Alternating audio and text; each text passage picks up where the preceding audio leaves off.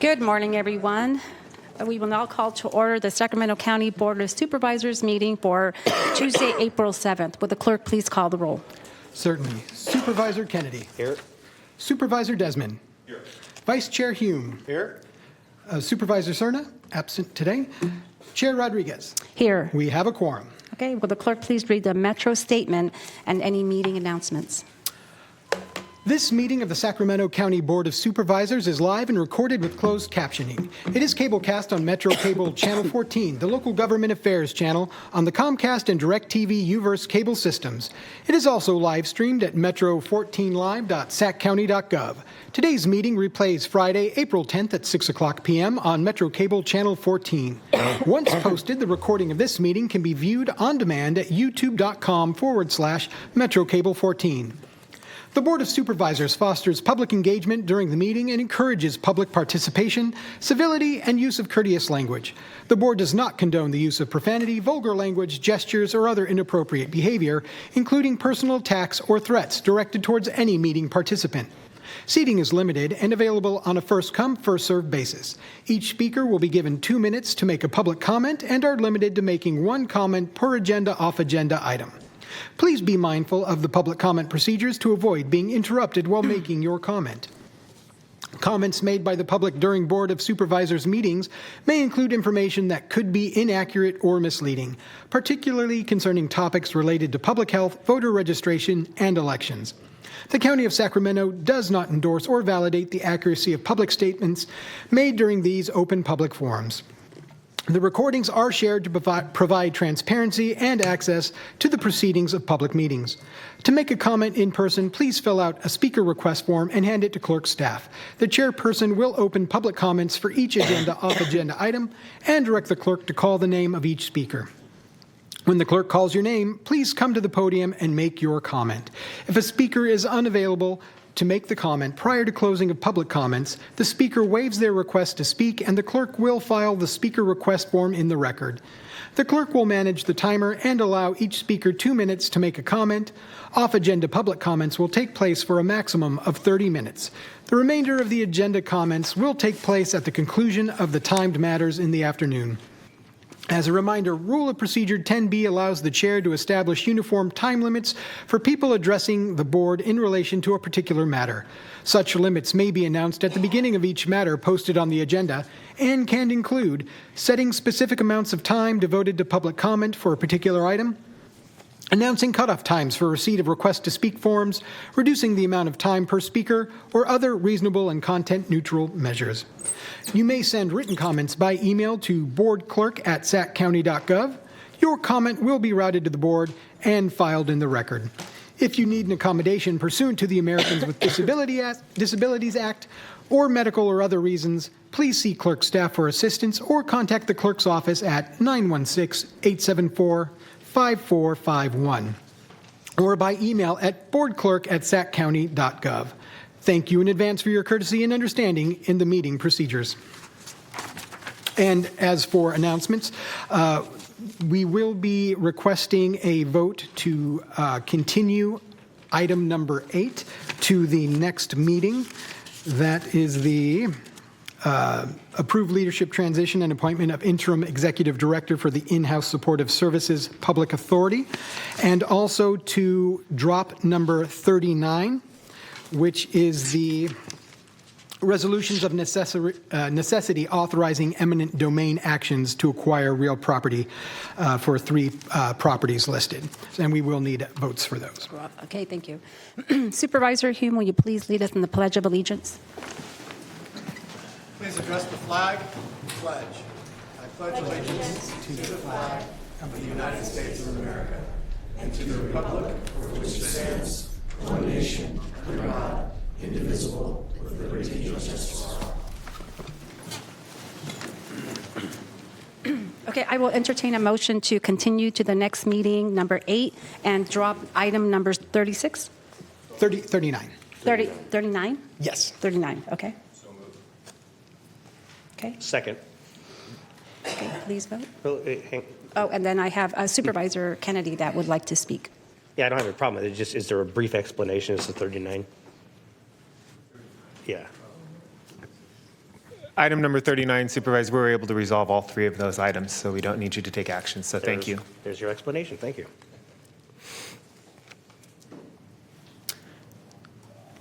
And that item passes with all members present 4-0.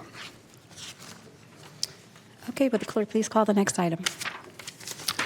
The first item on our agenda today is Service Award recognizing Shannon Graham for 25 years of service.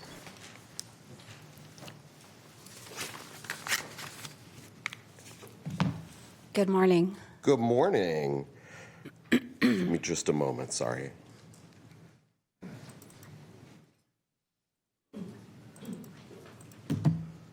Good morning, supervisors, and to all members of the general public present today. My name is Nick Pulaski, and I'm a Human Services Supervisor at the Sacramento County Veteran Services Office. Shannon Graham is a Veterans Claim Representative in that office.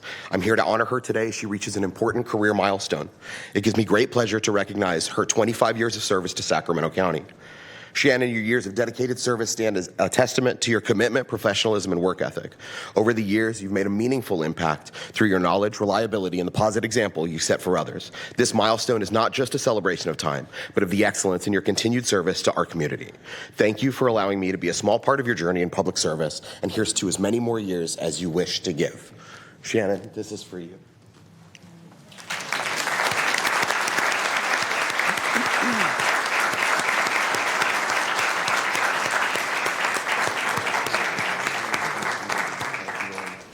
Thank you very much for your time. Thank you. Shannon, would you like to share a little bit about the past 25 years? only if you're comfortable. I'm not a public speaker, but thank you. It's been a journey. It's awesome being a part of this team, and I look forward to at least 10 more years. Oh, that's awesome. Well, you know, Shannon,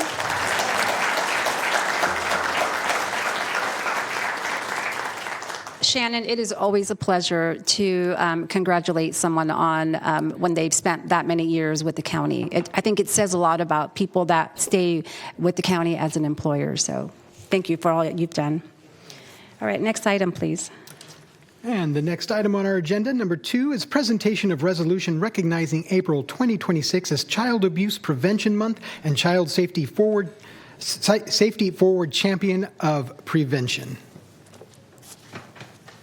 Good morning. Good morning.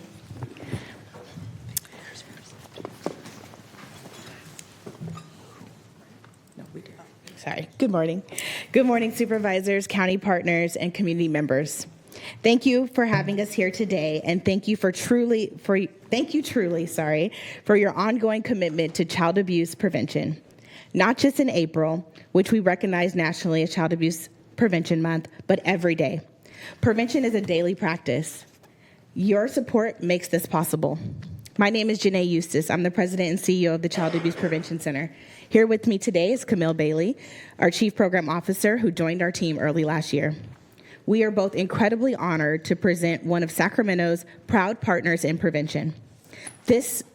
We are incredibly honored to represent one of Sacramento's proud partners in prevention through community-driven action, collective impact, and unwavering belief that every child deserves to grow up safe, supported, and thriving. Together, we are here in this moment of transition, a new chapter of leadership at the CAP Center and a new chapter of leadership across Sacramento's child and family serving systems. There's so much rich history to honor and just as much opportunity to leverage as we look ahead. The CAP Center is committed to remaining a trusted partner as we navigate through these transitions together. Our commitment shows up across the continuum of services that we provide. From our direct services like Safe Sleep Baby, Black Infant Health, and the Birth and Beyond Collaborative of Family Resource Centers, to our capacity building and training offerings that prepare mandated reporters to train service providers across the county and the state in best practice and evidence-based tools. To our local initiatives that bring experts and leaders together around common tables like the Child Safety Forward Prevention Cabinet and the county's Child Death Review Team. We are thankful to offer a spectrum of prevention across Sacramento and beyond, which meets families and providers where they are, where their resources are needed, and their information is needed. And just like our partners, DCFAS, they're focused on action, clarity, and efficiency. We are ensuring integrated systems, streamlining processes, and high standards of quality across every aspect of our work, because that's what families, providers, and our county deserves. Data has always guided Sacramento's prevention efforts. We saw this in the launch of the Blue Ribbon Commission, leading to the Black Child Legacy Campaign, which used CDRT data to illuminate disparities and unify partnerships around the urgent work of eliminating African American and Black child deaths.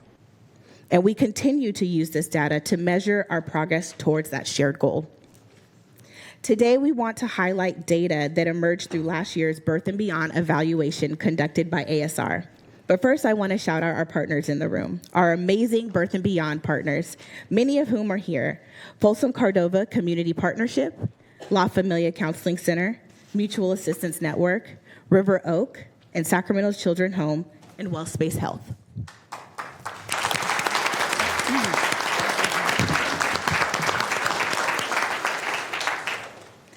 The evaluation by ASR provided and proved again that home visitation through Birth and Beyond is preventing families' involvement and re-entry and re-referral to CPS. In fact, even families with a substantiated CPS allegation in 6 months prior to being referred to CPS to B&B, Birth and Beyond, who then received 8 hours or more of Birth and Beyond home visitation, had 0 maltreatment recurrence. That's huge. That means that county partners with Birth and Beyond, the county partnership with Birth Beyond is working. It's saving dollars by keeping families out of county systems at a nearly 4-to-1 return on investment. It's saving child welfare's capacity to serve families who truly need their intensive intervention. It's saving families from unnecessary trauma of investigations. And above all, it's saving lives. Over just the last 10 years, there has been a continual reduction of Sacramento's children in foster care by over 50%.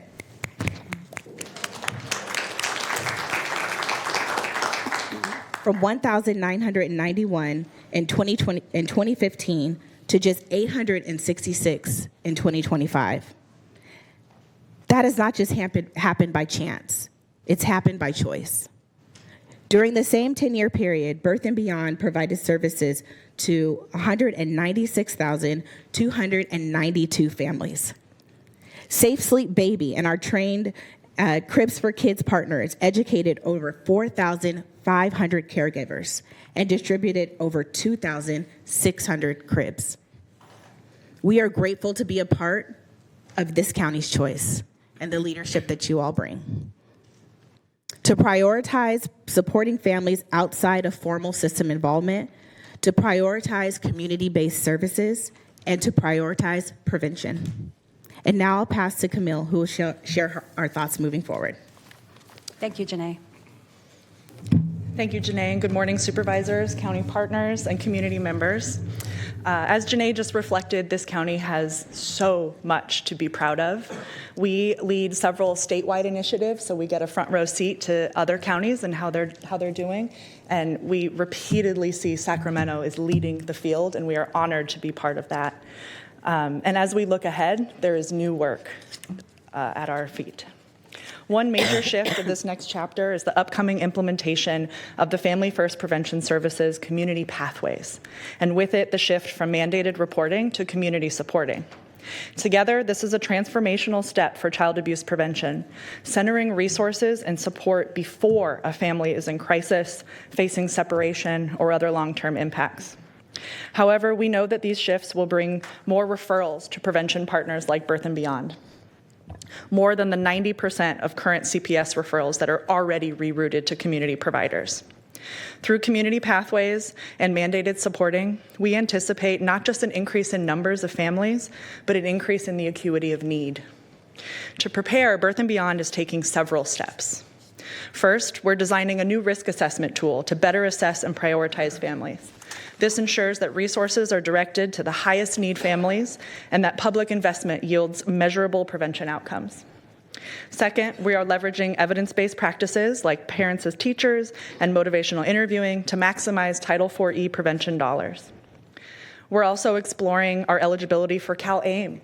Can we bill for enhanced care management or community health workers and reinvest those funds into our programming, staffing, and infrastructure?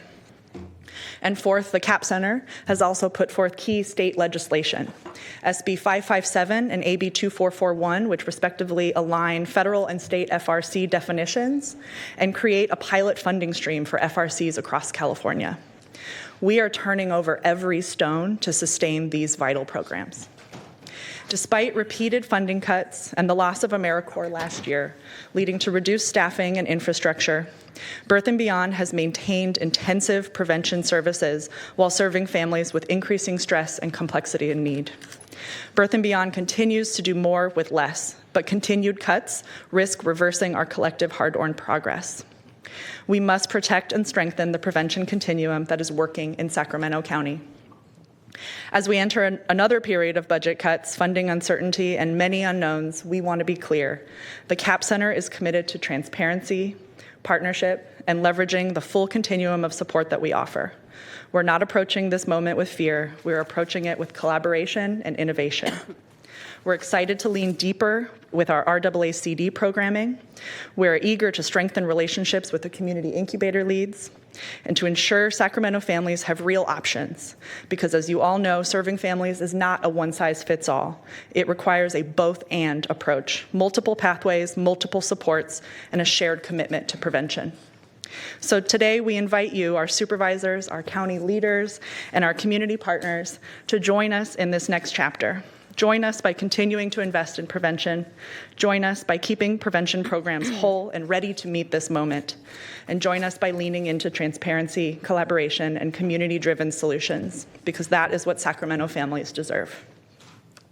Speaking of joining us, we would like to invite our Prevention Cabinet Community Ambassador, Jose Junior Goris, to come and present this year's Champion for Prevention Award.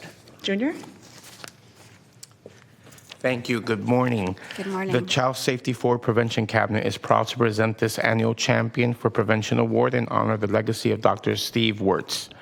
As many here know, Dr. Wirtz had a long career as a developmental psychologist, public health research scientist, and community advocate. He was a dedicated member of the Child Safety Forward Sacramento Prevention Cabinet, advocating for strategic investments and effective programming to improve the health and well-being of Sacramento County's children and families. This award honors his inspirational leadership for recognizing a champion dedicated to child abuse and neglect prevention, who demonstrates the attributes of excellence modeled by Dr. Wirtz.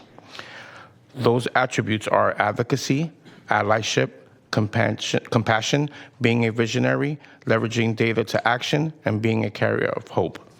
I'm honored to announce that this year's honoree is Karen Parker.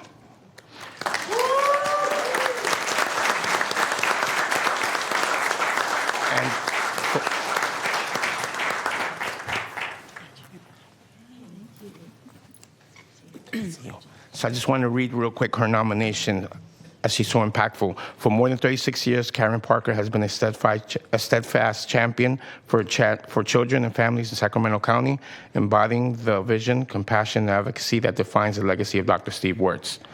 Karen's leadership has transformed Sacramento County's children's welfare system through innovation and prevention.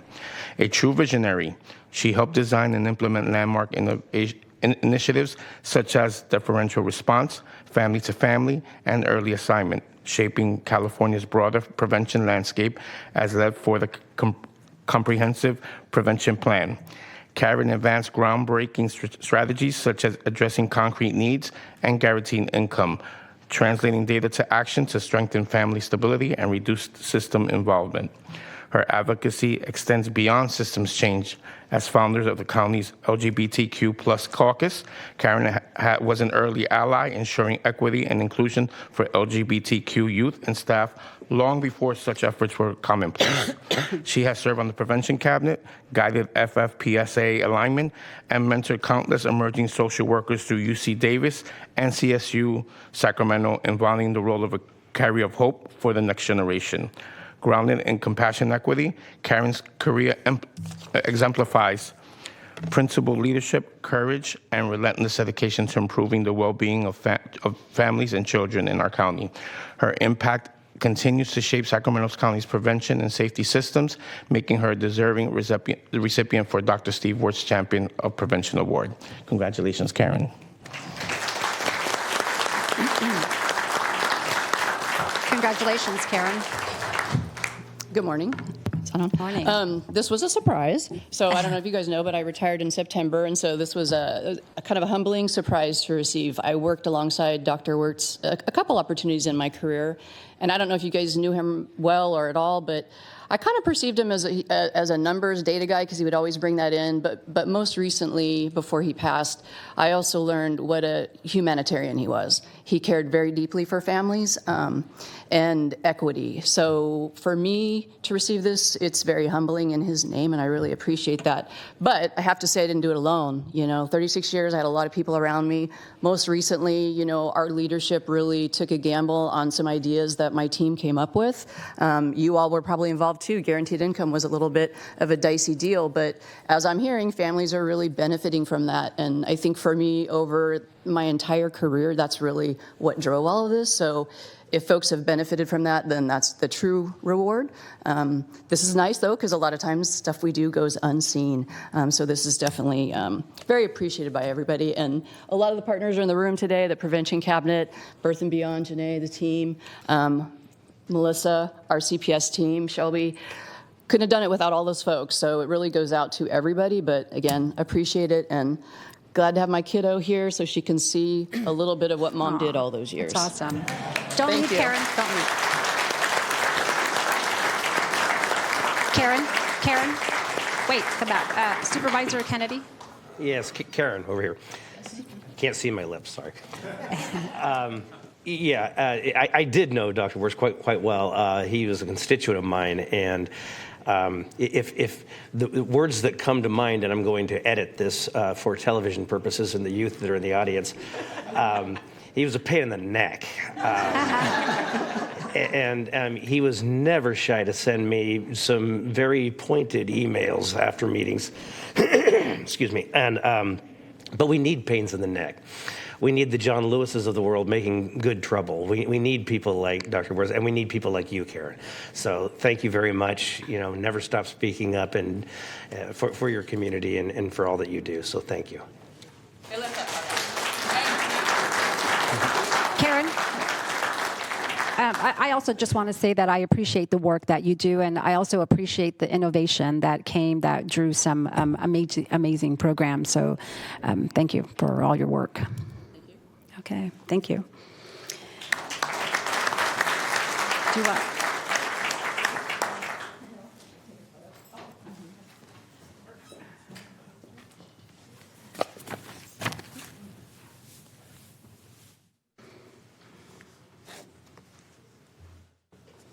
All right, next item, please. The next item on our agenda is number 3, presentation of resolution recognizing the 50th anniversary of Child Action.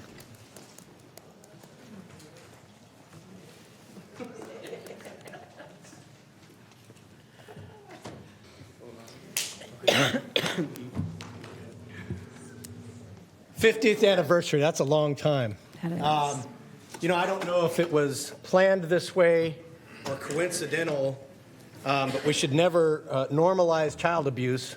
But one of the major stressors that happen in homes, particularly in lower income homes, is when they don't have access to child care, when they don't have access to the entitlement programs that can help them run their household, when they don't have access to the services, that aren't good providers in the neighborhood.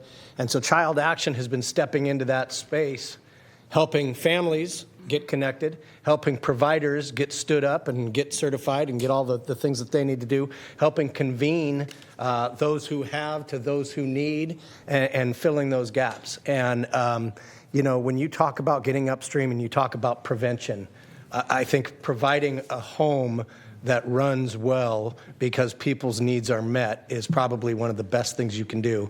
And so Mr. Mack and Mr. Johnson that's here in the audience, they are gentlemen in every aspect. Every time I see them, they are presenting themselves professionally and with a smile on their face, and I know that the work that they do is not easy, and the things that they probably have to realize, the shortfalls that still exist and will probably, continue to exist, that they're able to step in and at least help bridge those gaps. And so I thank you for the work that you do, and I hope Child Action isn't needed for another 50 years, but if they are, that someone's around doing it. So thank you.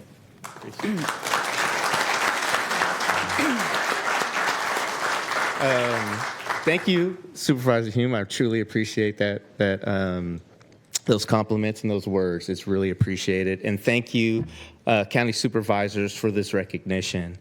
50 years ago, Child Action was created by some revolutionary women. They believed that it was okay for women to go into the workforce, and that if they were going to do that, their families need to be taken care of. So they designed a organization and a system to support those families, which has been steadfast in our support and our collaboration with the county and our cities around our entire county. And so we have been around for 50 years, and it's a wonderful achievement, and I appreciate the recognition of this achievement. We just hope the work that we do will continue. We're about collaborating with those who care about our families and our community, and we will continue to do that, and we hope to do that for another 50 years because it is valuable and it's important to develop a system of care that works for our families to ensure that our children have a safe and nurturing environment and that we're putting people into the workforce. And so with that, thank you very much for this recognition. We appreciate it. And we do plan to be around for another 50 years. So thank you.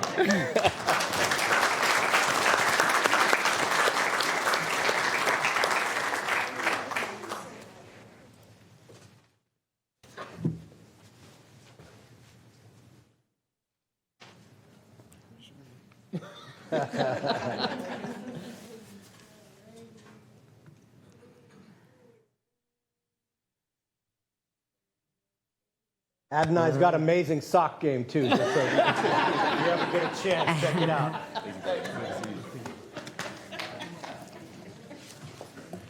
All right, next item, please. Our final presentation this morning is item 4, presentation of resolution recognizing April 2026 as National Donate Life Month.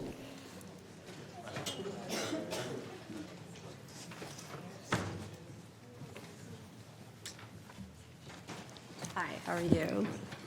Good. Good morning. I'm Rosario. Nice to meet you, Kelvin. All right, well, they can come on up if you want. All right, very good. Hi. Thank you for bringing this important item to the forefront.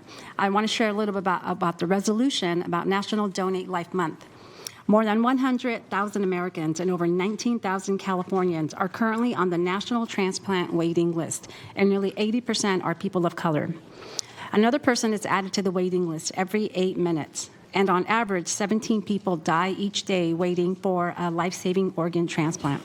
The most effective way to address this health crisis is to educate and to encourage citizens to commit to the following actions. Register your decision to be an organ, eye, and tissue donor in the National Donate Life Registry.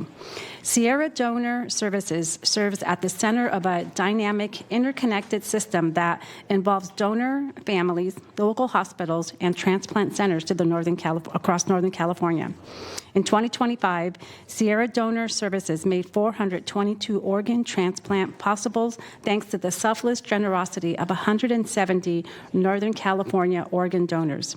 A total of 855 tissue donors, including muscular, skeleton, and heart valve donors, contributing to life-saving and improving lives. Sierra Eye Bank transplanted 1,239 corneas, restoring sight to many people. So the leadership of Sacramento County feels that the cause of saving and healing lives through organ, eye, and tissue donation is of such immediate and worthwhile importance. Therefore, Let it be resolved that on the 7th day of April, that the Board of Supervisors in Sacramento County does hereby recognize April 2026 as National Donate Life Month.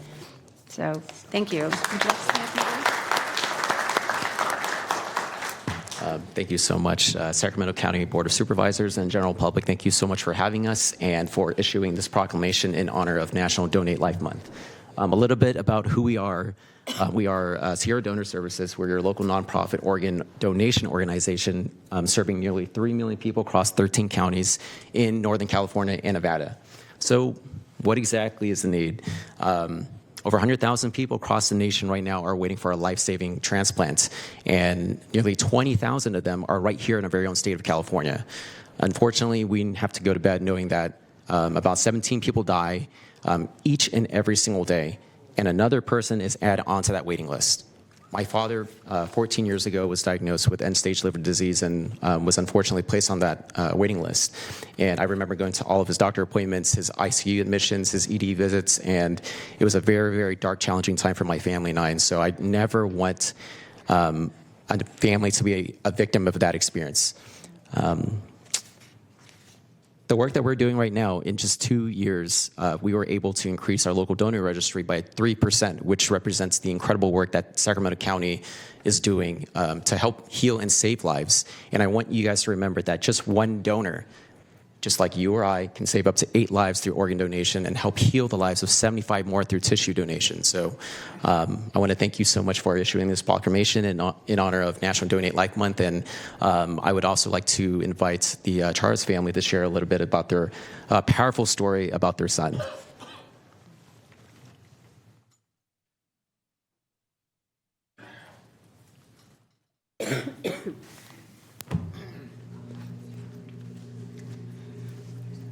I'm truly honored to be here today.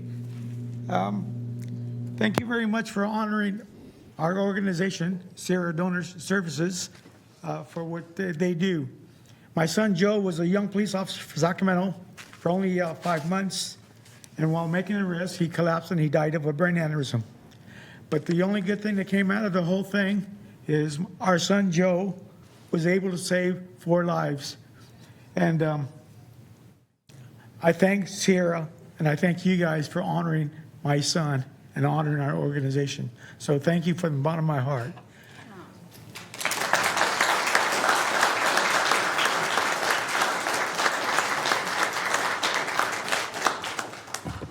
Good morning. My name is Mike Colin. I'm Communications Director for Sierra Donor Services. I just really wanted to take a second and thank Sacramento County.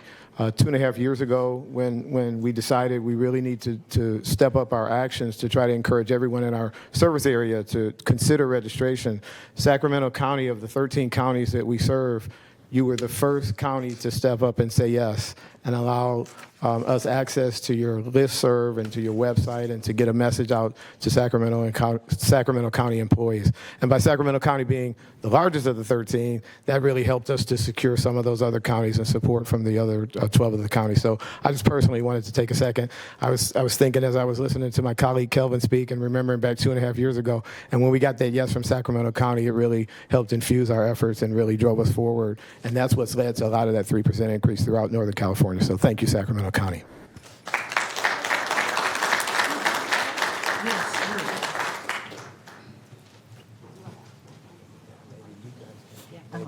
You guys can hold it, yeah.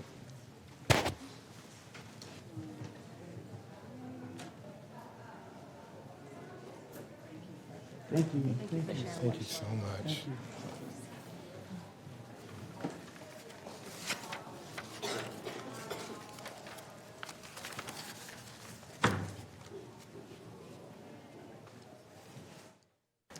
All right, next item, please.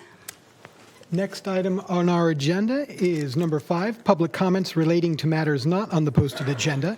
And we do have several speakers signed up. First in the queue is Rochelle Hill. Please approach the lectern, and you will have 2 minutes to address the supervisors. Good morning. Good My morning. name is Rochelle Hill, and I live in District 2. I'm a graduate of the Community Health Improvement Plan program, where I worked on the mental health project as part of a group called Mind the Gap. I chose to focus on mental health because I wanted to better understand the differences between how youth today experience mental health compared to adults in my generation. As a parent of 2 teenagers, it's important to me to listen, learn, and better support the challenges the young people are facing today. Our group included 2 high school students and 3 adults, all from different backgrounds. This mix of perspectives allowed for honest conversations, and the youth helped validate and give insight into what adults are observing in today's generation. It created a space for mutual learning and understanding. Through this project, I learned that mental health challenges among youth are both complex and deeply influenced by today's societal environment. I also learned how important it is to create safe spaces where young people feel heard and supported, and where adults are willing to listen without judgment.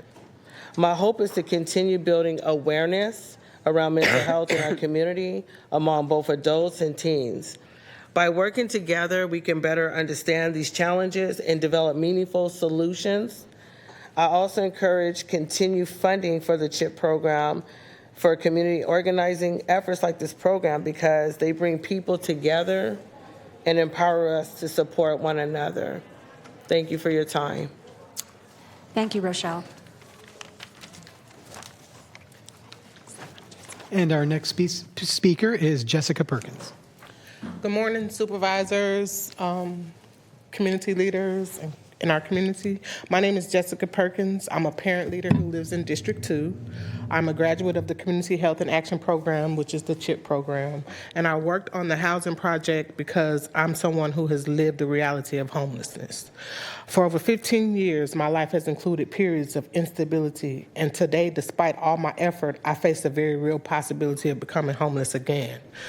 So when we talk about homelessness, please understand this is not just policy to me. This is personal.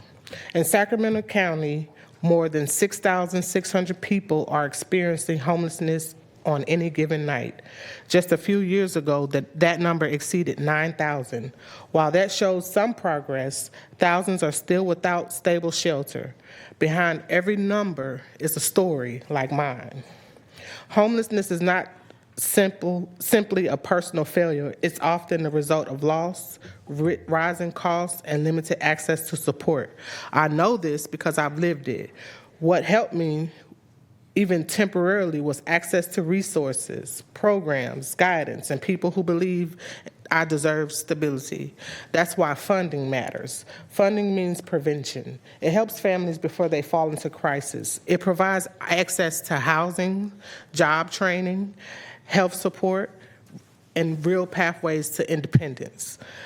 I'm asking you to see the people behind the numbers, to invest in the solutions that work, to act with urgency and compassion, because homelessness is not inevitable, it's preventable. And with your leadership, Sacramento can be a place that don't just survive, but finally can have a place to live. Thank you. Thank you for your story, Jessica. You're welcome. Appreciate it. Our next speaker is Scott Kingston. Good morning, Scott. Good morning.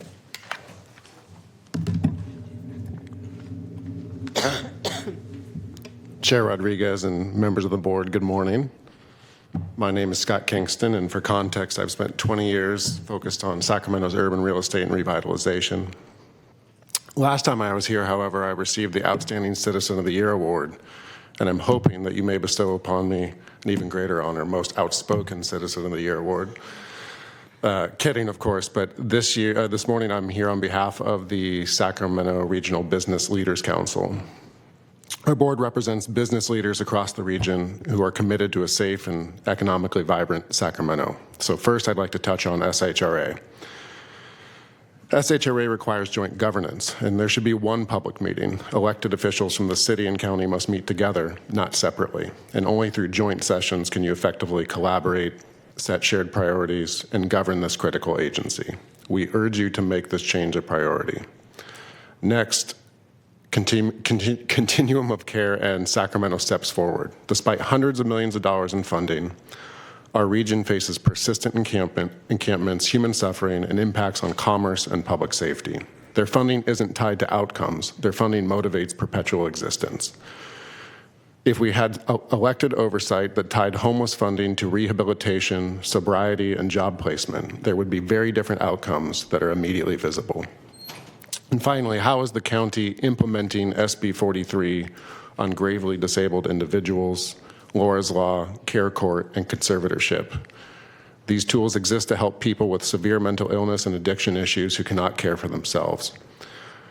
Our homeless community deserves more. What would we do if our family member was on the streets? Whatever that answer is should be our position with any individual in such condition on the streets. We look to the board for utilization rates, outcomes, and any barriers preventing use of these laws. And we believe that the county can become a leader in this and an exceptional example of what a county should be in California. Thank you.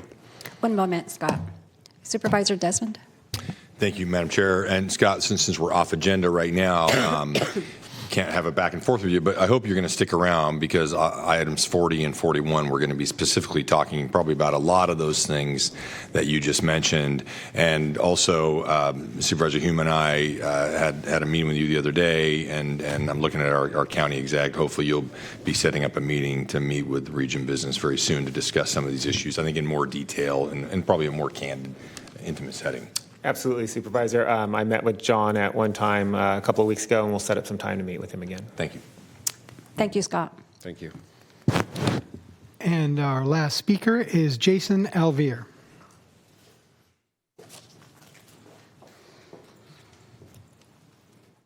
Good morning, Jason. Good morning. Is there a button? Who's doing this? This is amazing.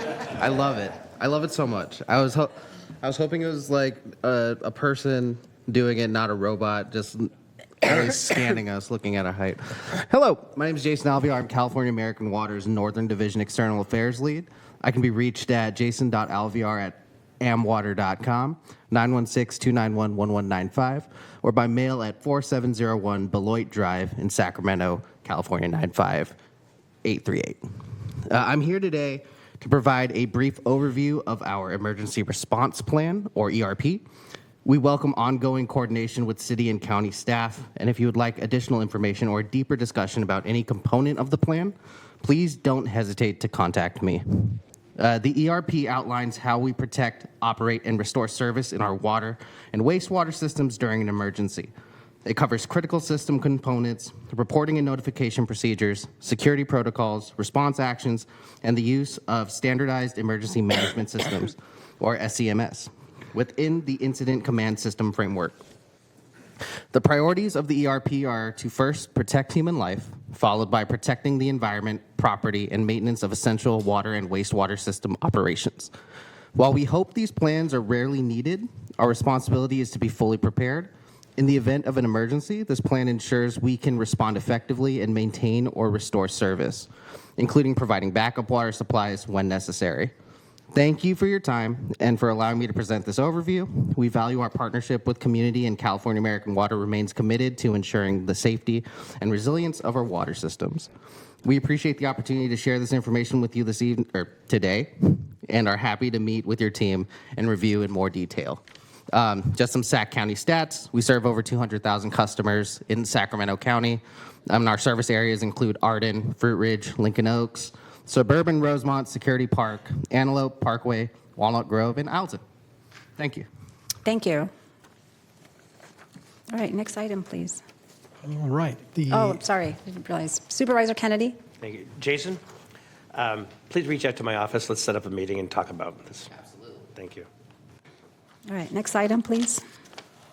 Next item on our agenda are the consent items. Those are items 6 through 36. And I do have a quick notes. First, as a reminder, we continued item number 8.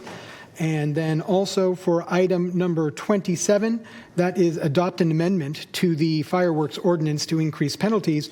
We did waive the full reading and continued this item from March 24th, 2026, where it was item number 4. And those are all the notes I have on consent. All right, Supervisor Kennedy? Thank you, Chair. I'd like to read into the record number 25. 25. 25 is the authority to execute a revenue agreement with the State of California Department of Public Health Sexually Transmitted Disease Control Branch in the amount of $3,470,135 for the term beginning July 1st, 2026 through July 30th, 2031 for sexually transmitted disease prevention and control activities. Thank you, Clerk. I just want to, thank Siobhan and Dr. Kassirier and Tim Lutz for your continued efforts in this area.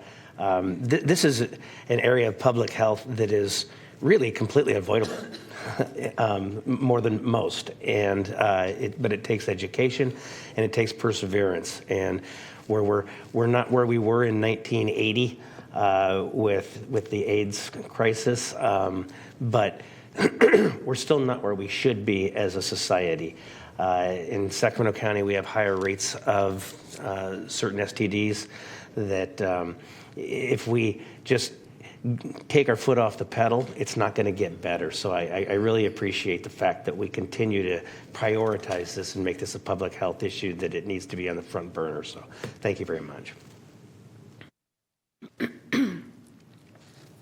No? Okay. No, are there any requests to speak? Oh, right. There are, nope, no requests to speak on any of the consent items. All right. All right, we have a motion and a second. Please vote.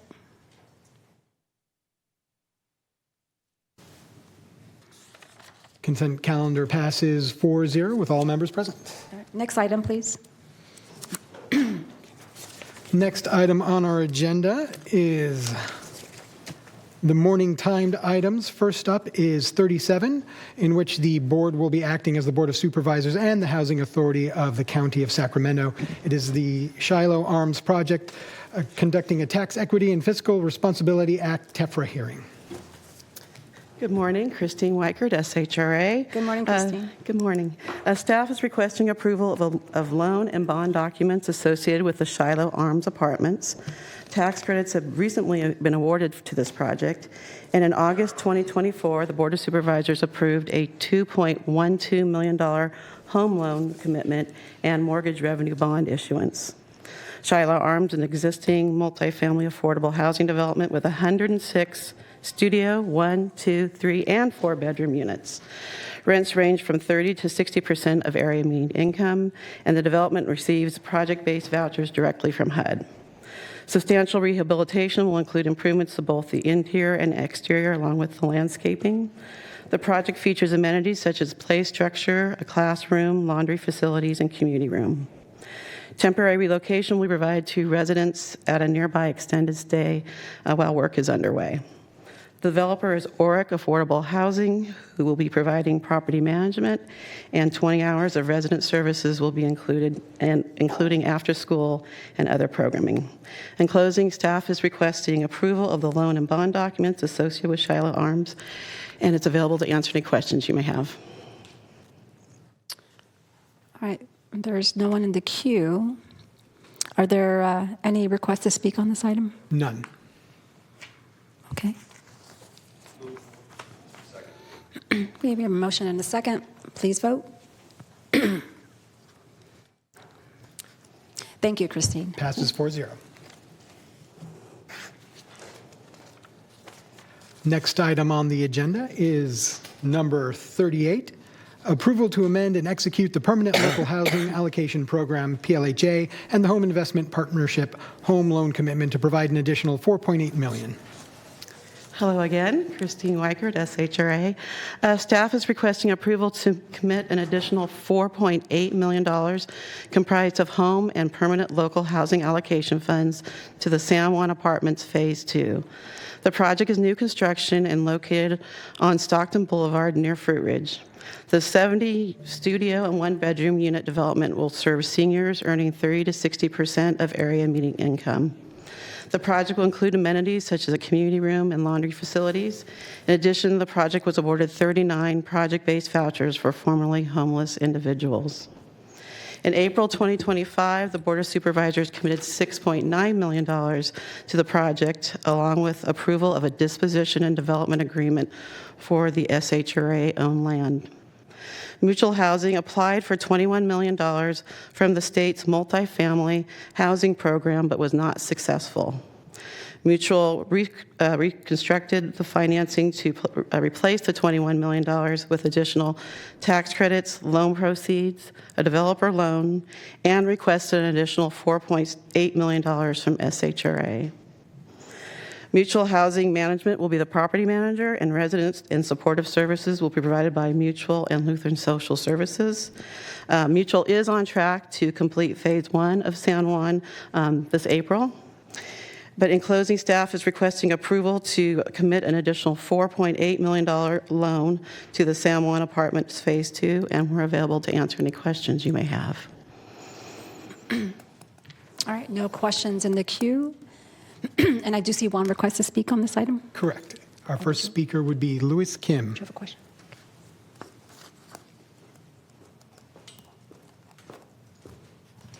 Good morning, Lois. Good morning.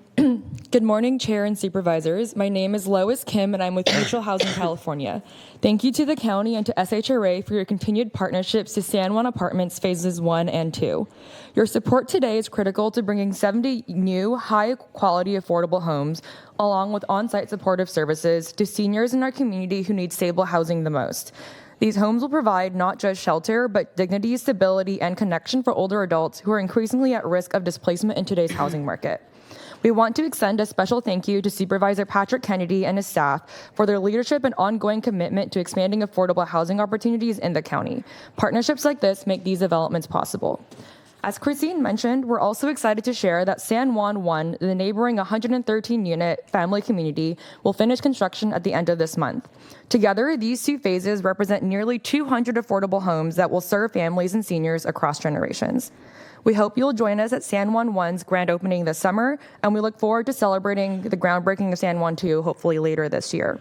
Thank you again for your continued commitment to ensuring that everyone in our community has a safe and affordable place to call home, and thank you for your time today. Thank you, Lois. All right, Supervisor Kennedy. Thank you, Lois, for reading my statement so well. I just want to take a moment because, we toss grenades at a lot of programs, a lot of processes, a lot of procedures, a lot of policies and so forth, as we're all trying to be on the same page when it comes to homelessness and affordable housing, the two which are inextricably combined. But we don't enough celebrate when something like this happens. This is private sector, this is public sector, SHRA, City of Sacramento, County of Sacramento, even Mogavero Design, Mutual Housing, you name it. It took all of these entities, and really, Christine, you have had a laser-light focus on this from the beginning to make this happen. It was a heavy lift, and so I just didn't want to let just go by without commenting that this is showing that government can work and can work with the private sector and can put together a project that's so many moving parts, so complicated, and it's going to house people that otherwise would be on the streets. So thank you to you and all your staff. All right. Okay. All right, please vote.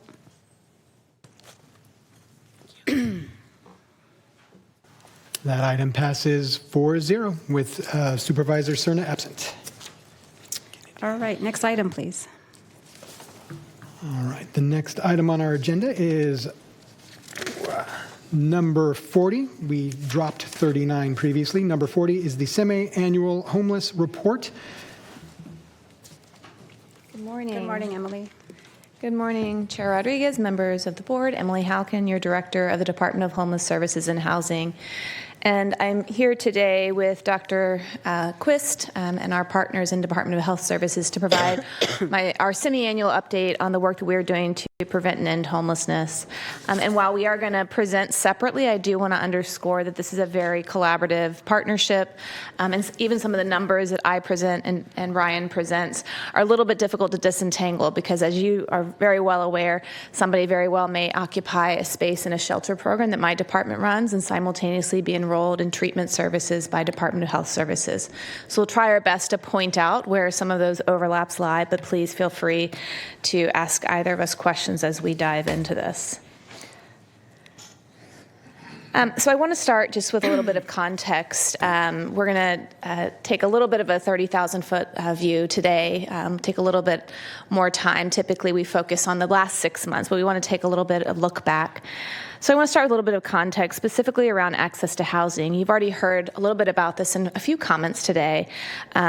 We know that the access to affordable housing is central to the work that we're doing to both prevent homelessness and also rapidly end homelessness. And while I know the point-in-time count certainly has its flaws, it does provide us with some trend data on homelessness in Sacramento County. And if you hold aside that the blip in time during the COVID year of 2022, you all know that the overall count of folks experiencing homelessness has been on a rise basically since 2015. And almost more concerning is the proportion of folks that we count who are living unsheltered versus sheltered continues to rise. Another interesting study that happened in 2023 by the Benioff Research Initiative out of UCSF found that the median income immediately before somebody finds themselves to be entering homelessness is well below even the federal poverty level. So while we do know, and I don't want to forget that there's many other contributing factors to what leads somebody into homelessness and what eventually will help them rise out of homelessness, we do know that access to both income and affordable housing is really, really critical to the work that we do here. One of the most sobering things that I always like to share is the highlighted in blue here. The National Low-Income Housing Coalition does this really great data research every year where they look at national data at the metropolitan statistical area level about differences in wages earned and average rent. And as you can see in Sacramento County, if you're a minimum wage earner, which currently is $16.50 an hour, to afford the typical one-bedroom apartment, you need to work 83 hours a week. Obviously, that is not attainable, and this really sort of points to the imbalance that we're working at. So again, I don't want to suggest that we want to limit our efforts just on housing production and affordability as we seek to prevent and end homelessness. Both Ryan and I will be going in to touch other significant challenges that we see in the homeless population, some of the things that you all bring up to us quite a bit, and talk about how we're working to both focus on housing outcomes, but also expansion of supportive services, treatment capacity, income and educational attainment in all the various programs that we oversee. Quick question on that one, Emily. So we know the PID count. I actually have never met anybody who has confidence in the information from the PID count. Have we ever done a comparison to information coming from Medi-Cal or General Assistance or other programs that serve individuals who are homeless to do a comparison of what is the actual number of individuals who are unsheltered versus the number to the PID count? I have not seen something like that. I think you'd probably find flaws there as well because, for example, I believe, and Siobhan can correct me, but folks who report homelessness for benefit acquisition, for example, for CalWORKs, it's self-reported, but also it encompasses folks like couch surfing and stuff. So you point out a really big challenge here, which is no matter what method you have, there's inherent flaws. We do have better and more robust data within the HMIS, or the Homeless Management Information System, that Sacramento Steps Forward collects and manages for us. It gives us more real-time access, so versus having to wait every 2 years or soon every 1 year because we're moving to a one-year PIT. But it is a challenging population to count, in part by design, and in part because it's very transitory. But the HMIS also has its flaws. If there's an individual who was homeless, after 3 months of no contact, that individual falls off.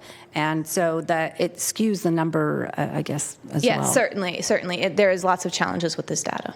So I have another question on the numbers. So from 22 to 24, we saw a reduction of 2,663 people. Mm-hmm. And but yet shelter beds from 2019 to 22 increased by 944. From 22 to 24, it looks like it only increased by 57 shelter beds. With that reduction, where did those 2,663 people go from 22 to 24? Yeah, What does analysis or data show us? Yeah, I think that 22 is a really hard year, and I believe Trent Simmons is here from SSF who could give you a much more deep dive into it. I think some of the things to consider in 2022 is that we still had Project Room Key open, which was our massive sheltering program for COVID. I think at the height of Project Room Key, we had well over 500 additional beds that were for a sort of point in time. I also think that the visibility of homelessness in 2022, again, in part because of COVID and the stay-at-home orders that affected the ability to move camps, meant that the camps were very visible in 2022 that they may not have been in the preceding and succeeding years. But I think there's a lot of questions about the 2022 point in time count. I think there's questions about every point in time count, but it is our best sort of historical trend data, is how I would look at it. Okay, thank you. So despite the challenges that we just talked about, there are many partners, luckily, that we have in this work. I want to point out that unlike other social service lines of work that you guys are very familiar with, that are very highly regulated, are funded often from the federal government or the state government, there's not a single identified entity who's responsible for providing shelter and housing, not at the federal level, the state level, or the local level. So this is sort of the crux of a lot of the ongoing conversations we're having locally about roles and responsibilities. But in general, and would love your input if this aligns with how you think the county should be playing, the county main responsibility is to ensure that there's linkages to health and human services countywide for those who are experiencing homelessness, but also those who are at risk of homelessness. And this includes ensuring that they're embedded within shelter and outreach programs that may be managed at a city level. The city's main responsibility is street outreach to site and operate shelters in their jurisdictions and to oversee street management, which includes, of course, law enforcement, but also debris pickup. Of course, in Sacramento County, we also wear a city hat. Supervisor Desmond is very aware. We have a very large unincorporated area. So we also play that role when we're in the unincorporated county. And then critical, we have many, many community-based organizations, some of them you heard from this morning, who they're really doing most of the direct client services. And in the homeless services world, most of our work is contracted out to our amazing nonprofits. They hold contracts typically with the city and or the county. They are the ones inputting and managing the direct client level data, and that really helps to support some of the analytics that I know you're asking for. One moment, Emily. Supervisor Desmond? Thank you, Emily, for calling out that dynamic with the unincorporated. I try to keep quiet about it and not mention it, but I do. I've heard it once or twice. I do have to just comment on this. I like this slide because I think a lot of members of the public still don't grasp, I think, some of these roles and responsibility and who's responsible for what. So I do appreciate this, appreciate the way you've characterized it. Because there is still a lack of appreciation for what funds and what responsibilities that the municipalities have directly and what role and responsibility the county has countywide and how that is akin to the cities in the unincorporated area. So thank you. Thank you. I appreciate that. And then not least, off to the side is the continuum of care, and I have them sort of connected at all areas. We're going to have a conversation after this about the continuum of care. But they, of course, support all three of these sectors. They support the county, the city, and they certainly do a lot of work with our community-based organizations. Their primary role is to facilitate planning and system supports, including our coordinated access system and a lot of our data management and analytics. Wait, don't leave that screen, Okay. Emily. So where does the responsibility of auditing lie within this graph? You mean auditing the community-based organizations directly? So certainly the contractor. So in our case, I hold 40 or 50 contracts. Ryan and Tim hold many, many more. We do we do monthly program reviews. It is our responsibility to audit our programs in partnership with the Department of Finance. We do annual risk assessments, so we identify those providers that may be at key risk, and we have ongoing financial management requirements. For those, I'm confident the city of Sacramento and the other cities have similar auditing requirements as well. In terms of the funds received through the federal government and the continuum of care, SSF provides some program management, but most of those contracts are directly with HUD. So the fiscal monitoring is done by HUD directly to the CBOs. And who does the auditing of that area? Of the COC, the fiscal audit, I believe, and SSF can correct me, would be done directly by HUD because the contract is held typically with the CBO to HUD. Okay.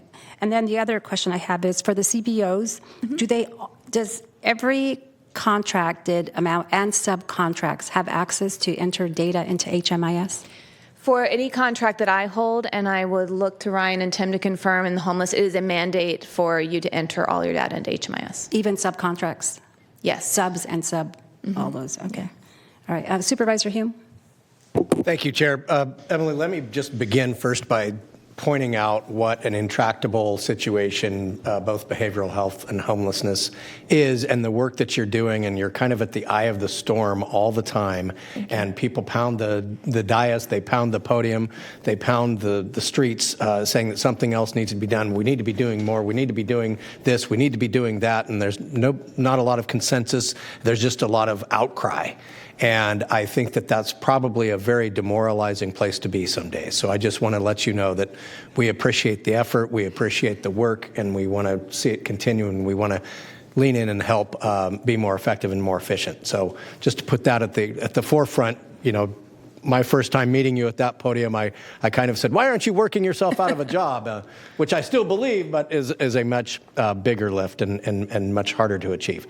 I want to kind of follow up on what the chair has been questioning here in that, and you sort of touched on this at the opening statement.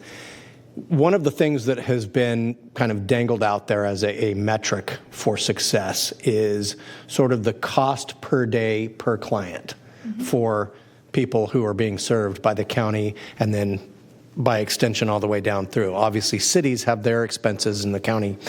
So it's difficult because sometimes you'll have people who are receiving services through multiple departments, and it's not necessarily, do we have any way to track to get to a cost per client per day sort of service dollar, or maybe kind of to the chair's line of questioning, is there beyond just the fiscal management to make sure that the money is being used prudently, but that the actual effort is being effective? Yeah, if I think I understand your question, you're asking across the different touch points. So if Bob is enrolled in a shelter but also receiving clinical services from behavioral health, can we sort of aggregate that cost and say what that causes? I don't think we have an easy way right now. I'm hopeful with the SHE that we might. But certainly within the programs that my department oversees, we can very easily calculate a per bed per night cost of a shelter bed. We can calculate a per touch of an outreach worker. I think one of the things that we talked about in response to some of those questions coming from the public is I would caution that sort of apples to apples comparison, both because people are people, and one person may need a much lower level of service than another.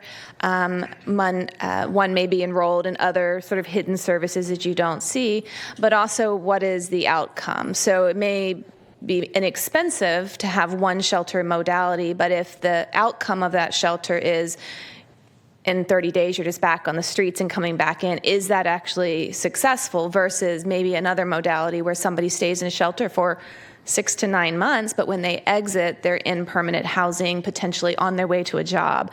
And I think both are valuable. I don't want to say that both aren't welcome and needed, but it's really difficult to compare programs which are organized differently, which serve different types of people, which may pull from different subpopulations. So it's a long-winded way of saying we probably need that level of data because I think they're appropriate questions for the public to be asking. And I think there's efforts at the sort of big C county world to see how we can do that with the introduction of the SHE, which I shouldn't use acronyms, but I can't remember what it stands for. Social Health Information Exchange. Yeah. Thank you. And speaking of Big C, I've mentioned this to you before that I think we need to sort of analyze our lowercase continuum of care, of how people move through the system. So it's not necessarily here's the access point and then here's the positive result. Like there's a lot of stuff that happens in between there. And I think to Supervisor Desmond's point, what this slide points out is that there are things that the county does that are irrespective of other jurisdictions.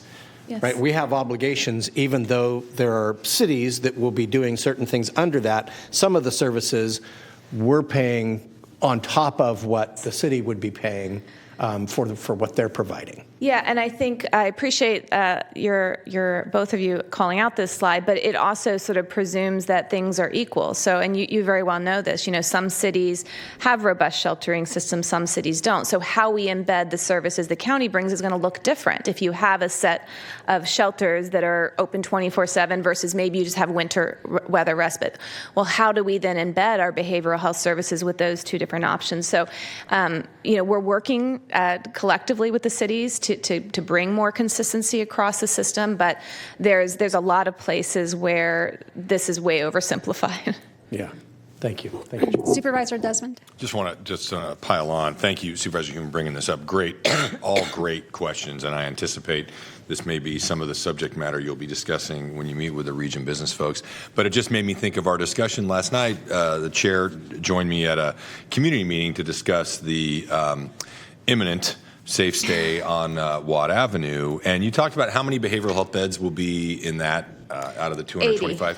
80. So just even within that shelter, there will be a dramatic difference in the amount of resources for the clients who are using those 80 behavioral health beds versus the clients in the rest of the beds in that facility. So it just kind of underscores, just even in one location, the complexity of this and how difficult it is to try to make this comparison in cost. So thank you. Well, you both did a very great lead-in to the next slide, so thank you for that. So, and again, not in an effort to oversimplify what is not very simple, there are a lot of partners, but there's also a lot of components in this work, and we've already touched on this just in the first couple of slides. And so there's also, you are all aware, I believe, of a gaps analysis that Continuum of Care does annually. And that does point to the needs for what I would call a balanced system. We probably don't have a balanced system right now. But the idea is that one that prioritizes resources ahead of a crisis moment when somebody falls into homelessness. We might call that prevention or diversion. It also prioritizes an adequate amount of response or crisis response components. That would include your outreach services as well as your emergency shelter services. But that also has the ability to have access to affordable housing on the back end so people can quickly exit. And that could be built housing. It could also be housing subsidies. So I'm going to, as throughout the presentation, I'm going to talk about 4 of these components: the prevention, the outreach, the shelter, and the subsidized housing. Ryan's going to, of course, in his part of the presentation, touch on treatment services. And so, again, while this visual appears to be linear, how people engage with these services will vary dramatically. Some people may touch only one of these things. Some people may touch all 4. Some people might circle around 10 times or come and go. And it's really based on individual needs, but also really importantly on the system capacity. We don't always have capacity in each of these places at the point when somebody presents. So first, just really quickly, prevention.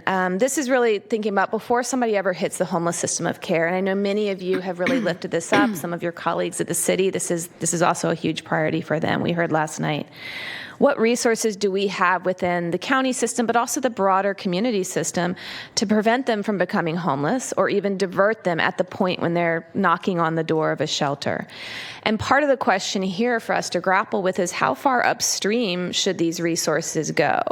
I'll say that most what we would call homeless prevention resources currently become available when you hit much closer to the crisis point. Typically, you have a 3-day pay or quit in hand or something of that nature. But we know there's many people who are just struggling to pay their rent. They may never actually fall into homelessness, but they're continually struggling every month to pay rent. The further upstream you go, of course, the more people that you're going to serve, which is great, but the more resources will go to folks who may never have actually become homeless. Secondly, once that crisis moment does hit, or many crises sometimes might hit, once somebody does fall into homelessness, of course, having outreach and navigation. This is a very jurisdictional response. This is intended to quickly identify the people as they fall into unsheltered homelessness and triage them to whatever their most imminent need is. And as we've talked about before, outreach is a very iterative process. Multiple engagement touches are often needed just to establish trust so that we can identify what the path for what each individual might look like. And then while ideally folks would exit straight from unsheltered homelessness into permanent housing, that often is not a realistic option, both because of access to housing, but also because many of the folks that we're finding on the streets have a lot of other challenges they need to work through before they can sustain their own independent housing. And so for some folks, as we encounter them on the streets, the first appropriate place might be an emergency shelter or interim housing location. But for others, it might be a treatment bed. And for many, it might be going between the two often and many times, and or, as we've talked about with you, how do we bring those two things closer? So this is a very simplistic diagram, again, that sort of suggests that they sit independent, but what we're aiming to do is overlay a lot of those treatment services at the shelter, so you're not having to ferry back and forth. But regardless of where you sort of start or end your journey of crisis, the successful exit, whether it be directly from treatment or from a shelter setting, is access to, for most people, affordable housing. Just as context, I know you have seen this data before, but most of the folks that we're seeing in our shelters today have very little income. I just looked at the month of February before coming in here today, and 82% of our shelter guests in the shelters that are operated out of my department in February had an income of less than $20,000 annually, and the vast majority of those folks actually had zero income. I just sort of combined them together. And so for those who have the highest acuity of behavioral health needs as well as the lowest income, permanent supportive housing probably is the best trajectory for them. But for many folks, regulated affordable housing, the things like you just approved with SHRA, would be a great outcome for them, and they can receive wraparound services in community through our core clinics or other places, or even by just receiving a subsidies to make an available market unit. You also approved on consent, thank you very much, the next step in our flexible housing pool. That's intended to open up market units, not having to provide capital, but open up market units by providing subsidies, short, medium, and long term, so that people can sustain in community.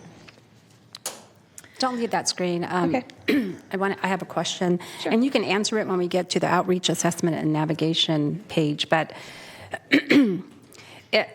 from the outreach and assessment navigation, and it has the arrows to treatment and healthcare, and then another arrow to emergency and transitional shelters. Mm-hmm. We know that we have a backlog in both yes. Getting into major backlog. We don't have enough supply for the demand. So the question is, what are the CBOs doing to circumvent that problem? Because for me, that is like one of the major issues is we have individuals who are homeless in the street. Our shelters are at capacity. We don't have enough. We don't have enough behavioral health beds for people who are severely ill. So now what? No, it's a great question. There is lack of capacity for certain in the shelter. And I do want to call out, I think Jillian and Scott from Cohiwa were both here. They're doing the on-the-ground work every day. And when I get to the outreach slide, I'm going to share some of the things they do. But I suspect they would say that it's limited. We are seeing some successful exits straight from unsheltered homelessness into housing by knocking on doors of affordable housing developers, by advocating for vouchers or other living situations that are sustainable. But what you pointed out, Supervisor Rodriguez, is sort of the biggest gap and place where our system gets clogged up. So the next slides, I'm going to quickly touch on each of these. I'm sorry, 1 minute. Supervisor Hume. Thank you, Chair. I just wanted to lift up and say I don't know if this slide existed previous to our meeting the other day, where I literally drew on the back of the napkin kind of my graphic interpretation of what happens. But obviously it could get too jumbled and to where it's not meaningful anymore. But I think that's that sort of circular area that you talked about of the emergency transitional and the treatment. I think there's one more step that I'd like to see us see if we can't start to refine, and that is, is there a way to sort of separate those that are still swirling kind of in that space, or the ones who are maybe progressing through their journey but not necessarily to head out to different housing? They still need the support services from the county, and so that we're really starting to like get those who are engaged and trying to move forward, or maybe having better results with the services that are being provided to them. Right, so that it's not always one size fits all everywhere, that we actually have a way that they can move through our systems that maybe makes it so that instead of being put out to permanent supportive housing, they are able to make that jump into a subsidized, right? And so I don't know if that needs to be represented on this slide, but I'd just like to kind of hold that up. Yeah, no, I definitely heard that the other day. It's not on this slide, and part of it's because visually I'm not quite sure how to capture that. But also, I think part of that comes to how are we resourcing our shelter. So, we pride ourselves in having a shelter system that is as welcoming and low barrier as possible. But we talked about last night with Supervisor Rodriguez and Desmond, is that doesn't mean that there's not expectations. And so how to, within the shelter system, we do different types of engagements. Oftentimes when somebody enters a shelter, you might think, there's a certain set of conditions and capabilities, and then within 5 days you're like, oh, something's different, both positive and negative. And so, but I definitely hear you, like within the shelter system, how can we do a little bit more triaging of next appropriate step that may be a different shelter. It might be treatment, it might be reunification of families, it might be direct exit to housing. Well, and it might be that certainly we need that low barrier shelter as the entry point.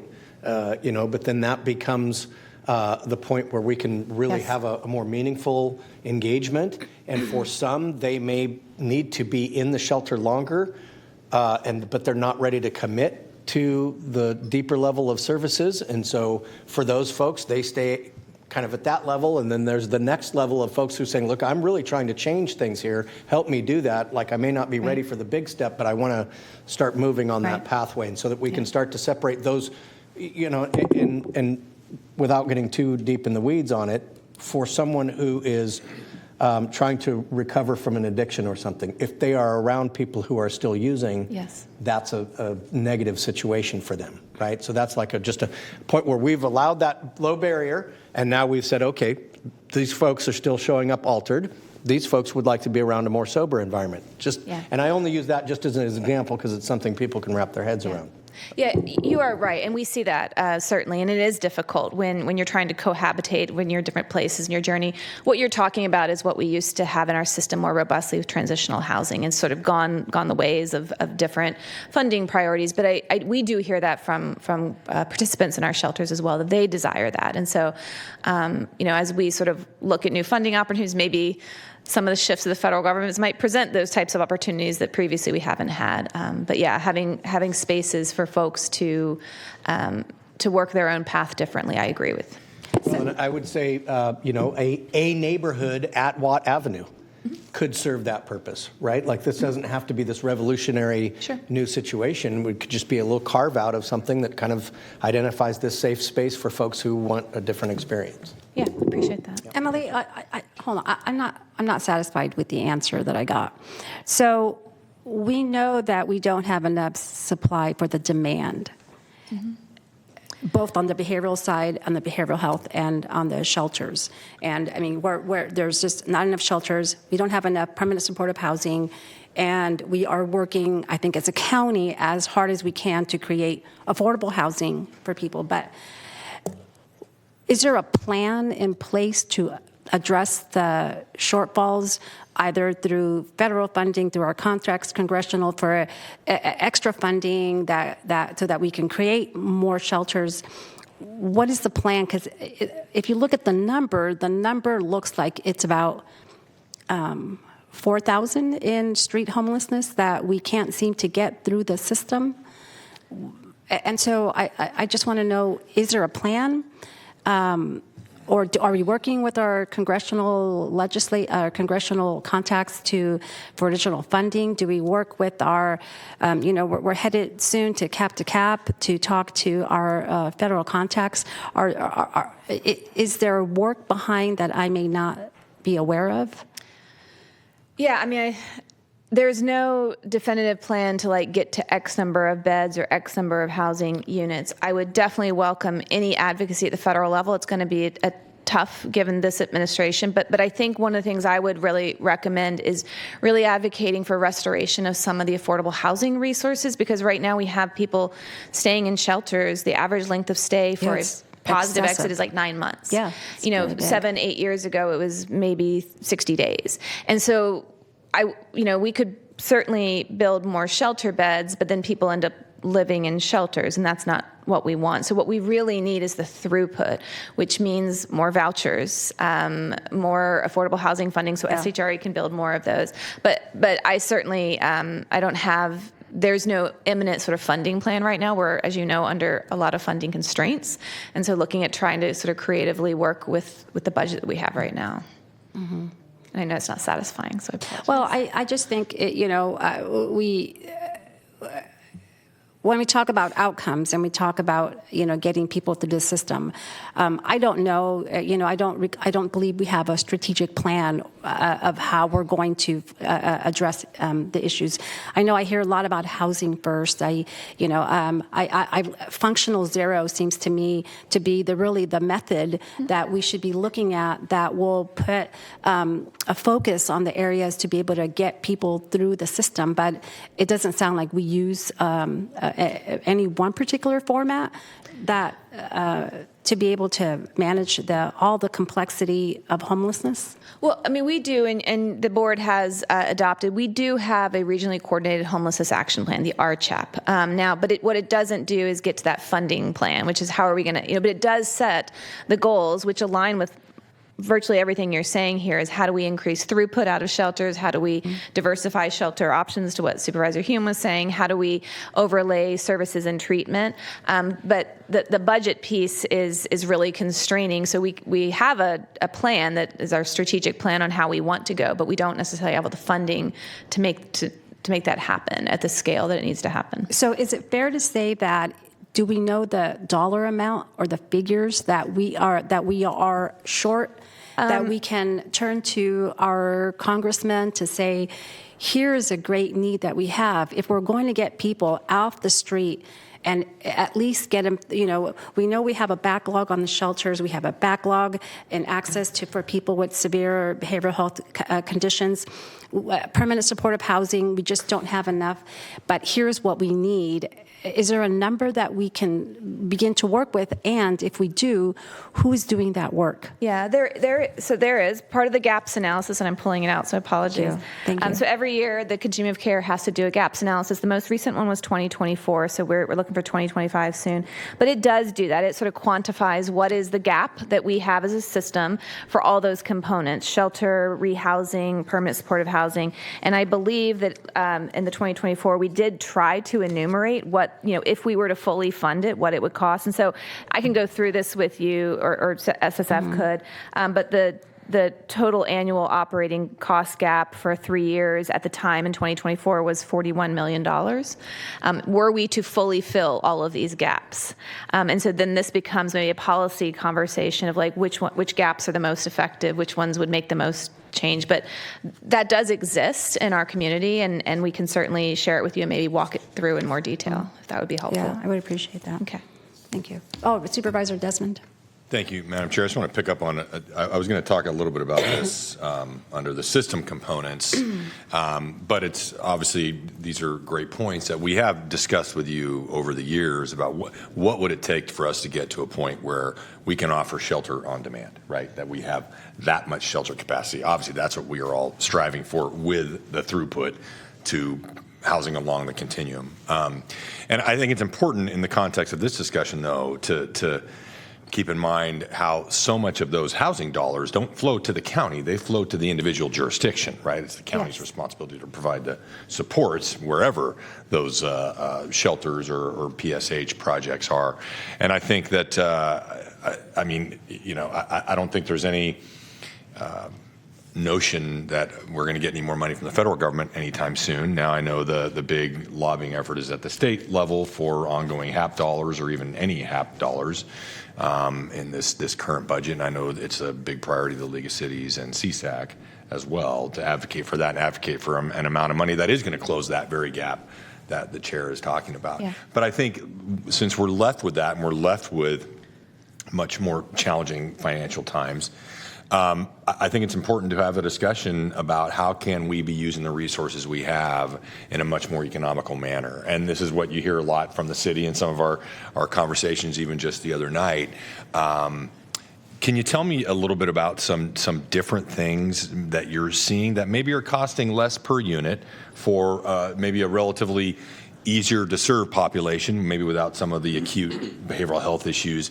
But I know the city is doing a lot. They're exploring a lot of different things where they're touting these as projects where it's much lower per door. Are we looking at some projects like that in the county with our precious HAP dollars or affordable housing dollars? I think you're referring to the city's micro communities potentially, or their safe camping. Neither have been implemented yet, but I've certainly been following pretty closely what the intentions are and what the Because Councilmember plans are. Dickinson brought up one last night as well. Yeah, I think he was talking, and my understanding of the micro communities is they are pretty bare boned. They're physically built out, but I don't believe there's dedicated operators or services, and I actually believe that the expectation is that the guests pay a portion of their income as rent. I think I want to sort of see how that rolls out. It certainly is, I think the way I understand the city is describing it, sort of in between a shelter and housing. And I can certainly understand because, as I just said, 83% of the people in our shelter systems have no income. And so there's really no option for a realistic market unit. And at the same time, we have a shortfall in our vouchers, and we're really restrained in how much affordable housing we can build. So it very well might be an appropriate intervention for folks. Historically, the board has really been committed to a full array of services because the goal has been exit into self-sufficiency. I think that the types of programs you're talking about are more so acknowledging that self-sufficiency is such a far reach that let's just make people safe and comfortable and provide for their basic needs unless we can get to that larger investment. That certainly is a policy shift that the board could make. I think that I would recommend that we sort of see it play out and see how that ferrets. If I can add to that, one of the things you'll hear when Dr. Quist comes up is just the braiding and leveraging we've been doing of behavioral health resources. And part of that is by design. Prop 1, we're shifting behavioral health resources into serving the unhoused.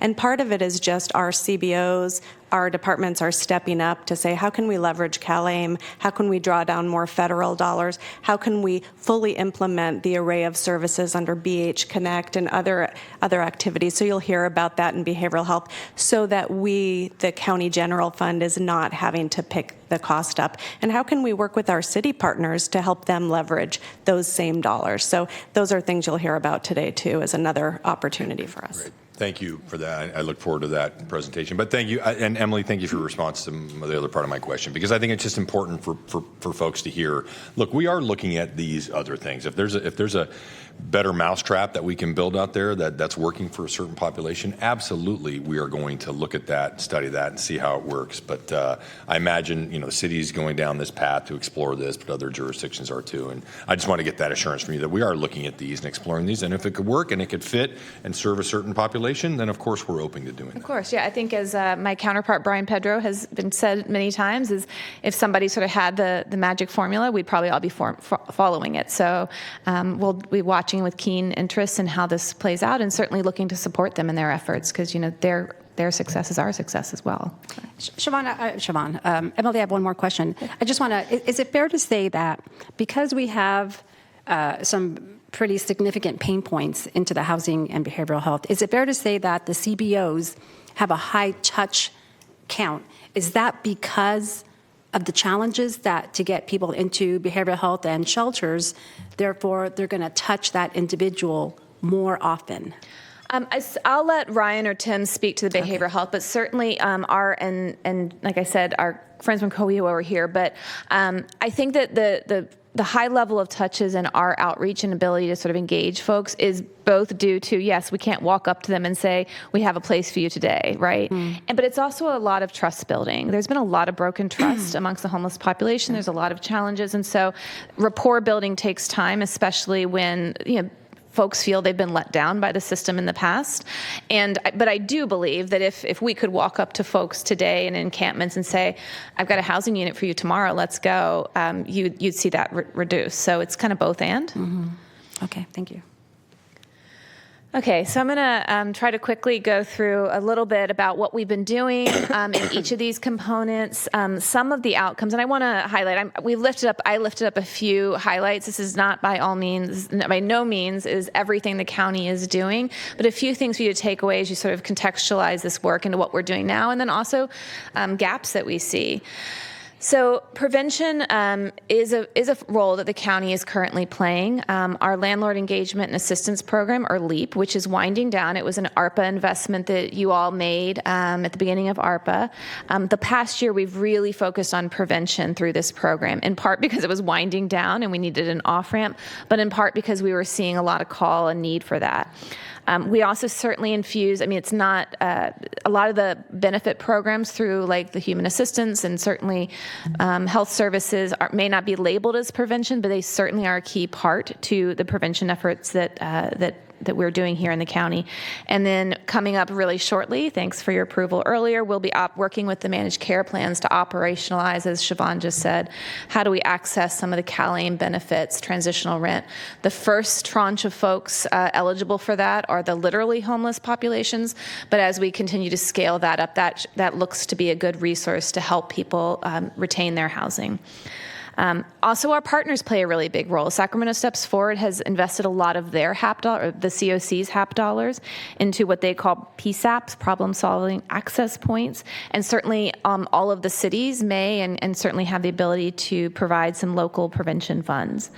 In terms of some of the things that we've seen just in the past few years, I mentioned that we pivoted LEAP to being primarily prevention in the last year, and we've invested about almost $2 million of prevention assistance, which has served 500 households or 1,000 people. And SSF, through their PSAPs with their HAP dollars, reports that they've supported 2,400 households with $6 million. So the need is great. The calls keep coming in, but we are making good roadway and making access to prevention resources. Some of the things I'd lift up as we think about expanding or enhancing our prevention is how can, amongst all the different players, we have a shared method for determining prevention. This is sort of how far upstream do we want to go? There's certainly need that is unmet, and the further upstream we go, the bigger the bucket gets, but potentially the bigger the impact it gets.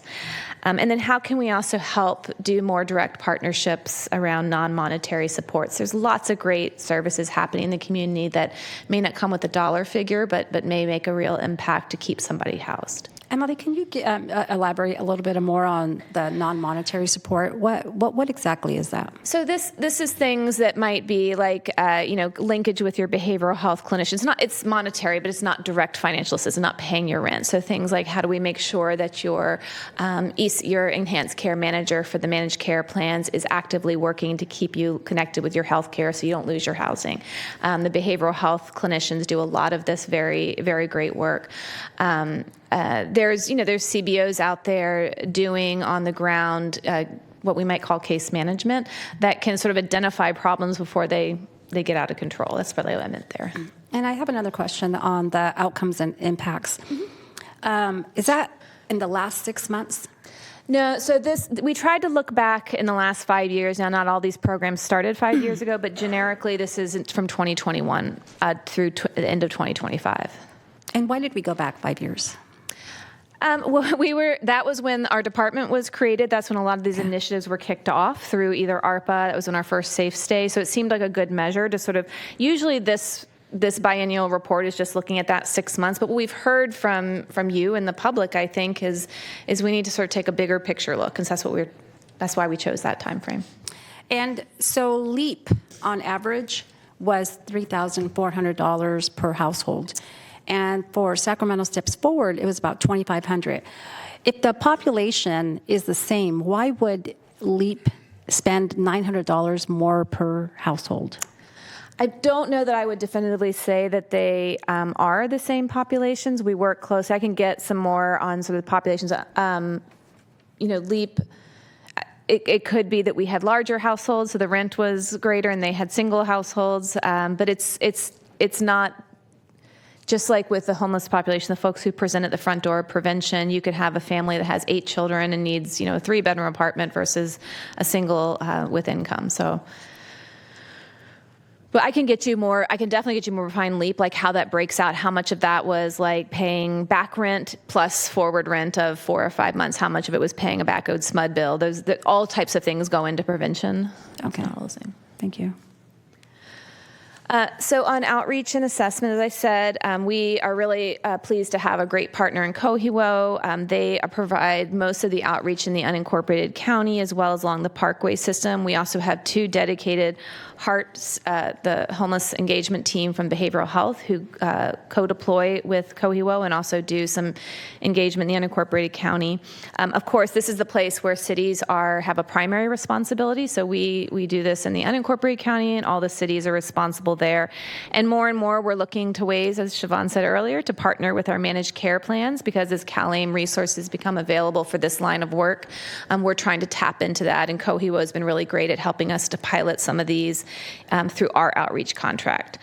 And so just lifting up, because we did talk about that backlog that Supervisor Rodriguez mentioned, is that many people do exit from unsheltered homelessness into shelters, but we're really proud of the work that we've been able to do to exit people by skipping over the shelter system. And so since 2021, when we started working with Cohiwo, 426 people that they've worked with who were living unsheltered moved straight into permanent housing. And this, I believe, is because we have focused on that intensive case carrying, high touch efforts. Certainly, as we look forward in the future, this is a place where we want to continue to refine and enhance our partnerships with law enforcement. We know that they're also playing a significant role out there. And going back and continuing to underscore this is how can we enhance that what's called street to housing effort. So this is how can we create more pathways where we don't have to rely on having a shelter bed available for everybody. I have a question on that one, Emily, on page 6.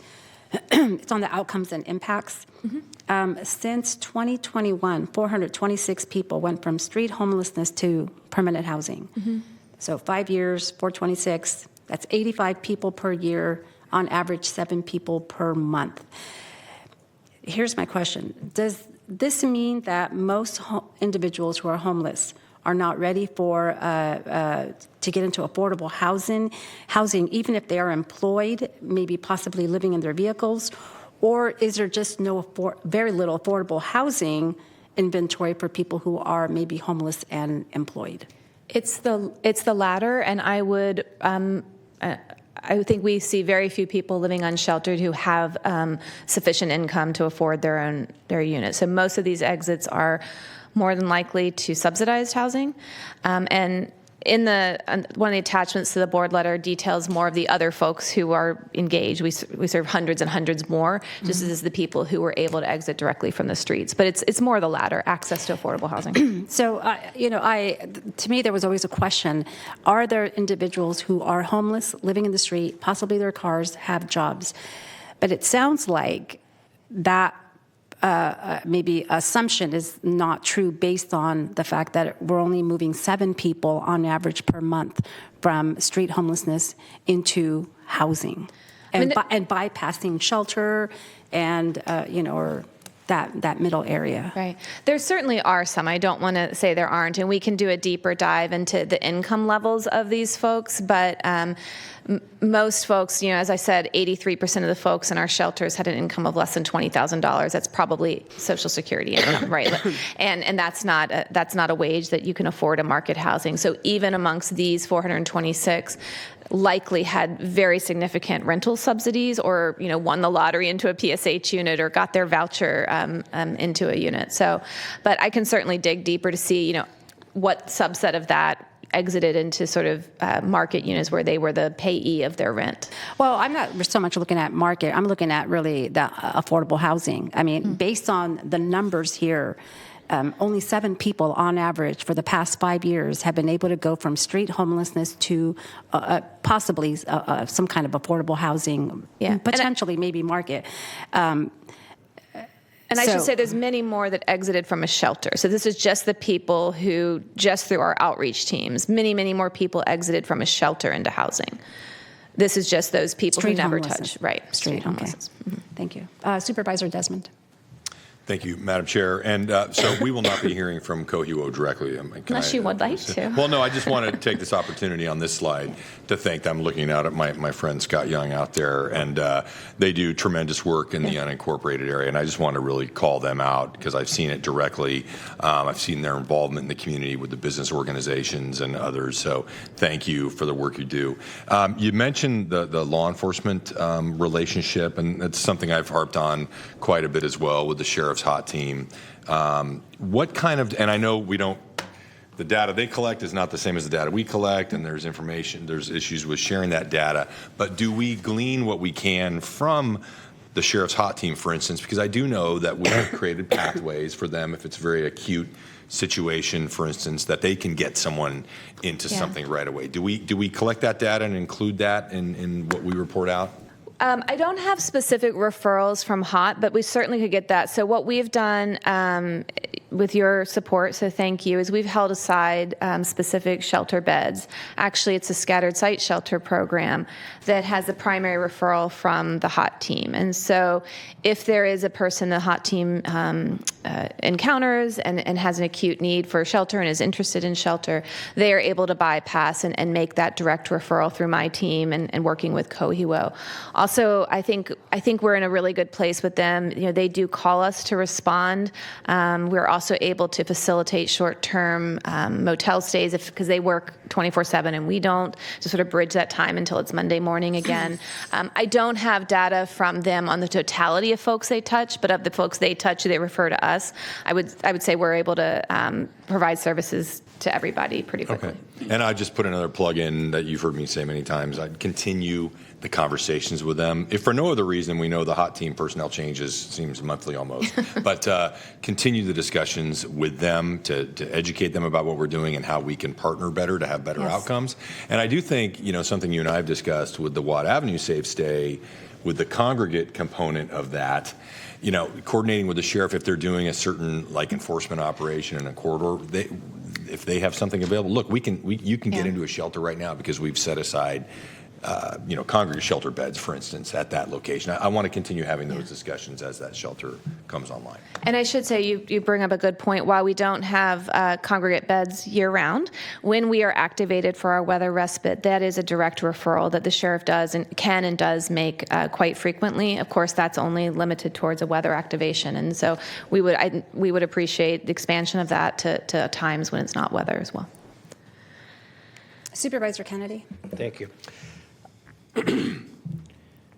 So a data point that's kind of interesting is that since I've been doing this up here, I think we started at 8 touches. Mm-hmm. It has been going up. I'm glad you noticed. It was 10 touches, and then it was 20 touches, and now we're at 40 touches. And I think that intuitively, what I gather from that is that, the low-hanging fruit doesn't exist anymore. There is no more low-hanging fruit, and that we're getting harder and harder populations to serve.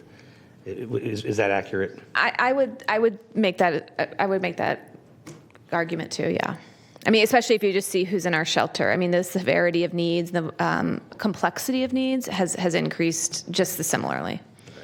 All right, thank you. I appreciate it. And also, I think some of the touches also demonstrate this partnership we've had with Cohuo to increase access to CalAIM and to try to integrate. So even if you're still living unsheltered, you can be enrolled in enhanced care management and the community support services. And Cohuo also wears a hat as that provider. So it's a really great partnership with them. And so some of those touches represent the efforts to enroll you in those Medi-Cal services, even while you're still living unsheltered. Supervisor Hume. Thank you, Chair. I'll have more comments later, but I just wanted to kind of use this as an opportunity to come back and talk about the transitional housing, which is a funding priority. And because, if our focus is to get them in and then get them out as quickly as possible and hope for a positive outcome, that's not necessarily changing their station in life. It's a lot of that messy work in the middle that is actually going to, have a different outcome at the end of the day for that individual. And so when you use data points like 83% have an income of X or lower, that doesn't mean anything unless I know how many of those 83% are employable, right? And so are these folks that have issues that are preventing them from changing their station, which then points to a greater service need, right? So that it's not just, I don't want to belabor the point, you know what I'm talking about, so thank you. No, and I appreciate that. And feedback like that is really helpful as we look to bring you the data that's meaningful, and I really appreciate that. So overlaying, and I think also income at entry versus income at exit. Theoretically, we should see it rising, right? But overlaying that with things like known disabilities and age and things like that sort of point to, is this a person who is employable, to your point, or is probably going to be reliant on benefits for a longer period of time? So I really appreciate that. So the next component in my wheelhouse really is how we provide emergency and transitional sheltering programs. I know we talk about these numbers all the time, but just wanted to remind you and the public that currently the county funds and operates over 1,300 beds, plus we have just over 200 that we co-fund with the city of Sacramento, so they sort of counted in both buckets sometimes. And as Supervisor Desmond said imminently, we have 275 or so coming online at the Watts site. Also important is that we support beds in all of the cities, but mostly the city of Sacramento, with the HEART staff visiting, providing direct services in those shelters. And in some cases, we are providing funding. It's a little bit invisible, but sometimes a great example is the North 5th Street shelter. It's a facility that the county owns, so we hold the cost of the facility, and the city only has to fund the cost of the program operations. And so that's a little bit hidden. It doesn't show up in anybody's budget, but those relationships exist.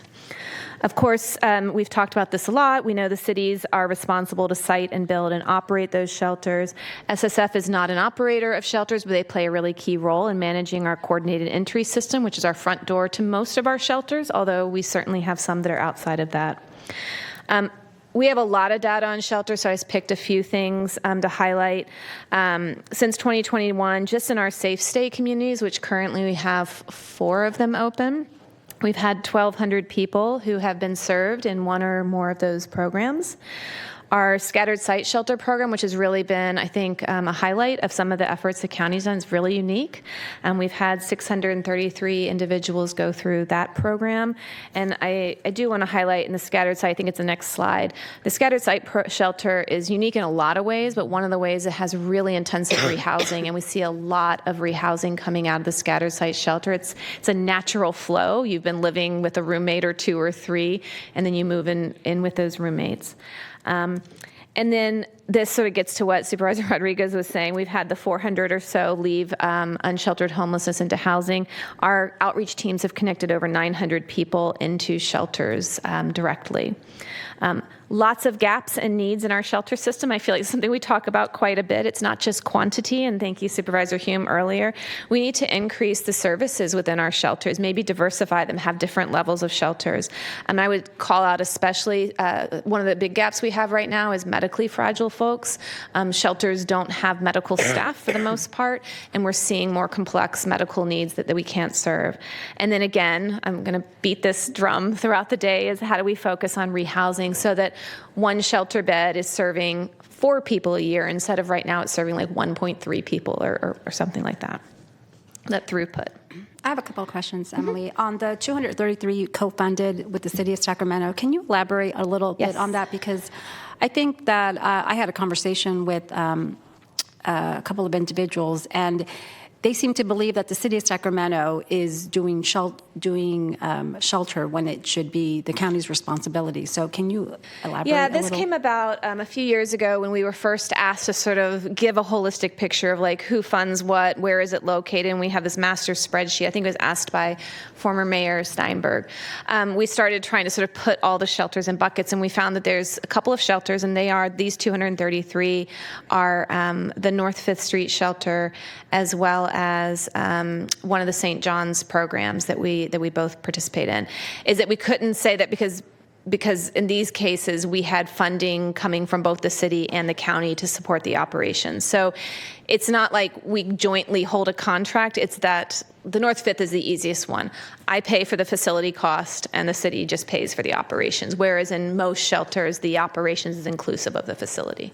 So it wasn't by design. It's just sort of by happenstance. We wanted to call that out because there's been so many questions and sort of counting of who's doing what. I think it's a great thing. It's not intended to... So the city of Sacramento is creating additional sleeping quarters or sleeping cabins. Does the county play a role in that responsibility or financial oversight, or is there an expectation that, well, we're creating shelter and therefore the county should be responsible for that? Because I think these are the conversations that I tend to have with individuals about the county, quote unquote, not stepping up to take care of its responsibility. But I'm not clear on that. I mean, I've certainly heard that argument as well. What I would say back is, the role that the county can and should play in shelters, regardless of where they're at, is that linkage to services. So the HEART teams who work in the city and visit the city shelters should very much be aligned and embedded in what other shelter programs that the city operates. I also would point out that the primary funding source for shelters of late is HAP funds. The city of Sacramento gets twice as much HAP dollars as the county does. So I don't think it precludes us from innovative partnerships. The Stockton Boulevard shelter is a great example. The county applied for a grant on behalf of the city to operate a shelter in the city, and we're doing, and they are operating as the front door to that shelter, but the financial obligation is on the county. And so I think there's more opportunities, but at this point, I have not received any formal ask from the city for, outside of the behavioral health participation, for their new micro-communities. Yeah, all right. And then the other question I have is on outcomes and impacts. Mm-hmm. So the 1,200 people served at the county safe stay communities, what is the max capacity of the safe stays, and what is the max capacity of sheltered sites? And if you don't have that information right now, it's okay. I can get it later. I definitely, so scattered sites, there's, I believe there's about 150 beds throughout the scattered site program. I'm seeing nods from Supervisor Kennedy. I can do math really quickly on the safe stays that are open. We have 125 beds at Florin. About 365. Thank you. Look at there. There's the calculator right there. So that is over the course of the life of those programs, how many people have come into them. Okay, thank you. Mm-hmm. Oh, one more question. On gaps and needs, do we have medical respites or shelters for hospice? We do have a shelter for hospice, the Joshua's House program, which might have been approved before you arrived, Supervisor Rodriguez. It's very innovative. It's 16 beds. Our participation was just in some capital to get them over the finish line. It's operated by YOLO Cares when they draw Medi-Cal dollars. That's 16 beds for hospice. We also have medical respite operated. We have two respite, I think there's only two programs. We have one operated by WellSpace Health on Stockton Boulevard. I think it has 80 beds. And then we have new to our community is the NHHA, National Healthcare and Housing Alliance. They've opened the new respite program over on the Harvard campus, the Harvard Park over in Arden. I believe they have intentions of that being up to 200 beds, but I think right now there's only like 50 or so beds open, but we do have that. And those typically take direct referrals straight from the EDs as well as from managed care plans. Okay, that was my next question was that's in the emergency departments, but what about like if somebody has been in the hospital and getting released? Yes, also that. Okay. Yeah, the difference because they draw the Medi-Cal dollars, they need to have medical clearance, and so they have offered, and they're very great partners in bringing that to. So if we see somebody come into one of our traditional shelters and we recognize, their medical needs are heightened, we're working on referral pathways so that they can then maybe transfer to the respite versus going back into the emergency room. Thank you. So the final system component I'm going to talk about, and you got a little bit from SHRA, of course, is the big one. How do we create more housing, both permanent supportive housing, but also regulated affordable housing? Of course, the biggest place that the county participates in this is through our partnership with SHRA, providing gap funding to bring new housing online. Of course, in almost all of the PSH projects, either in the county or in the cities, virtually, well, a good majority of them have behavioral health dollars to support the ongoing services. So that's a contribution the county makes county-wide. And then we operate some rehousing programs that try to access market units. I talked a little bit about LEAP earlier. I talked about the flexible housing pool, which we're about to launch in the next month or so.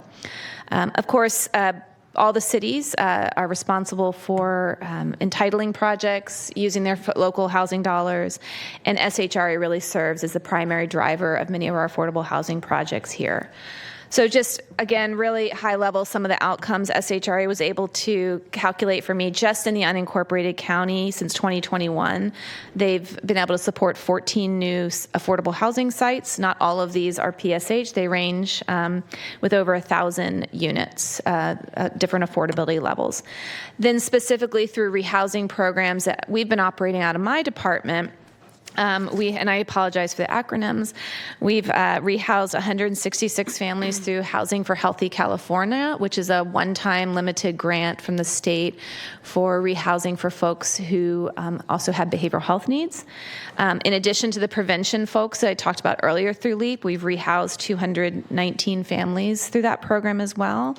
And then, as I said, our scattered site shelter has been our intensive rehousing shelter ever since the inception. So we've been able to see 160 people exit from that shelter, in addition to who exit from the normal shelter system. Lots and lots of gaps and needs in affordable housing. We just need more of it. I think I hear from you all very consistently the interest in diversifying those types of housing, both products, but also the diversification of unit affordability ranges, you know, maybe having more workforce type housing and stuff. And certainly, I think I talked about this quite a bit with Supervisor Rodriguez, but also with all of you, is how can we have more move-on opportunities? We talk about permanent supportive housing, and it is permanent, but at some point in time, if people stabilize in their behavioral health, and they don't necessarily need to take advantage of all of the array of deep services, but they still need affordable housing because they're living off SSI or their income isn't sufficient. There's what they call move-on programs in many communities where you can access a subsidy program, typically through a voucher, exit that built permanent supportive housing unit and open it up for the next person in line who's still facing the behavioral health needs. We did do a small pilot here in 2017 in partnership with SHRA. Of course, right now we're in a dearth of having voucher access, but that's something I'd really sort of think through as maybe vouchers open back up. It, again, creates that throughput so that permanent supportive housing can actually be recycled. Emily, on the county role and capacity, the second bullet where you have fund behavioral health services in most PSH projects, what does most mean? So there are some permanent supportive housing projects have target non-behavioral health clients. I think probably very few of them, but some of them, for example, some of the new home key projects, it may not be a behavioral health population, and so the services might be funded through the continuum of care or other service dollars. But most, I would say, most PSH historically have a good set of units funded for behavioral health. Thank you. And I just want to share, I do have very strong sentiments about PSH because it really shouldn't be permanent supportive housing, and because somebody may come in and have behavioral health needs or may have other forms of maybe disabilities, but we get them to the point where they are stabilized, and seeing that PSH is the most expensive to house, that once they are stabilized, we should work on exiting them. So the permanent part really is something that I will continue to, I think, state that there should be some form of change there. Just because the need is so great that we want to be able to move people on. I have a couple of questions on outcomes and impacts. Mm-hmm. That question was, SHRA. How are decisions made about what projects get funded and prioritized? And the reason why I ask is, in D4 there are needs, but there have been very few projects that have been approved in D4, and so but the need is there, and so I'm just curious, how do we make decisions about where projects get funded and yeah. I'll let Christine potentially, thank you. Or Chris.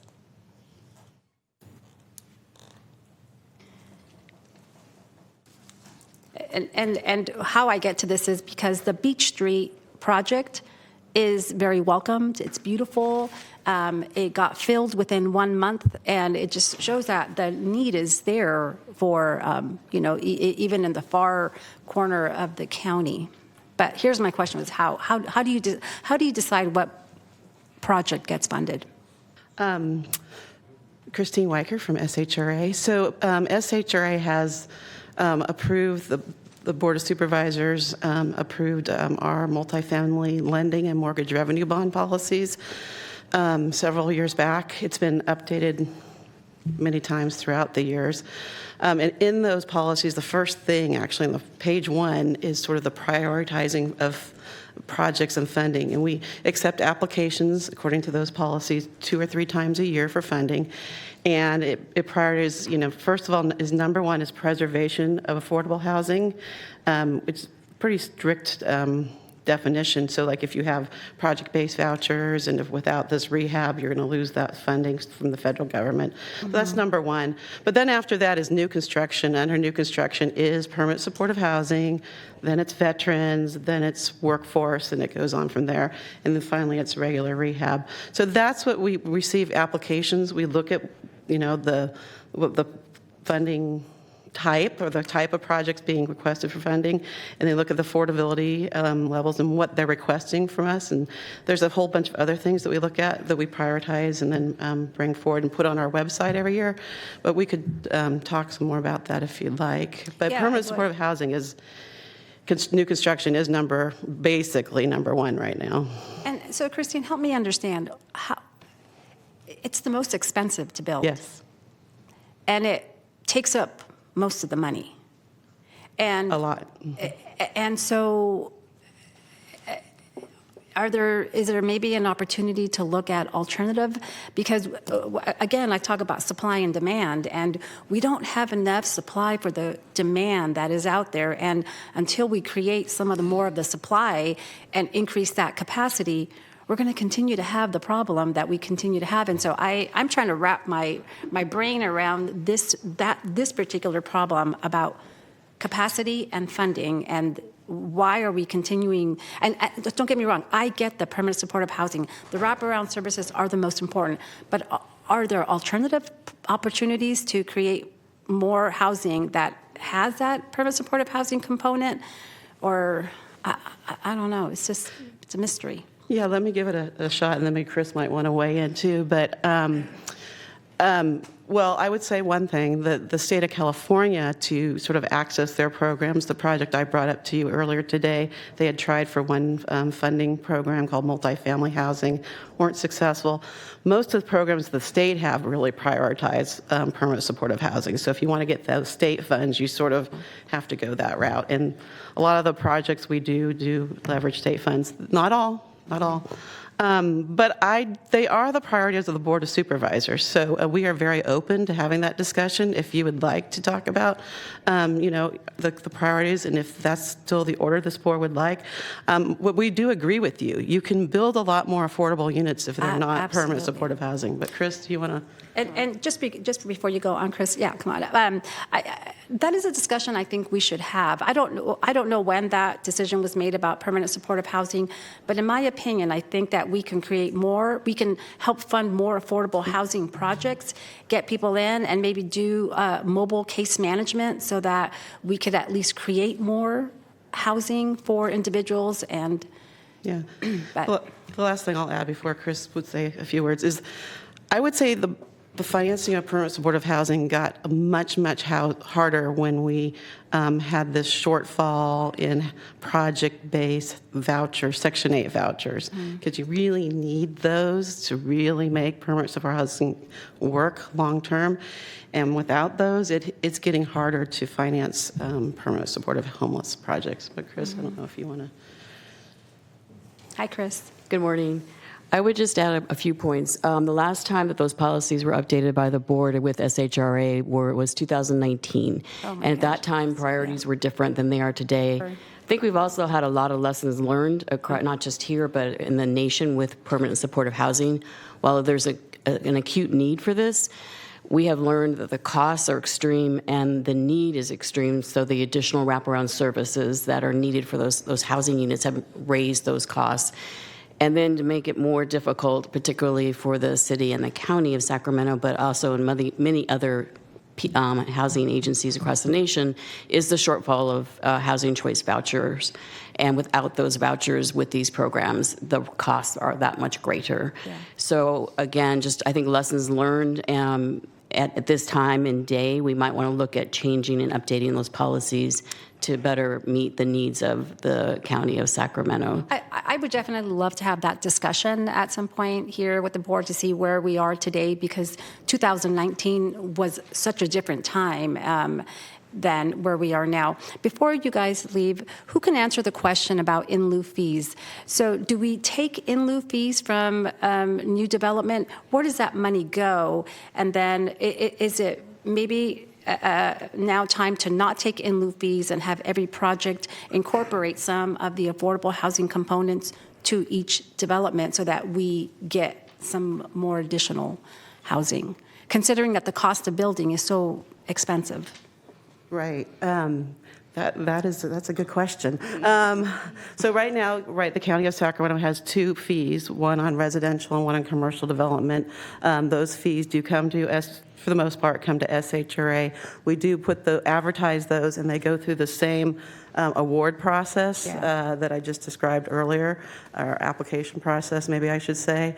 The one thing about those fees is they're a little more tied to workforce housing than permanent supportive housing, but and they have to be new construction.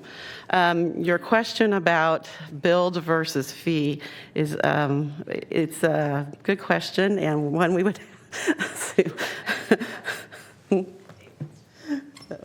Go ahead. Maybe I can tackle that one. Thanks. Yeah. So Dave DeFonte, Deputy County Executive. We are obligated by our current housing element to do that very review, to look at what fees we've been collecting and how we've been performing relative to them against our regional housing needs allocation and other metrics. So that will be a discussion coming to your board at some point in the near future where, if you so choose, you can reevaluate how that program works. But as was alluded to here, we have had many of those discussions over the years. That it is a controversial subject with people with very strong views on both sides of that sort of inclusionary versus fee option. Thank you. Oh, Supervisor Desmond. Thank you. Good discussion. For the record, I do not support an inclusionary housing mandate for each project to have an affordable housing component. But I do say, I just want to, while you're up here, I just want to thank you. I want to thank you for the maps you put together recently, which shows the SHRA managed properties and the projects, and it breaks it down by district. I think it's extremely helpful for all of us to see. It's important to see things in context with the rest of the county. I think for me, what's been very helpful in terms of identifying locations and projects, obviously having regular communications with you, but meeting the affordable housing developers and also market rate developers to make sure they know where projects might be suitable to take advantage of a density bonus that has a certain percentage of affordable units in them. And that's been very successful, I think, at least in my district, both in terms of identifying locations for permanent supportive housing, hotel conversion projects and other affordable housing projects. Also, the other thing I want to, Emily, put a plug in for, I think, one thing you did not include SHRA and the prevention side, and obviously such a large role that SHRA plays on the prevention side. So I would advocate to incorporate that into your slide and to some of your talking points, because you do play a very large role, and we've had big discussions about that in the past few years. Thank you. Thank you, ladies. Oh, Supervisor Hume. Yeah, I just wanted to kind of touch on, sort of to back up what I was talking about earlier. Permanent supportive housing is the most expensive because the housing is permanent. The residency doesn't have to be. And I think that's the focus that you've elucidated in these slides, Emily, is that if we can focus on getting people where permanent supportive housing is a step in the transition, that's the ultimate goal, I would think, and not necessarily to get somebody put into a very expensive unit and that the intention is that they stay there. Now, that being said, I think that one of the other issues we have to be cognizant of and recognize openly is permanent supportive housing is taking the place of several different types of institutional uses that used to exist that no longer exist. And so that's where you get why I asked the question about the sort of dollar per person per day becomes much more difficult, because now you are housing them in this type of scenario where it used to be maybe a different solution that was on the table.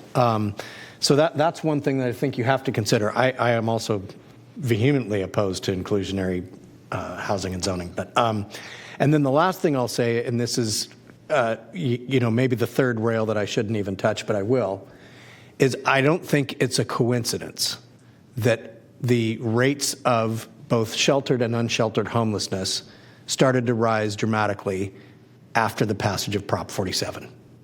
When you decriminalized drug use and public intoxication and low-level crime, that then makes it easier to choose destructive behaviors, you're going to see negative ramifications from that. And so the one thing that I would say is in that slide of the continuum, there's also the piece that I think, and this was brought up by a speaker earlier, that the courts play a useful role in trying to compel different behavior. It's kind of an opportunity of last resort, but it is something that I think has to be considered as we look at the solutions that are available to us. Thank you. Supervisor Kennedy. Thank you, Chair. I probably shouldn't say anything with my cold medication-addled mind right now, but I'm going to try to put a few sentences together in a coherent way, and that's that, we, and by we, I don't just mean the four of us sitting up here, but as policymakers in society, we're speaking out of both sides of our mouths. On one end, we say that we recognize that there are those people who we need to deal with compassionately, who are not able to take care of themselves, and we have to find some place for them to be in a humane, dignified way. We can't have people defecating on our streets. We can't have people vandalizing our storefronts and so forth. But And there is a component of society, Supervisor Hume's absolutely right, that was once taken care of in another way that no longer is. And so we're saying we need to address that issue. At the same time, we're saying, but why are we spending so much money on the permanency? And those two things they collide, So I'm not saying that I have the answer. I don't think the four of us have the answer, certainly. But it is something that we have to grapple with as a society. And at some point, it's going to take people at a much higher level of pay grade than those four of us sitting up here to make some serious policy decisions and look at people's civil liberties, look at people's rights, and do so in a compassionate yet way that mitigates the impacts that people are having on our communities. Thank you. That and $4.50 gets you a cheap cup of coffee. Thank you, Christine and Chris. So just really quickly, hopefully quickly, to sum it up, just highlighting, we've been talking about outcomes. Certainly, I'm taking a lot of notes on things that you guys would like to see, different ways to cut the data. Always appreciate that. Just want to lift up sort of where, really big picture, how much we've moved since 2021. So we've expanded our outreach teams. We've been talking a lot about Cohiwo and their great partnerships. And not only are they great, but we've really expanded the capacity. Before before 2021, I think we had 3 contracted outreach workers, and the HEART team didn't even exist. Now we have 16 contracted workers just in the unincorporated county, plus our 2 HEART teams, plus many, many more HEART staff working in all of the cities. And so that's a great accomplishment. We've expanded and diversified our sheltering opportunities. I'm definitely hearing some interest in continuing on that path, but really want to lift up that the county's made a really concerted effort to focus on non-congregate spaces.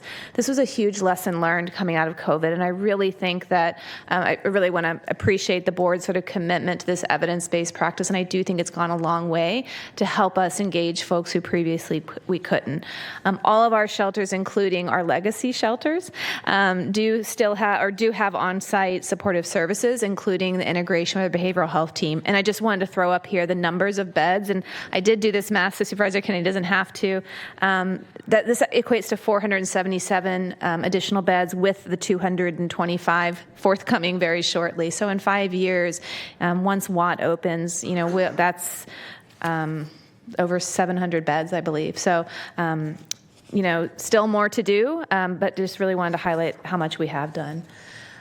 Also really important, I think it kind of isn't super shiny, but we have really expanded our weather respite program. And for those of you who were here, you remember weather respite used to be a hodgepodge of, can we open a DHA bureau and can we have some people in motel vouchers? It was really taxing, not just on the clients we were trying to serve, but on your employees trying to sort of maneuver through this. We now have a 24-hour weather respite, which isn't just weather respite. It's weather respite plus connectivity to services, so that while we have you attention for a couple of weeks or however many, we can make some of those efforts to make changes. And soon we'll have that dedicated space at Watt. So thank you so much. It really goes a long way to keep folks engaged in the most extreme cold.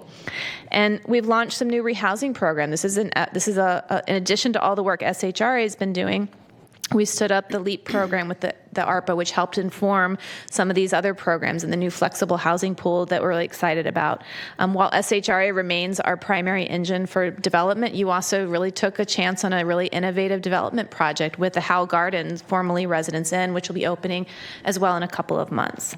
And then not most important, but I think really impactful, is you created a whole department just to focus on this issue with dedicated staff, not just to run programs and operationalize things on the ground, but to do that system thinking and do that connectivity to our continuum of care and to our other cities and within the county system itself to make those connections with behavioral health and child welfare and all the other social services. So really high level, I know you've all seen the 4-pager. You have the glossy version. You're sharing it with your constituents. These are some of the really high-level takeaways, top line from that. Through the county-funded programs in the past 5 years, almost 8,000 people have been served, whether that be in outreach or shelter or housing. 7,200 people have gone through one or more county shelter programs. That's a lot. And over 2,200 have been housed, started a pathway towards housing. And then, of course, we're doing a lot with our partners. This is 4 very small bullets. There's many, many more examples that all of you have been really integral in. Of course, we have our city-county partnership agreement, which has been sort of the highlight of our collaboration, and really looking forward to continuing that with the city of Sacramento. As I mentioned earlier, you, as well as the city and the continuum of care, all really spent a lot of time developing this regionally coordinated homelessness action plan. Definitely hearing from some of you, maybe having that be a little more actionable as we look towards funding challenges and whatnot in the out years. And you've also done some really impactful things in the smaller suburban communities. Sometimes those get lost because they're not as big and shiny, but a couple of things to highlight. We were able to provide the city of Citrus Heights funds to have a navigator for the first time, and see that impact. And I think next week we might be celebrating the groundbreaking for one of the phases of the Veterans Village in partnership with the city of Rancho Cordova, and many, many more examples every day. I think that Brian Pedro said it last night as well, is that there's sort of this assumption that we're not working together. I'm working with Brian and with my counterparts in all of the cities virtually weekly, and certainly with the COC as well. And so really proud of the work we've done and really appreciative of all of your support to get us here. That stops my slides, and I'm happy to hand it to Brian, but I'm also happy to take more questions or comments. I do have a few questions. One of them is, I appreciate looking at the 4-year outcome summary, but can I have it broken down by year so that we can see whether we are progressing or whether we're doing better at with all of these different services? And then the other one is on the city-county partnership agreement. Have we added additional goals to the agreement, or is it the same as it was 2 years ago or 3 years ago? 2.5 years ago, or 3.5. We had 1.5 years to go in the 5 years. So we have not modified the partnership agreement. So the report is attached here, and the big story is we've accomplished everything. But it really did set the groundwork for continuing work. If the board and the city want to revisit that, that's certainly opportunities. But at this point, we haven't modified it. So I do appreciate the collaboration, but if we don't continue to move the target, the county met its obligation, I want to say within the first year or so-ish? For the most part, yeah. And, preview for the next item, I think that's sort of part of the impetus for the work that we're doing around governance. Like, is it just a renewal of the partnership agreement? Is it that plus, sort of rethinking how we organize a homeless system of care? I think some of those decisions might lead us to modifications of this agreement, potentially other agreements with other cities. So then what does the county do now? We've met our obligation. We met it a long time ago. So now what? Do we meet with the city on the agreement, but the county has met its obligation? So then Yeah, I mean, some of the obligations are ongoing, like sustaining the HEART team, and that happens on an ongoing basis. And some of it was really just sort of setting the stage for collaboration, which happens on a daily basis in formal and informal settings with the city. But certainly, if there's new benchmarks that the city or the county wanted to introduce, I think that would be a great conversation. And how does one go about doing that? Well, David, I assume that would go through you and Mayor I think the next Keisha? item would probably be a good time to have that discussion. Okay. So yeah, if I can get those numbers on top broken down to the year, that would be great. Supervisor Desmond. Thank you, Madam Chair. And I keyed up at the beginning of this slide because I wanted to talk a little bit about the partnership agreement, having participated in that with Supervisor Kennedy. But first, I want to echo what you said about Brian Pedro, because I want to mention that as well. He was at our meeting last night with Watt Avenue Safe Stay and really appreciated his partnership, and Councilmember Dickinson being there, because regardless of what you may hear or the public may hear in the media, at the staff level, the county and city, and even at the elected level, we're working actually very productively together. The partnership agreement is a roadmap. It's not a static thing. Staff is still utilizing that, turning to that, implementing efforts that the county committed to via that partnership agreement. But I do think that it is time for us to sit down and find out do we need to open that up? Do we need to amend it? Is there more the county could be doing? Is there something we could be doing maybe in a different manner to improve the success in the city of Sacramento in particular? And certainly I'm happy to continue to be a part of that. But it has been a success, and it's the only one between a city and county, urban city and county in the state of California, and in terms of identifying the roles and responsibilities, committing the county to certain things that really are above and beyond what we would be legislatively or legally required to do. It's a great document to start from, but it needs to be updated and see where we can do new things in support of the city. I agree. David Villanueva. Thank you. You're a supervisor now. I would just add that the partnership agreement was something we did several years ago. It does have a start and an end date, but we continue to work with the city day in and day out, as Emily said many times while she sat here, about how, although those particular items did have a start and a stop date, we continue to do things and partner with the city of Sacramento.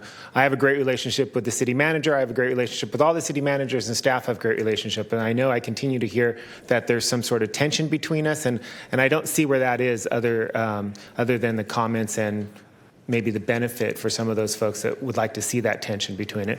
But I also wanted to say that over the last at least the last year, we've been spending an incredible amount of time, rightfully so, to be focused on educating and sharing with different individuals and organizations out there in the county's area. And while we haven't necessarily solved homelessness, by some of the data that Emily has shown you today, we've made a considerable effort towards it and a considerable investment. This is an incredibly complex item that we need to do, which includes not only the individuals and their complex needs, but also the funding and the complex needs of the funding. Much of the funding is one-time funding, so we start and stop. But one of the things I asked Emily to do for today was to kind of give us a big picture of what has happened. Not only is it to help with all of you, to share information, and we have our homeless sheet that we've asked for, and I've been checking off all the items. This is consistent with what was provided today. But I just felt it was important that we share not only what we've done with the partnership agreement, but what we've invested and what we've done to the entire county, through the entire county with those partnerships, not only with the city of Sacramento, but also the Citrus Heights example was one, Rancho Cordova is another one, and we partner with all of them. I also wanted to just take a moment to thank Emily for her outstanding work and her dedication of her department, her mighty 29 staff that she has, and all the great work that she does. You know, Emily came to us in 2020, and shortly after that created the Department of Homelessness and Housing Department in 2022-ish. And so over the last 3 years, she's stood this up and really been focusing on pulling together programs and resources and really looking at the funding and partnerships and how do we continue to reduce or eliminate homelessness. But under Emily's leadership has been incredibly beneficial to me as we bring policies to all of you and continue to drive that goal of reducing homelessness in here.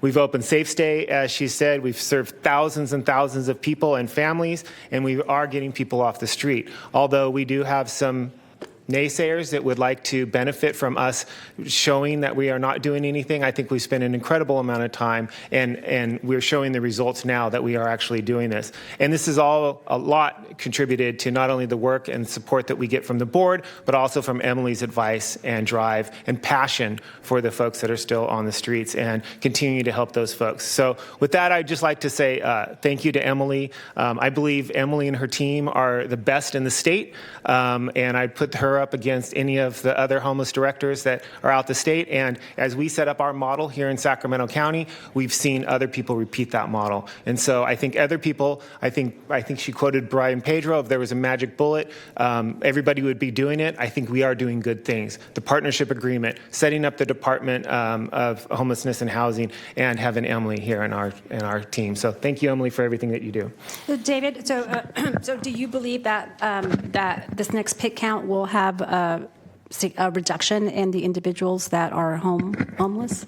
I believe the pit count was artificially low last time, and I do not think it's going to be a reduction. I think Emily said it earlier, I believe this too, it's not exactly the most accurate way of collecting data, and I think there might have been some inconsistencies maybe with the last time it was done.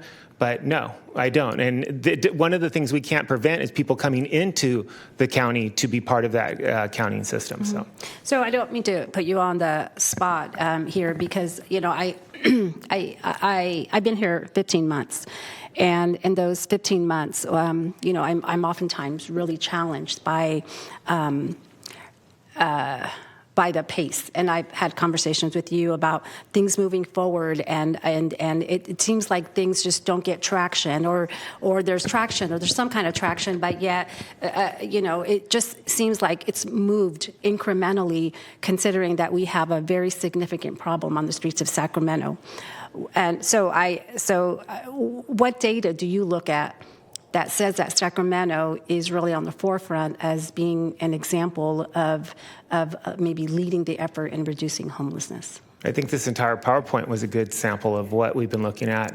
That was the intention of the PowerPoint, was to share all the different things. And we haven't gotten the behavioral health side of things. Right. That's the easy part. So I've also set key data points for homelessness and housing. They share those with me. We've also asked the board, what does success look like for each of you? Tell us, and we will measure those things. But it seems to be that the latest idea coming from the public is the ones we need to focus on, and that doesn't give us a chance to respond. We can't build 350, I think it is, 350 beds on Watt Avenue overnight. It takes some time. Just the purchasing of that property took almost a year, I think. Yeah. So it takes a bit of time to get through some of these things. So then when you claim as Sacramento being really on the forefront, is it because we're comparing Sacramento County to other counties and the efforts that are being made? Or the outcomes? The outcomes? Yeah. I'm not comparing outcomes to the other organizations. I'm just looking at the things that we have done and the impacts that we have made. Yeah. In regards to Watt Avenue Safe Stay, the building was purchased in 2022. Is that correct? I'm not sure. I think it was November of 22 from what I looked up, but I wasn't sure. So. I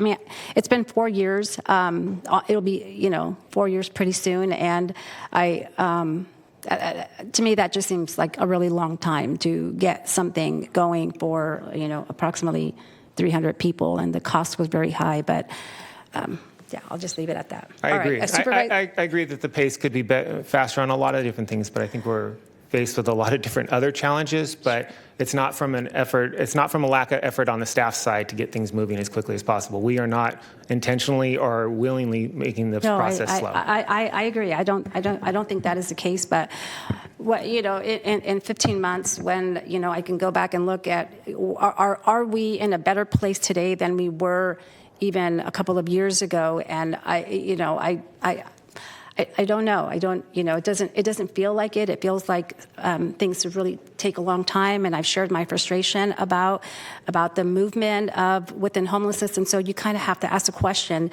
where's the pain point of being able to move this incredibly massive problem that I know all 5 of us are overwhelmed by, our constituents, our business owners.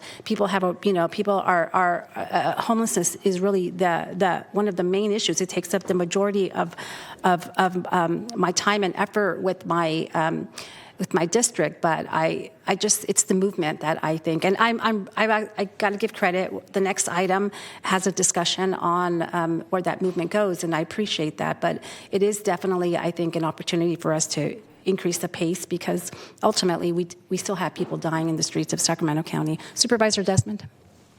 Thank you, Madam Chair. And first, with respect to the Safe Stay, I mean, that occupied a large part of the discussion last night about our collective frustration with the pace of this because it's so desperately needed. But I just wanted to call out a couple things. Statewide, that partnership agreement that we struck, city and county, is an example of urban, county, and city working together in a way that has not happened in other jurisdictions throughout the state, large cities and counties. A lot of the challenges, and I've said this till I'm blue in the face, I know several of us have, things are being laid at the feet of the county that the county has zero control over. We cannot control how a jurisdiction handles their law enforcement, their code enforcement, their economic development efforts. That is not a county role in a city. So I think it's also important to keep in perspective what the county's role and what the county can control, but also that a lot of the challenges we face in the state of California, any county or city government, is also the result of some state level policies that we have limited control over. Now, we have seen some changes in those state policies that I know I'm look forward to talking with Dr. Quist about in the next presentation. We've seen changes. We've seen CARICOR, Laura's Law, SB 43, changes in Prop 1, Prop 36 changes that I think all impact some things that we can do with respect to our response to street level homelessness. But I want to just end it before Emily exits the stage. I was going to thank her at the very end, but since you started it, David, I do want to pile on with you, Emily. I will say, Emily, I really bristle when I hear people critical of you, because I think you have done an outstanding job, and you and I have had disagreements, I think, philosophically about the way I approach certain things, maybe in my district, have been some of the law enforcement relations and coordination. But you have been so great at being open-minded to trying different things, and you are never someone to say we have done enough, we can take our foot off the gas. You are as frustrated and probably more frustrated than almost anybody at the lack of progress and wanting more progress than we've seen, but we have made progress, and it's largely due to your leadership. So I appreciate the work you do with my office in particular, and I appreciate everything you're doing for Sacramento County and in support of our partners in other jurisdictions and in the nonprofit world. Thank you. Thank you, and thank you, David. It's you don't do this work if you don't have a thick skin and a deep passion. So I do appreciate that. And with that, I'll pass it off to Dr. Quist for the easy part of it. Thank you, Emily. Thank you. All right. All right, good afternoon. Ryan Quist, Behavioral Health Director. We're going to now go through some of the big changes that have happened over the last few years around our behavioral health service continuum. So to start off, our basic approach to this whole context is that we're really trying to promote a seamless connection between our treatment services and our housing support. That's really our main focus, and that's both on the mental health side as well as on the substance use side. And then the other thing we want to just do a brief reminder is that under all the state regulations, as well as pretty much every single one of our funding mechanisms, our population that we're assigned to prioritize are those with a serious mental illness and a substance use or a substance use disorder. To jump right in, over the last, since I've been here, I got here in 2019, I think our main focus has been on expanding access to care. Undoubtedly, we have been working towards trying to find new ways to expand access to care.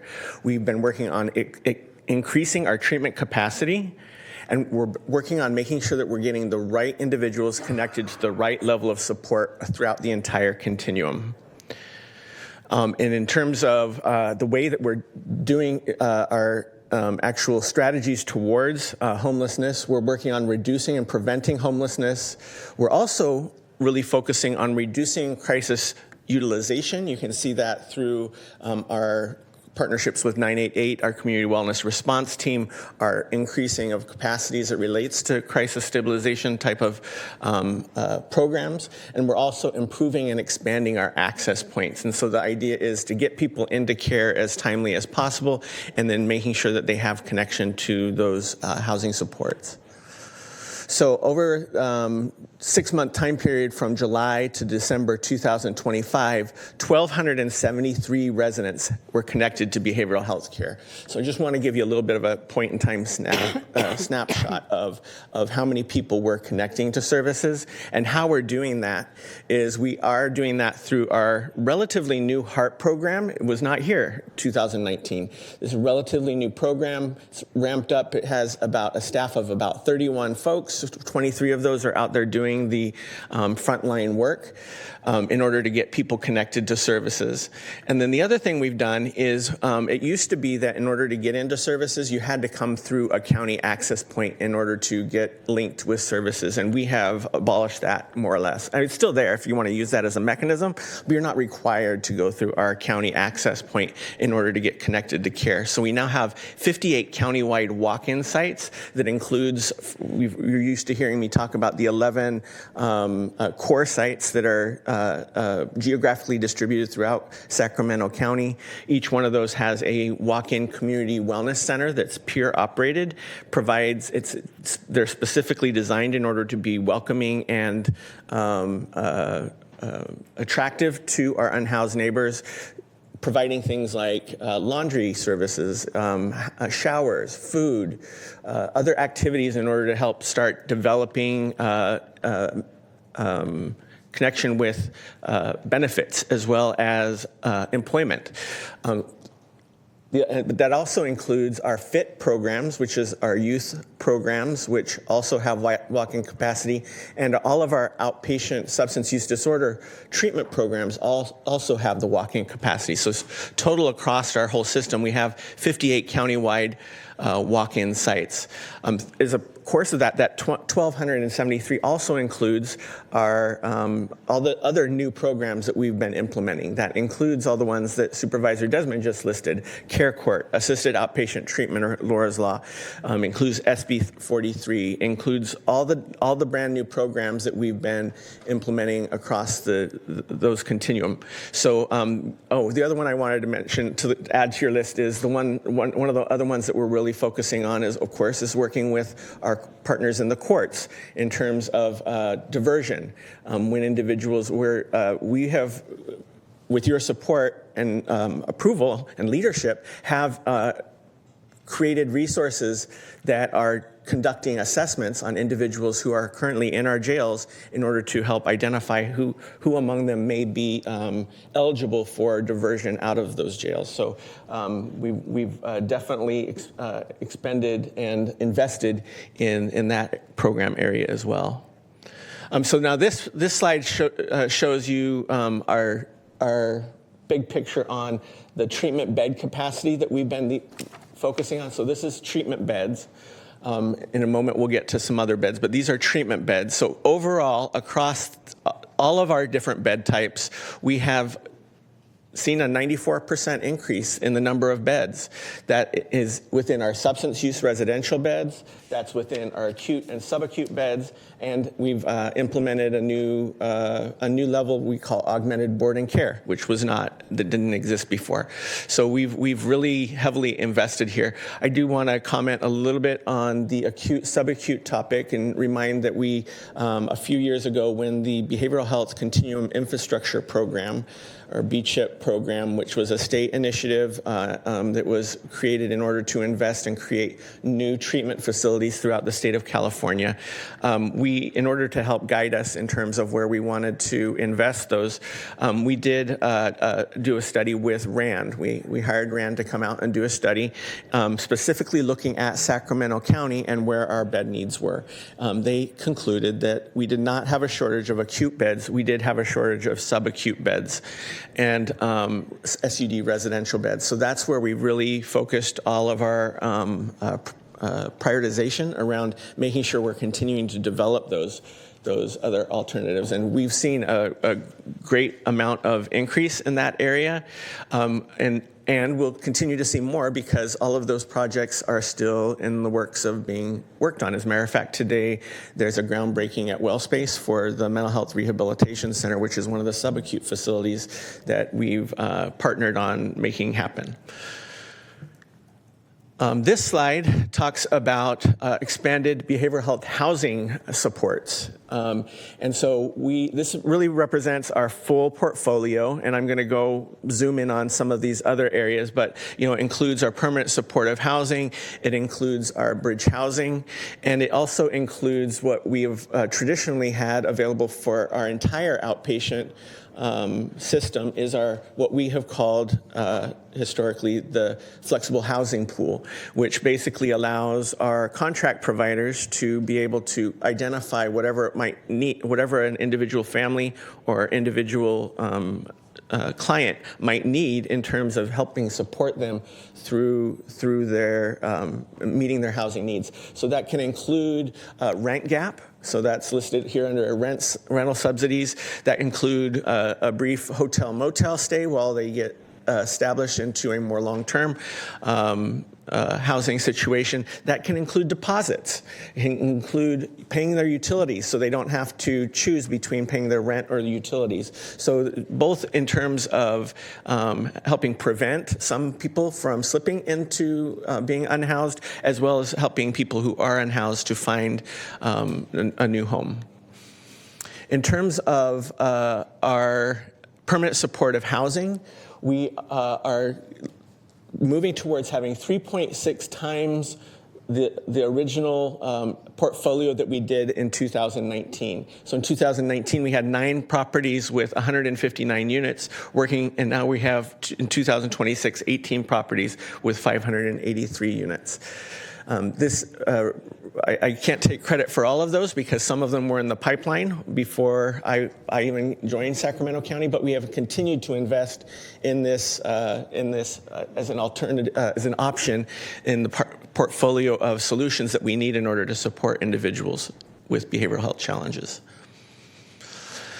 This one wanted to highlight our behavioral health bridge housing initiative. Now, this is where I'll flag that some of these numbers were also counted in Emily's numbers that she included. So we don't want to, we do, some of our numbers do intermingle. But I think it is worth calling this out specifically because this is a unique funding stream that was made available to counties, behavioral health bridge housing. And we don't always do so great at sort of bragging about our accomplishments. We put our heads down and do the work, and that's something we're not really great at always bragging. But I wanted you to know that, supervisors, with your support and leadership, that our Sacramento County's Bridge Housing Program has been acknowledged as being one of the really successful implementations throughout the state. And so much so that the State Department of Healthcare Services has asked me to join them in presentations at a couple statewide conferences in order to talk about our successes and sort of highlight the projects that we have implemented. And basically the part that made them so successful is that we were able to get those up and going pretty darn quickly. It was built into the funding source that you had to implement them quickly, but even with that, we were ahead of the game in comparison with a lot of other counties in the state. So we have 146 beds that we've purchased or renovated existing properties. We have 100 interim housing beds across the 3 safe state communities. This is where we have also invested in expanding our sober living beds, which came up a little bit earlier in the conversation. And then we have 105 beds that are for special populations such as families and older adults. Overall, up through February 2026, 450 individuals have been successfully sheltered through these programs. In terms of, we've already talked a little bit about it, but just to highlight a little bit more, under substance use residential treatment, we have increased by 258%. So this is really a great accomplishment to have happen. We implemented the state's, the acronym is DMC-ODS. It stands for Drug Medi-Cal Organized Delivery System. Thank you. And that's basically a new way of delivering substance use services that was an option for counties to opt into. Sacramento County did opt into it and started in 2019. We knew at the time when we opted in that we had a limited amount of residential beds. You can see the number there, 103 beds. And we knew we were going to have to work on increasing the number of beds that were available there. And we have seen a difference, and we continue to see differences and continue to have opportunities to expand additional substance use beds. We're still expecting, let me go back on that. We're still expecting, like, for example, 2026, we're still expecting about 98 additional beds. And then maybe in 2027, I think the estimate was about 148 additional beds. So we're not done yet. We're still going to keep improving and increasing in these areas. Once again, this is highlighting again that there are actually 76 physical locations throughout Sacramento County where we're embedding services. In addition to the 58 sites that I mentioned before, we also have 18 permanent supportive housing properties where individuals are residing and receiving services there on site. We don't call those walk-in sites because we don't want people to think they can go to one of our permanent supportive housing sites and walk in and initiate services there. We would prefer they go to one of our 58 core, fit, or SUD sites in order to initiate those services. And we also have our heart team that's going out mobile field response. So in Dr. terms Quist, of, real quick question. When somebody initiates the service, do they come in themselves, or do they come in with the support of maybe a family member or a friend that helps them get to the location? It can be all of the above. Yeah, it can be. There's all sorts of different ways people do it. We have purposely tried, like I mentioned, to design our walk-in community wellness centers in order to be attractive and welcoming for our unhoused neighbors. So we do hope that they'll come in, and a lot of times, as Emily pointed out, our unhoused neighbors often have developed some serious trust issues around the systems that are available. And so it does often take some relationship building. And so this is an opportunity for them to develop a relationship with individuals there in the community wellness center. And then maybe at some point they become more willing to talk about, okay, yeah, I think I do want services. I do want to see things change in my life, and become willing to provide all the information that's needed for assessment, not only their name and social security number, but then they actually, as they go through this assessment process, they have to tell their personal life history to a complete stranger. And so the more we can develop that relationship in advance to that, the more comfortable and easy it is for an individual to be open up to that process. Does that information go into HMIS or into another secure medical record system? We do. All of our providers are working with HMIS, and that is a requirement that we have for our contract providers. But in addition, we have an actual electronic health record where we maintain the actual health record component of it. Thank you. And so sort of this is to revisit to the beginning. What we said we were trying to do is we're trying to increase access, we're trying to increase treatment, and we're trying to increase stability in housing options. And so these are how we're working towards these goals. We know we're not done. We're going to keep doing this amazing work. One moment. Supervisor Desmond? I can wait till he's done. I'm sorry. I think I am. Okay. Oh. Thank you, Ryan. I appreciate the presentation. I also appreciate that. I think it looked like we wove into the homelessness report that Emily prepared, kind of the treatment, the healthcare and treatment, and we really hadn't had that featured. Because a lot of times these are happening concurrently, right? I mean, the treatment the healthcare people are getting, and it should almost be overlaid with the housing. The behavioral health continuum should be overlaid with the housing continuum because they're inextricably linked, obviously. So thank you for that. A couple questions I have for you. One is I want to talk about the interventions in particular. And you, when I talk interventions, I'm talking about Laura's Law or the Care Court. Now, I know those aren't exclusive to people who are unsheltered, homeless, but they end up serving the majority of the population that they serve are people experiencing homelessness.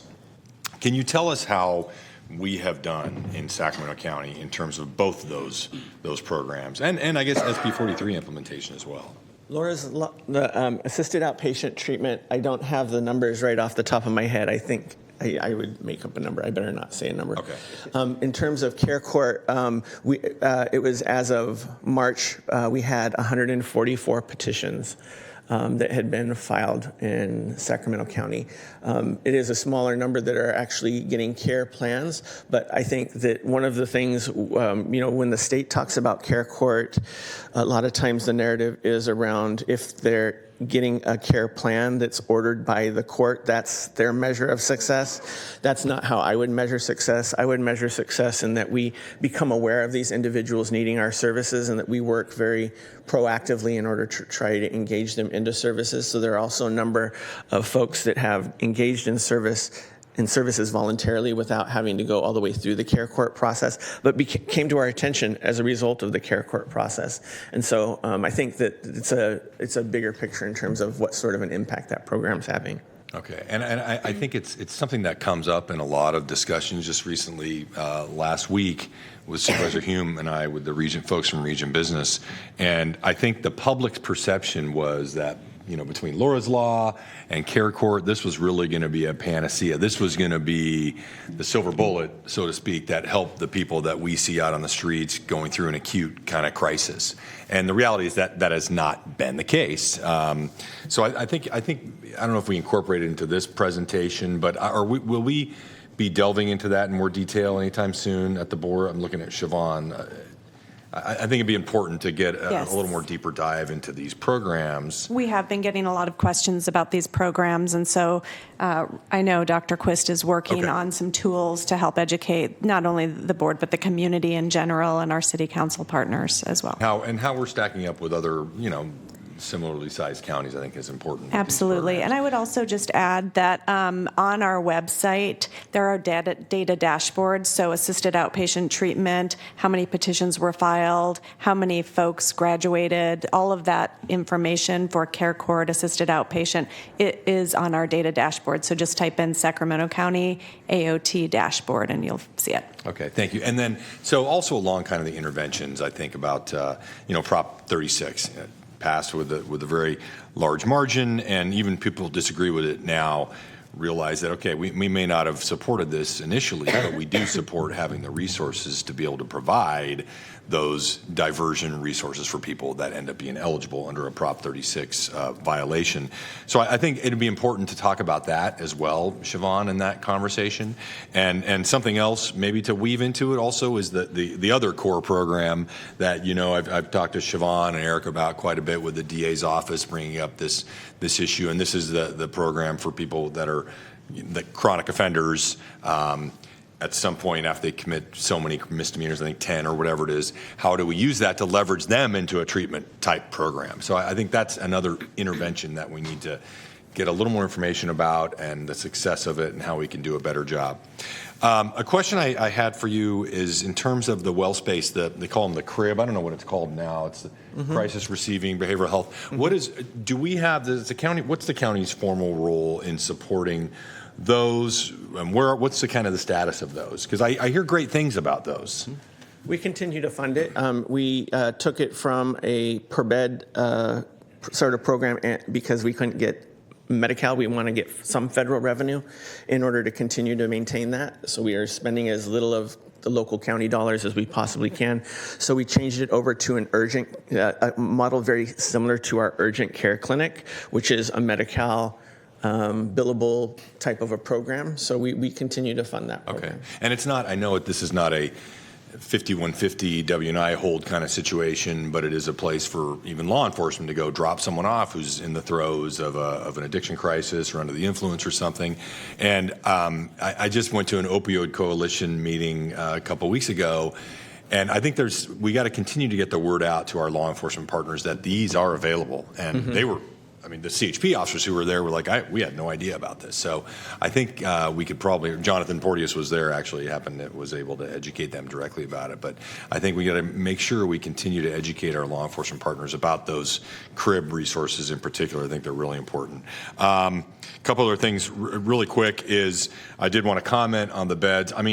This is remarkable, I think, the progress we have made in the last few years. Obviously, just like with the housing continuum, we need a heck of a lot more of it. But I'd like to see two things. One is, have we met the recommendations that RAND came up with? Have we achieved that? That's, I guess, my first question.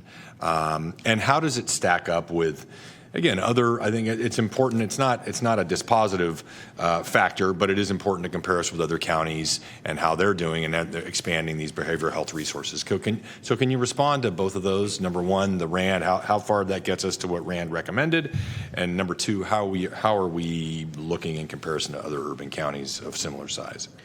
I just want to first add in just a little bit of complexity. The RAND study, its recommended number of beds actually included both our Medi-Cal that we're responsible for, as well as non-Medi-Cal / private insurance. So it's a little bit hard for me to, conclusively say done. But if we're looking at the right, and we're in the right ballpark for acute. We're getting in the right ballpark for subacute with the groundbreaking with the MHRC at WellSpace today. When that's done, I think that we're going to be pretty darn close to the numbers recommended by RAND. And then with our 150-ish beds next year for SUD residential, we're going to be pretty darn close to the numbers that we were targeting. The one other area that we also targeted as a part of that were youth beds, and so we are continuing to work on the youth facility that we got funded through the BCHIP Behavioral Health Continuum Infrastructure Program funding. That one should complete construction in March 2027, so hopefully get licensed and then open shortly after that. That we're now looking at that being about 32 beds, so we're hoping that also helps us get to what we need to be for youth. Okay, and I think you don't need to answer the second part of my question now, but maybe a follow-up about how we stack up in terms of our both inpatient, outpatient behavioral health resources with other counties. I think that would be, I would like to see that.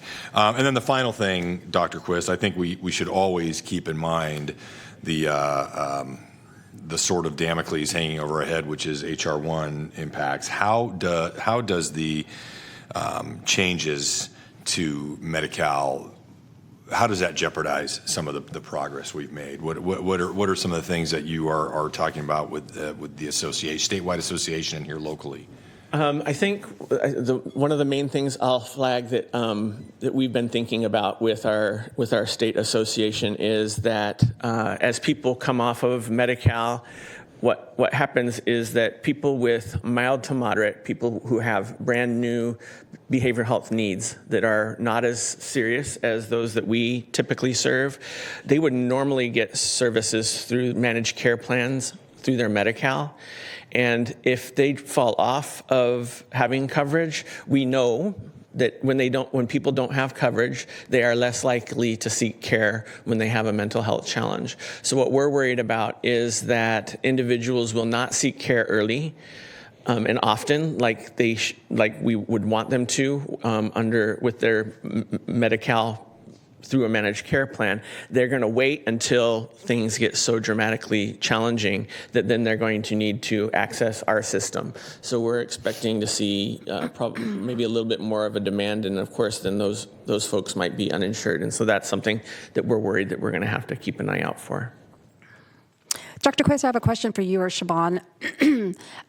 There's a program that if somebody has so many citations or violations after 10, the DA can refer them to a program. And I want to, is it CORE? Uh-huh. And there was $2 million that was set aside for that. And how does that program work in compared to the discussions that we're having right now? And okay, so this is and this is what I wanted to make sure it was connected to what Supervisor Desmond was just talking about. Is that okay? With the chronic offender program, and so we're talking about the same thing here. And we have not officially come to you with the $2 million, but that is what we're working towards. Is a program that would cost about $2.2 million that would provide enhanced sober living environment that would have on-site outpatient substance use disorder treatment. And so we're still working on developing that, and we're going through a procurement process, so I think I'm normally supposed to be careful what I say about it publicly. But we are, right. But we are pursuing that as a partnership with the DA's office. And I would just add, in the meantime, while we're pursuing that request for proposals to set up a more robust program, we do have 70 beds through our Prop 47 grant at the Salvation Army shelter, and we have on-site services that behavioral health has brought in through Monarch to do substance use treatment. So the core program participants, the DA can refer into that program and require folks to participate in that as an interim step. I can't remember offhand the challenges with the Salvation Army. Was it? It's a congregate living situation, so it's not like a safe state community.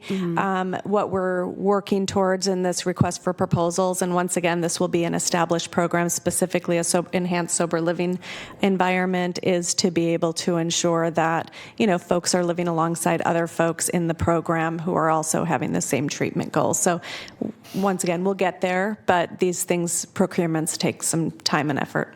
Do we have an expected time? Because I was under the impression that when we met about this program 6 weeks ago, that it was already in the works. In the works, meaning in discussions with the district attorney's office. Dr. Quist and his team did meet with the DA's office, got approval on the program scope and the type of program they want, and so now the RFP has been launched. Okay, thank you. All right, Supervisor Hume. Thank you, Chair.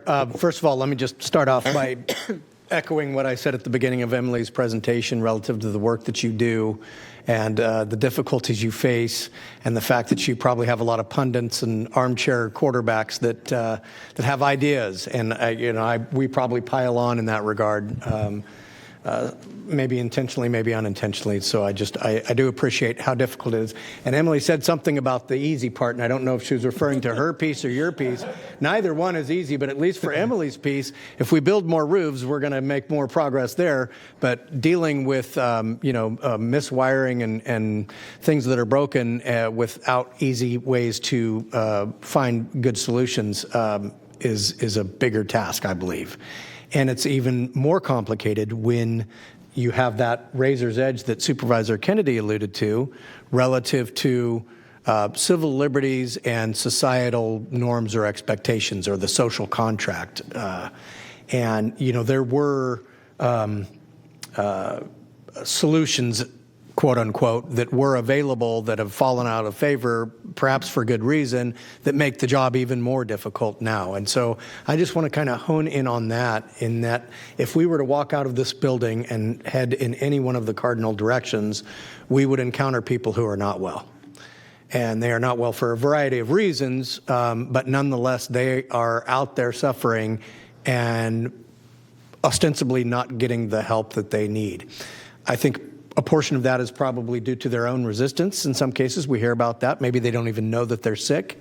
But the criticism that gets levied is that we're failing at what we're doing. And the slides I just saw tell a different story, that we've actually increased our capacity, which I think would be the most obvious choke point.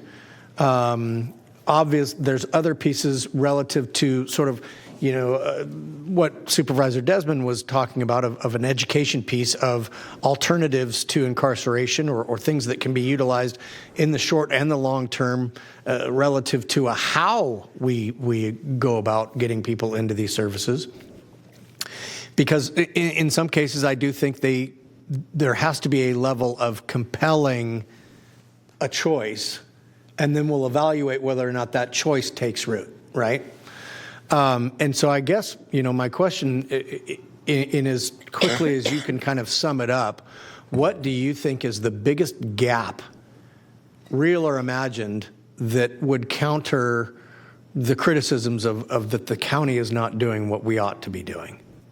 Because it's tough to, for me, imagine how we can be more effective without being with some of the constraints that we have to deal with relative to, the hand that we've been dealt, so to speak.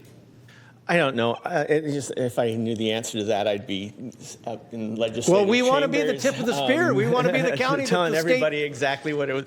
But I think the bottom line, though, is that this is a complex problem, and I don't think it helps when there are state initiatives that try to simplify it down to one thing or another thing. I think this is a complex problem and needing complex solutions, including, I'll add on to some of the comments that Emily made, we see a huge problem with affordable housing. We see individuals who, their livable wages, the wages that they're making aren't making enough in order for them to be able to afford housing within this market. We have staff working in some of our programs and our contractors programs that are having a hard time finding housing for themselves, let alone trying to find housing for those that they're serving. And it's just such a complex situation. It makes it even more difficult if you have a mental health challenge, that you're dealing with that on top of the economic challenges that we see our communities experiencing. Sorry, I don't have the simple answer. You don't have a simple answer, and I appreciate your point, and I concede that point, absolutely. But housing is a supply, that's a supply constraint, that there are other issues, some of which are statewide regulations, et cetera, that's holding that up. I guess I would say, though, if I were to go back to that walk in any direction comment, the folks you're going to find out here just blocks away, housing certainly eases stress and strain that they're under. It does not solve necessarily, and solve might not be the right word to use, but that doesn't change their station in life. Just to give you some really simple examples. And I don't mean to oversimplify this, though. This is much more complex than this. But, we hear from our HEART team that there are individuals who would be much more willing to engage into treatment if we could show them an affordable house right now.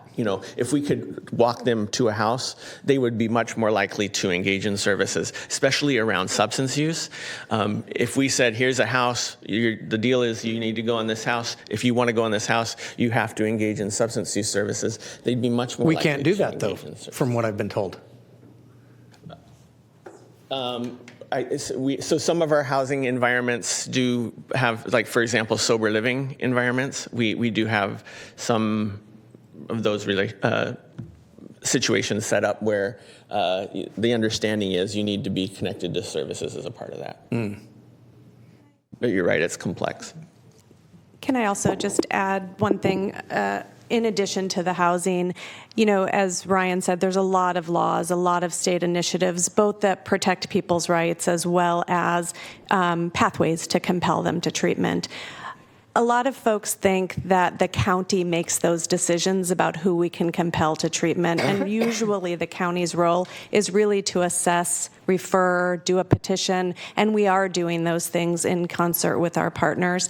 And it's still up to a judge when you take away someone's rights, and I would hope a judge would still make that decision if somebody needed to, if I was in that position of needing my rights taken away.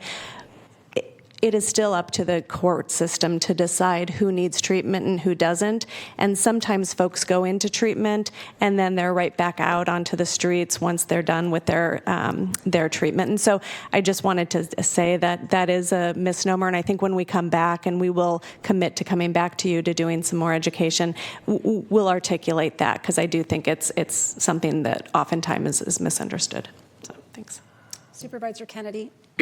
Thank you for that, Siobhan. I think you summed that up perfectly. And also, I just wanted to lift up what Dr. Quist said as far as, and we know this, and I think this is a very healthy discussion we're having up here.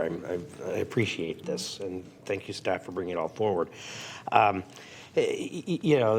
Dr. Quist said, sometimes over there at that shiny dome, they come up with legislative answers that are very simplistic to a very complex problem. And we see that all the time. And even, for example, and well-meaning, well-intentioned.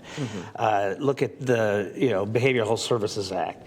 I think we all agree we need more housing for people who currently don't have housing, and we need more services with the housing coupled together, and medical housing and all of that. At the same time, they didn't expand the pie. They just divvied it up differently, and we had to eliminate programs that have been proven to be successful. Not only are they proven to be successful as far as prevention, but they're proven to be efficient and economical, and an ounce of prevention and all. And so, we as a county find ourselves in a position of having to implement these changes in the law, even though we have to eliminate programs that we've worked very hard on and put a lot of resources into that are proven programs. So I really appreciate this conversation today. Okay, are there any requests to speak on this item? We have no requests to speak on this item. All right, and this presentation, I can't remember. Oh yeah, this was just an informational workshop. All right, okay, all right, next item, please. Our next item is 41, Homeless and Housing System Partnership Model Update, and select 2 members to the Sacramento Homeless and Housing Board. Hello again. Okay, so I'm back today to give you guys an update on the efforts that we've been underway, sort of as a follow-up to the last item, with the cities and the continuum of care to develop a new partnership model around homelessness and housing. This has been something we've been talking about quite a while. We've been working on this for over a year in collaboration with the cities as well as the continuum of care, and taking advice from some of the consulting advice we've gotten, including from the October 28th joint meeting. So as a reminder, the last time I was in front of you was early February. At that meeting, we went over where we were at in terms of the recommended option, which had been modified over the course of a few months based on some input we got from the city presentations, as well as from the Continuum of Care membership and from the joint meeting held in October. This preferred model, as you'll recall, used the existing Continuum of Care structure as a starting point to ensure that there was representation from community members, not just elected officials, which was an important ask we heard from community partners. I also, in February, shared the input we had gotten from the cities that we had presented to. All 6 of them at that point we had presented to. Most of them, as you'll recall, were supportive of the county's preferred alternative. And then in February as well, we discussed that the final step that the board wanted to see is for the Continuum of Care to agendize as the cities had and determine their willingness to participate. And if they were not willing to participate, then the board directed the staff to come back to pursue what we called the alternative option, which would keep the Continuum of Care board distinct and separate, and then create what we called the Sacramento Homeless and Housing Board, which was a body just of elected officials. So as you all know, when the city of Sacramento heard this item, which was just a few weeks before I came back to you, instead of the city council weighing in on the model that the community had been working on, they directed their staff to start working on a JPA structure. In that, the Board of Supervisors had already indicated that they weren't interested in a JPA. You directed staff to continue moving the model that we had been working on and that the other cities had weighed in, and to seek that concurrence from the Continuum of Care Board. So the board sent a letter to the Continuum of Care chair asking them to agendize this item for the April meeting, which is next week. The Continuum of Care has indicated that they would prefer to wait for the city council to discuss the JPA option before taking any model in front of the Continuum of Care board. We do understand that the City of Sacramento plans to have their JPA options in front of the City Council at the end of this month on April the 28th, and we do continue to hope that that meeting will result in a vote that will give some clear direction on where the City of Sacramento is and hopefully better aligned with where you have been moving towards and the other cities have as well. However, given that the board gave direction to staff in February to keep this item moving, and given that the COC's preference at this point is not to agendize the item, and there is still some uncertainty about when we'll have a definitive timeline from the City of Sacramento, we're back today to seek your input on some next steps to move the alternative option, as well as make an appointment or 2 appointments to the future Sacramento Homeless and Housing Board. I do want to note that there's a lot of moving pieces here, and I recognize that, and we're trying to both keep momentum but also continue engaging with our partners. So should the City of Sacramento take action on the 28th of April that does better align with the recommended option that we've all been working towards, and then should the COC choose to agendize that model or a similar model immediately afterwards, it may be appropriate for the board to pivot and rejoin back with our partners, which has been our goal all along. So today is a lot of moving pieces, but to keep that momentum going, we're asking the board to recommend appointment of 2 of your members to the board of the Sacramento Homeless and Housing Board, and give staff any additional direction as we start moving towards the alternative option. I do have a meeting scheduled with the cities coming up ahead of the City of Sacramento's item, but anticipate knowing a lot more by the end of April. With that, I'm open to any questions. I know there's a lot of moving pieces, and this seems to change every week, so happy to take any questions or recommendations for moving forward. Emily, I want to thank you for bringing this item and moving this item forward. It is very complex, considering that we have, one of the big cities who's a major partner, who we want to ensure that they have the support they need. That is looking at a different option. But I think it's important that we continue to move forward, even though there isn't clarity on what the roles and responsibility will be of the Sacramento Housing and Homeless Board with the other jurisdictions. But I am very interested in being a part of this particular board. I think that, having experience really, being one of the cities that always felt a little bit disconnected and siloed, I see the great value in at least coming together and having those discussions about things that are really important and decisions that are made that impact the other jurisdictions. So I just want to state that I'm very interested in being a part of this board. Supervisor Hume. Thank you, Chair. I will just also add to that and say that I've been doing a lot of research and a lot of behind-the-scenes work and talking with the outlying cities and trying to find bring the temperature down a little bit just so we can work on a productive path forward and do the work, build the collaboration, get the buy-in, and start maybe from the place of building the plane rather than hiring the pilot, as I've said before. So I am also very much interested in serving. Supervisor Desmond. Thank you. And Emily, so what is the process for, because Supervisor Kennedy and I currently are representing Sac County on the COC board, what would procedurally at the COC, can we ask for this to be on the agenda for a full discussion by the COC board? What is the process for that? Yes, you can, and you did. Well, what we asked for was it to be agendized for a vote. And Lisa is here, and she may want to speak to this. They have offered. They did previously offer to agendize it without a vote. Again, wanting to hear the full play out of the City of Sacramento's option. But yes, I believe any member of the COC board can ask for something to be agendized. So, which I will certainly be pursuing that. I mean, it's frustrating to me that we cannot find alignment with the COC to pursue this, because I'm firmly convinced and resolute that our COC should involve elected officials as a majority decision-making, as part of a majority of the decision-making body at the COC. We are the electeds are the ones that are held accountable in the community, the only ones really held accountable in the community. What are our options? Yeah. What happens if, we agendize this and it's voted down at the COC and we wanted to go our own way? What would happen in terms of the governance and the funding for this new structure that we create?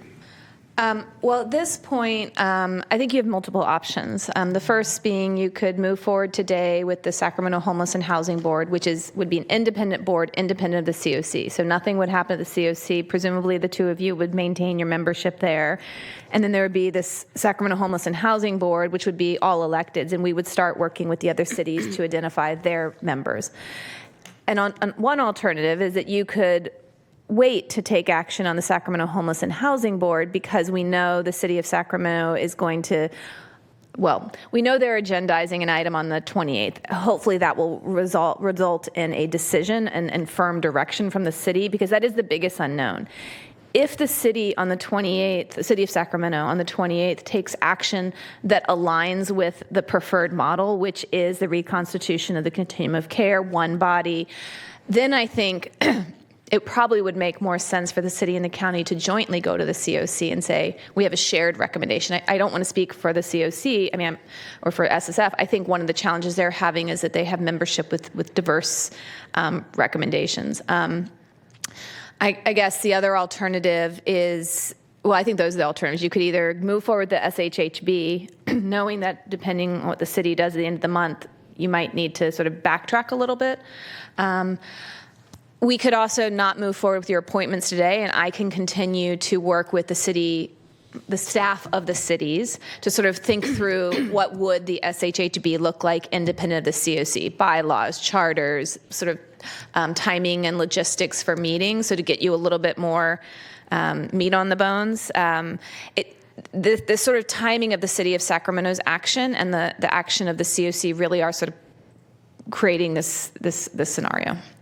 I'm not sure if that is clarifying or more confusing. So, Emily, we had a presentation to all of the cities that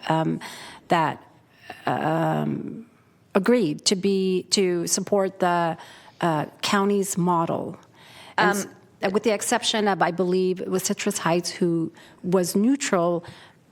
But some of my conversations, I'm not quite sure they were clear on that decision.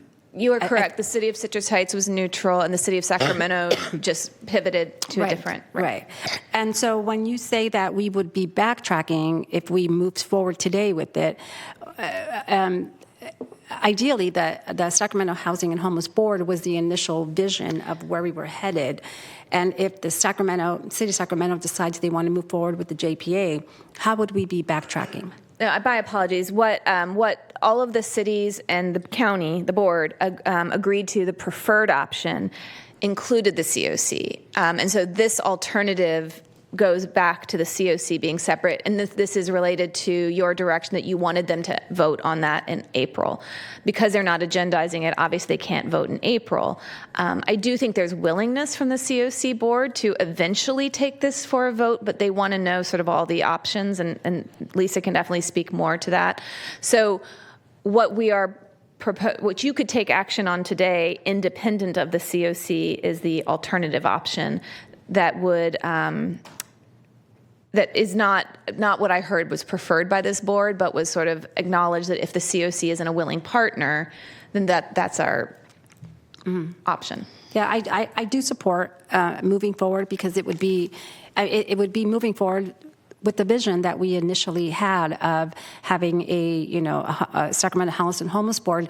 But I think absent of the COC, we shouldn't hold back. We should just move forward and continue to build on what it is that we want as far as the outcome, and then at that point have a discussion with the COC in terms of what it looks like. And I think just to note, depending on what the city of Sacramento does on the 28th, if they end up in a space where you were in February, something similar to that, that's when I was suggesting you might want to backtrack to realign yourself with the city of Sacramento, which was the preferred option. I just don't know what they're going to do. They gave direction to staff to pursue a JPA, which has not been something the board has ever supported. Did you want to go first? Thank you, Supervisor Hume, because I just wanted clarification on that point, because I watched the meeting. Yes. And yours and my interpretation is slightly different in that you said that the direction was to pursue a JPA. Again, we're splitting hairs here, something that I should never do. But what I heard was investigate.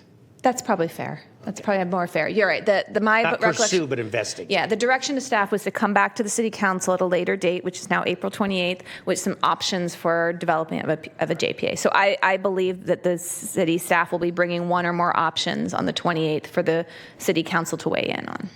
And one of them could potentially better align with the goals of this board. Supervisor Hume. Thank you, Chair. And that's exactly kind of the point that I want to make, and why I'd like to be involved, is because I have shown one of my colleagues up here, only one, to council, only one. But I have socialized it with some other folks in the community as well as other elected on a sort of a different process that acts as a convening of decision makers, that looks at the entire playing field and examines the pieces on the chessboard and how they interrelate. And so two things. One, I agree that I think the city of Sacramento said a JPA or something similar or something else, and I think the acronym that you use is not the important thing. The function is what matters. Great. And I would also like to just clarify just slightly that you said no board, this board, or maybe you said this board, or no board, this board hasn't. Anyway, let me get out of the semantics. Okay. Going back to when the COC functions were moved over from DHA to SSF, or to the COC, it was envisioned that it would be a two-pronged effort, and that there would be the COC function and there would be a governing body of some sort that would provide policy direction overseeing the whole response effort. And so again, the proposal that I've put together outlines that background. It outlines the 5 pillars, which we did get a letter from SSF outlining kind of the 5 pillars of what they think we ought to be focused on. Very similar, not quite in exact alignment, but very similar to what my proposal talked about and what the senator had said back when she first proposed 802, as well as kind of a list of deliverables and what would be looking to get out of this effort. And so I concur that this kind of back and forth of we need to ask them this and then we'll go ask these people that, and it's getting us nowhere. We need to bring the people to the table, kind of take what we did in October with that joint meeting, distill it down with action items, and start advancing down the field. All right, are there any requests to speak? Yes, we have 2 requests to speak on this item. First up, we have Lisa Bates. Lisa, please approach the lectern. You have 2 minutes to address the supervisors. Good afternoon, members of the board, Chair. Lisa Bates with Sacramento Steps Forward. We had a lot of discussion earlier today about how the strongest outcomes we can obtain as the city and the county in the continuum of care are when we work in true partnership. And I think that was evidenced by the praise and appreciation of the city-county partnership agreement, the regionally coordinated homelessness action plan. And so as we also think about how are we going to go to the next level, how are we going to expand that partnership, you do have several governance proposals under consideration, including the city's hearing on the upcoming investigation of a JPA later this month. I will just note that the continuum of care since last fall has been actively and transparently engaging in public discussions to revise its charter, and now we have Emily Halcon and Councilmember Maple on the governance committee to help in the shaping of the charter and the membership and the committee structures. These conversations now include elected officials, service providers, system partners, and individuals with lived expertise. The COC did not take a formal vote on any of the current governance models, and this was intentional as it's thoughtfully trying to consider all the ones that are in process at the moment with key partners, including the city of Sacramento. So the COC did invite the county to present, but wanted to hold on any votes until all the information was present. And as outlined in the letter that we provided today, we do believe, as the collaborative applicant, that any governance structure must be inclusive of government partners, system stakeholders, and people with lived expertise. And for that reason, we're respectfully requesting that the action that you're taking today be deferred until both the city and the county the city and the continuum of care have had an opportunity to evaluate the request of the county's preferred option. We do remain optimistic that alignment among all partners is achievable, and together we can establish a governance structure that is durable, inclusive, and accountable to the community we serve. Thank you. Thank you, Lisa. And our last speaker is Trent Simmons. Good afternoon, Trent. Hey. I think some of this will echo some of the comments that I've heard during the discussion. I just wanted to highlight a few things. First, I want to start by sharing just the 5 core elements that SSF released in that letter that we believe is essential to any future governance model. First, a unified strategy with one plan that is truly recognized and advanced by all jurisdictions. Second, required participation and coordinated access. The closer we get to one front door for all homeless services, the better. Third, pool funding for cross-jurisdictional initiatives and a coordinated investment vision. Fourth, a diverse body of decision makers that includes all local government, key system partners, and people with lived expertise. And fifth, legal and political durability so that the structure lasts. These elements are supported by data from high-performing communities across the country. And I wanted to raise just 2 examples, Houston and Milwaukee. Houston had a 61% reduction in homelessness between 2011 and 2024, and Milwaukee earned national recognition as having the nation's lowest per capita unsheltered homeless population in 2021. Critically, these communities are not structured the same. Houston's system is anchored by a nonprofit backbone. Milwaukee's COC is led by city government. What they share is not an identical governance chart. It's coordinated leadership, data, and accountability. That is why I respectfully urge this board not to move too quickly to stand up the Sacramento Homeless and Housing Board. The county's own memo acknowledges that the city of Sacramento is still exploring other options. The COC Governance Committee has asked to hear all perspectives before any formal action is taken, and that is a reasonable position that I support. So I want you to know that I have absolutely no interest in any narrative that the Sacramento County and City of Sacramento are not working together in full partnership. I want exactly the opposite. And I see a lot of strides between the partnership agreement and other spaces. And it's been incredible to witness. We can't do this work without you. We can't do this work without all of our system partners. So my intent really, as a representative of the lead COC agency in this community, is to see what we can do to take the next step. So that question, I'm realizing that I'm over, but I want to just ask really quickly, if I may, is what would it look like having this body of elected leadership at this end of the City of Sacramento developing a single recommendation to the COC board for consideration? What would it take to get to that point? Thank you. Thank you, Trent. There are no other speakers signed up. Supervisor Desmond.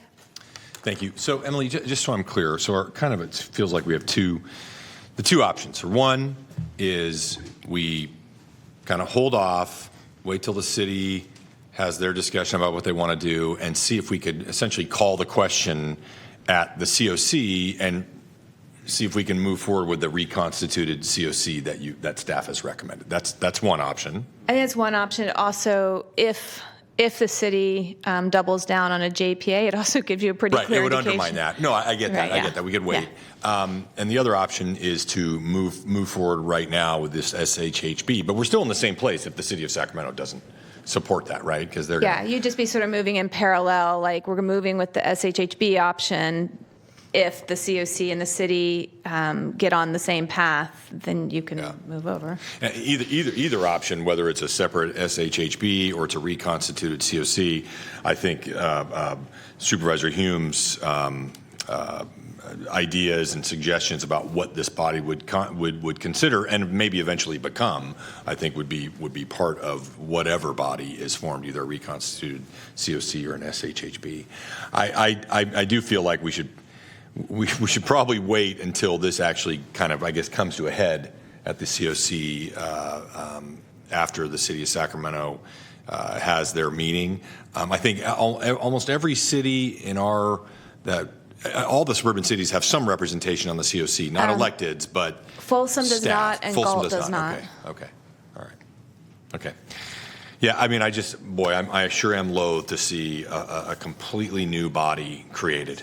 While you're going to be stuck with the same COC overseeing $40 million, and then you're going to have this new SHHB formed just as a coordinating, I guess, or a collaborative body. I mean, it seems like we should be, in the interest of government efficiency, combining those two things. So That's $47 million, too. Supervisor Hume? Yeah, thank you, Chair. So I just pulled up the proposal I've been working on because it kind of aligns with what Mr. Simmons was just saying.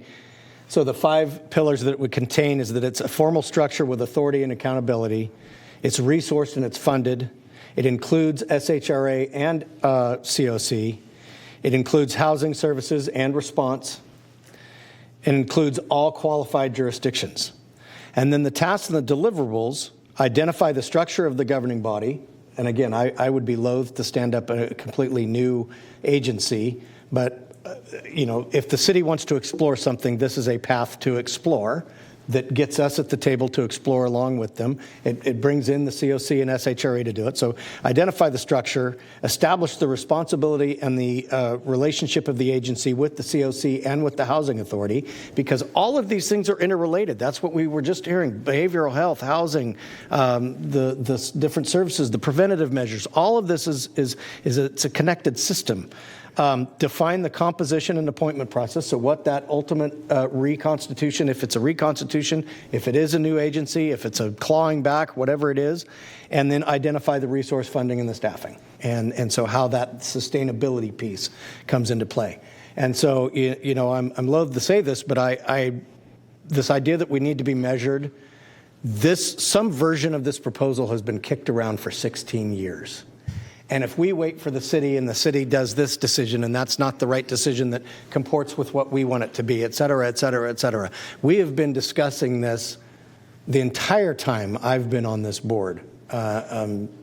And probably the same thing could be said for Supervisor Kennedy, the entire time he's been on this board. So I don't want to let perfection stand in the way of good. I think it is time for action, and I think it's time to move forward and bring decision-making people together so that we don't have to continue doing this one-off sort of roadshow of consensus gathering. Let's bring the consensus into a room, gather it, and move forward.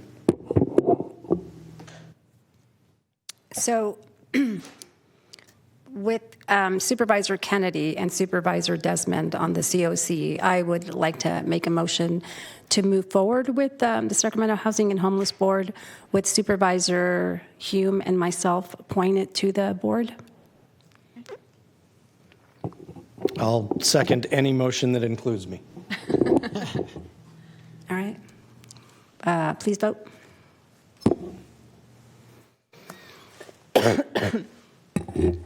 That item passes 3-1 with Supervisor Kennedy voting no. Okay.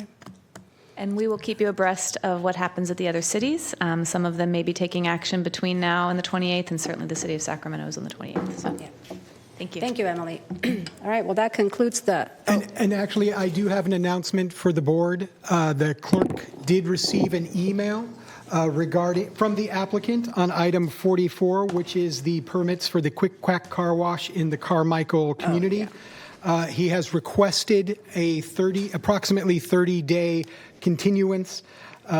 If the board would like to move that, then the meeting would be May 12th is what we would put that to, and we would need a motion. All right. And, I'll go ahead and move the motion to continue to May 12th. Please vote. And that passes 4-0 with Supervisor Cerna absent. All right, that concludes our morning. We will adjourn to closed session.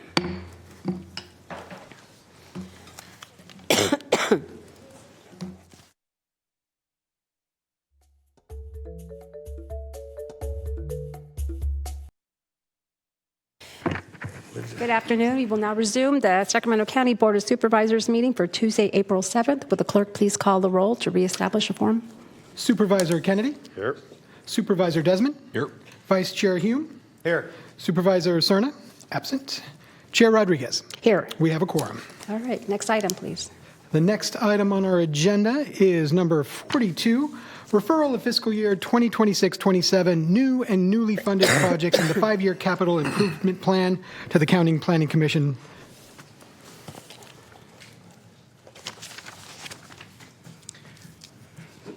Good afternoon, Chair Rodriguez and Board of Supervisors. I'm Colin Bettis, the County Debt Officer. County ordinance currently requires that the board review the new and newly funded projects and send them to the Planning Commission for review.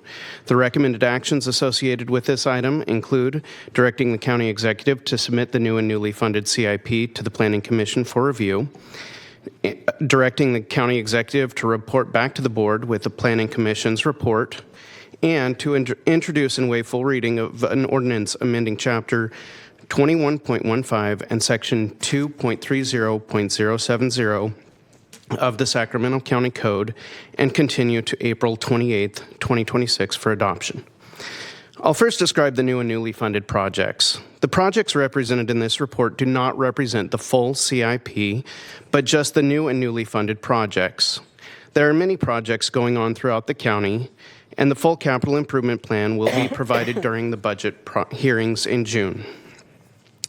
This year, for the Department of Airports, there is one new project located at the Executive Airport, one new project at Franklin Airport, 15 new projects at the International Airport, and 3 new projects at Mather Airport, totaling $18.59 million over the 5-year period.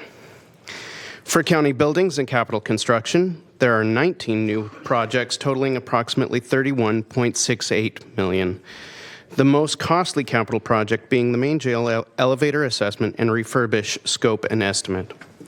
And that will be for over the 5-year period. For libraries, there are 5 newly funded projects and 1 new unfunded project, totaling $1.079 million over the 5-year period.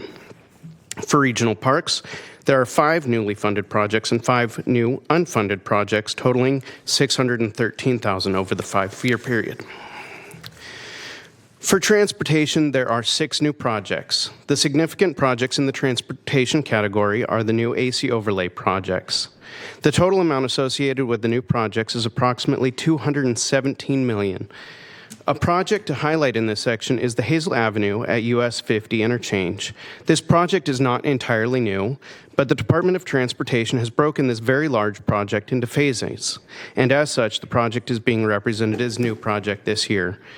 The project also accounts for the majority of the costs listed within the 5-year time period for the Department of Transportation. For water resources drainage, there is 1 new project for $775,000 over the 5-year period. The action requested for this item is to forward the new and newly funded projects to the Planning Commission for review with consistency with the county's general plan. In addition to forwarding these projects to the Planning Commission, staff is also recommending a change to the county code regarding the capital improvement plan.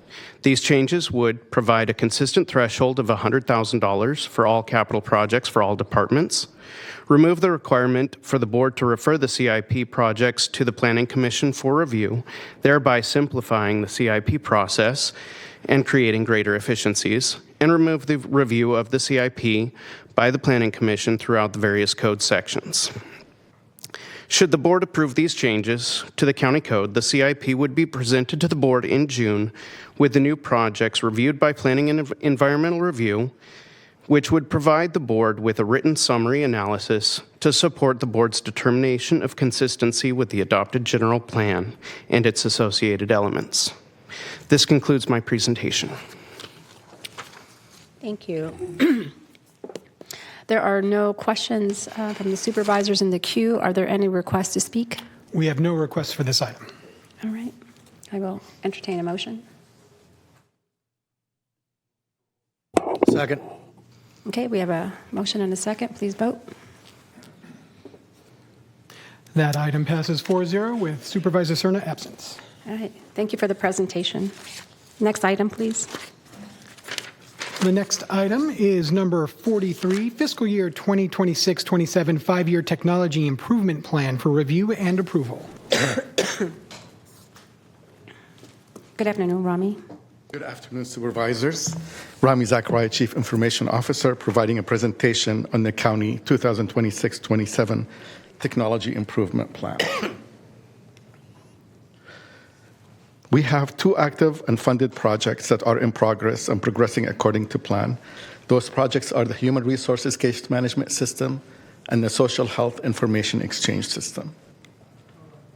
Also, the Department of Technology, working with county departments, have successfully completed the following projects: Property Tax System, the Accela Building Permitting System, Network Firewall Refresh, and a Voting System RFP.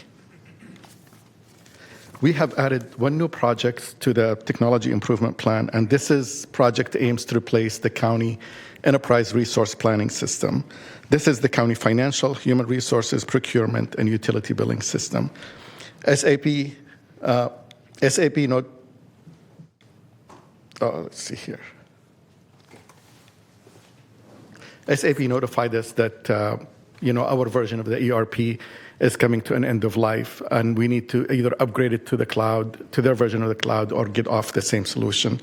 We estimate this project will cost the county somewhere between $25 to $45 million over a 5-year period. We don't expect that this project will start in essence next fiscal year, but we're looking at the year after and the years after that to carry on this project and move forward. This concludes the presentation of the Technology Improvement Plan. If there are any questions, I'm happy to answer them. Thank you for the presentation. There are no questions in the queue. Any requests to speak on this item? We have no request to speak on this item. Okay, I will entertain a motion. Move approval. Second. Okay, motion and second. Please vote. Thank you, Rami. Thank you very much. That item passes 4-0 with Supervisor Cerna absent. Okay, and then 44, we're moving. Correct. We have continued 44 to May 12th. And the next item on our agenda is number 45, Appeal of Agency Determination for Zone 11A and Zone 11X Drainage Impact Fee for 10150 Pleasant Grove School Road. Okay. Good afternoon. Oh, wait, hold on. Supervisor Kennedy, did you have a question here? Oh, sorry. Okay. Good afternoon, Chair Rodriguez, members of the board. My name is Luis Rodriguez, Principal Engineer with the Department of Water Resources. I'm going to be presenting on item 45 of the agenda, and I'll be going over some relevant background, the key facts leading to the appeal, and the resolution reached. After that, I believe the appellant is present. They're going to have a few words to share with the board as well. And after that, I'll be answering questions that the board may have. So just general background, Zone 11 drainage fee plan was established in 1965 to fund construction of major drainage infrastructures such as storm drain pipes, basins, channels, and the like. In 1996, the plan was updated to create subzones 11A, 11B, 11C, and 11X, addressing volume mitigation for the Beachstone Lake, that's the latter, and to incorporate drainage components tied to new development projects such as stormwater quality. The appellant owns and is subdividing a 31.46-acre parcel located at 10150 Pleasant Grove School Road within the city of Elk Grove. Some of you may be asking why are Zone 11A fees collected from the county, by the county, rather, from development projects in the city of Elk Grove. There's a few reasons for that. The city of Elk Grove does not have its own drainage impact fee program. This program funds public trunk drainage facilities. Those are serving 30 acres or more of development. It also funds regional flood protection projects that benefit the watershed, such as the Lower Laguna Creek Master Plan of 1996. And it also funds Zone 11 program management, such as this very hearing, preparation for it, and other administrative tasks. Just for a quick visual geographical reference, Zone 11A, shown on the left in the master colored, is watershed based, so it covers the Morrison Creek watershed. The red rectangle shows the approximate location of the project on the east side of the city of Elk Grove, and on the right, blown up location showing that it's indeed within Zone 11A and 11X. And a quick screenshot of the layout of the project, which is road improvements and 2-acre residential lots. Now, you allow me to go over the facts leading to the appeal of drainage fees. The city approved a tentative subdivision map for the project known as Pleasant Grove Estates. On June 26, 2025, the city approved improvement plans for the project without obtaining sign-off from the Department of Water Resources and without collecting the required Zone 11A and Zone 11X mitigation fees, totaling around $350,000. The appellant began construction in August 2025 and submitted revisions to the approved plans to the city in December 2025. At the time, staff realized that the drainage impact fees had not been collected before improvement plan approval, and the city subsequently ordered construction to stop and require payment of the outstanding fees to the county. On February 24, 2026, the appellant filed a written appeal pursuant to Sacramento County Water Agency Code Chapter 1.15.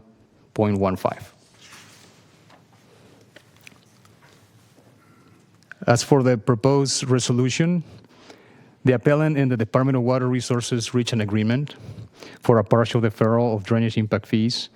Under this agreement, there will be fees paid up front and some will be deferred. The portion of the fees associated with impervious surfaces to be constructed by the appellant, which would be the road improvements, will be paid now.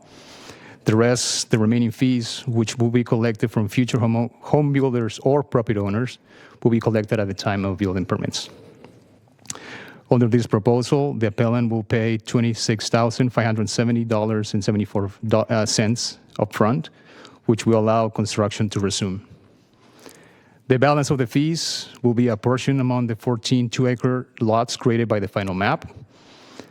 The exact amount will vary slightly by parcel, but each parcel is expected to owe approximately $26,330 in today's dollars. I point that out because these fees are adjusted annually for inflation. As part of the agreement, a notice and covenant must be recorded on the mother parcel. prior to recordation of the final map. The appellant shall also inform potential buyers that drainage impact fees must be paid to the Department of Water Resources before the city will issue building permits. The city has confirmed that the final map has not yet been recorded and has agreed to coordinate with the Department of Water Resources to ensure the notice and covenant is recorded correctly. The city has also agreed to place permit holds on the parcels to guarantee that all outstanding fees are collected. Finally, the city and the Department of Water Resources are collaborating to establish safeguards to prevent similar issues in the future. So with that, I invite the appellant.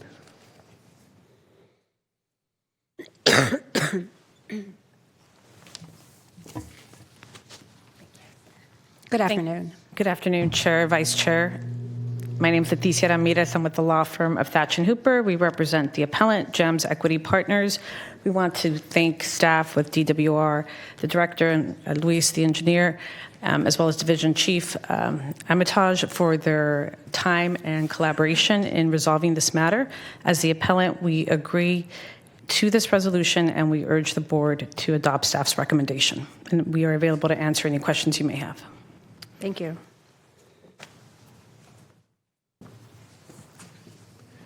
So in your packet, there is the 3 recommended actions that staff is recommended to move forward with. So if the board had any questions, I'm here to answer them. Supervisor Hume? Thank you, Chair. First of all, I want to thank you, Luis, and I want to thank Director Sato for working with the appellant on this item, and I think coming to a reasonable solution. This was a mistake made by the local agency, unfortunately. It was nothing that we did wrong. It was nothing necessarily that the applicant did wrong.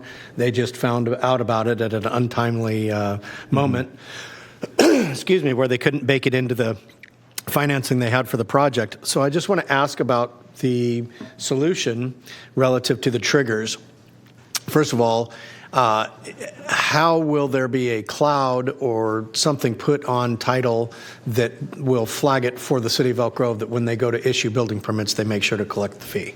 Right, so there's the notice that is going to be recorded now before the map is finalized. So that notice goes with the future parcels and the sales of those lots. In terms of how the city is going to handle that, we're going to have to place building permit holds, or the city is going to place those holds to ensure that before they're issued, that should trigger staff, the city staff, to coordinate with us and make sure that the fees are collected. So owners, future owners, should be fully aware of this by this recorded notice and covenant in their titles.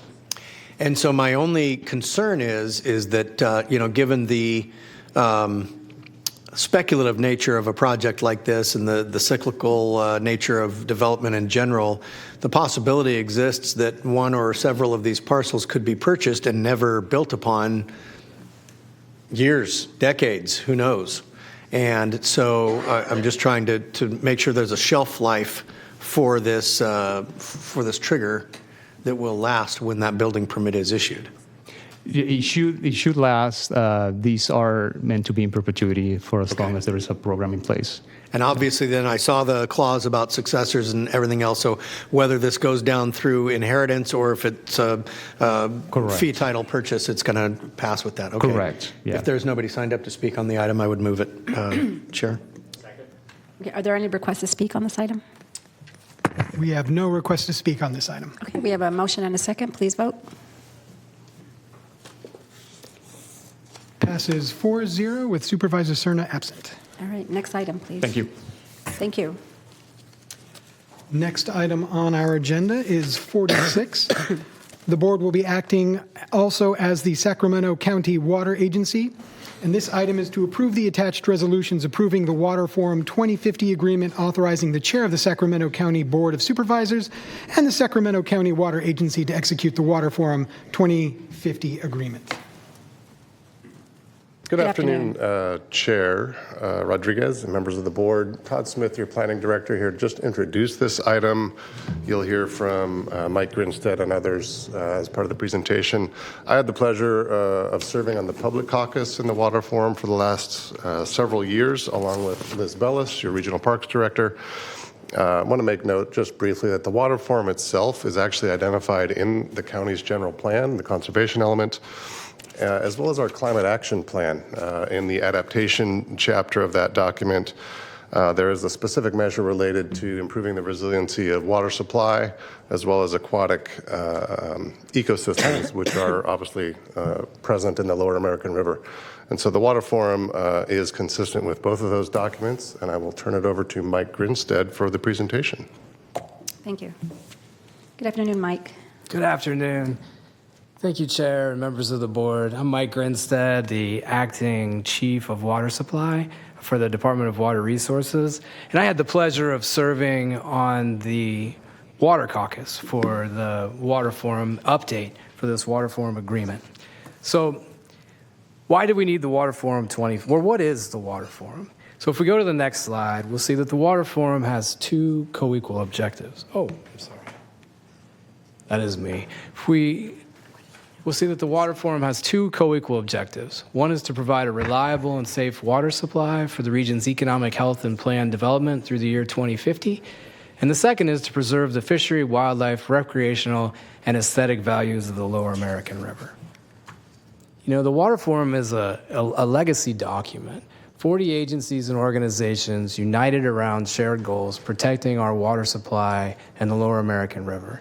The original Water Forum agreement was signed in 2000. This is 25 plus years of building trust, resolving conflict, and investing in long-term sustainability for our region and for our region's water supply. The impact of the original Water Forum agreement is vast, and a lot of these impacts directly impact the county in a positive way. It advanced critical infrastructure projects, including the Vineyard Surface Water Treatment Plant and Freeport Regional Water Authority intake, which are Sacramento County Water Agency infrastructure pieces. It enabled sustainable development, led significant habitat enhancements, developed a science-based flow standard, provided foundation for regional groundwater management and enhanced conjunctive use. This evolved into our groundwater sustainability agencies that we see today. It fostered rapid, unified response to drought, gained reputation as a leading scientific voice, and created a strong regional culture of trust, collaboration, and transparency. But the agreement got old, right? I mean, from 2000 to 2026 now, we know that there's been quite a few changes. We've talked about climate change, droughts, we've had extreme weather events, growing pressures from new regulations and affordability challenges, the Sustainable Groundwater Management Act, which was what bore the groundwater sustainability agencies. We have a permanent statewide conservation mandate and rising operational and compliance costs for water providers. So the Water Forum 2050, as it was agreed upon, has different program areas, flows and operations, corridor health, water supply sustainability, and has a science monitoring and decision support function, and it have its own governance, funding, and administration part as well.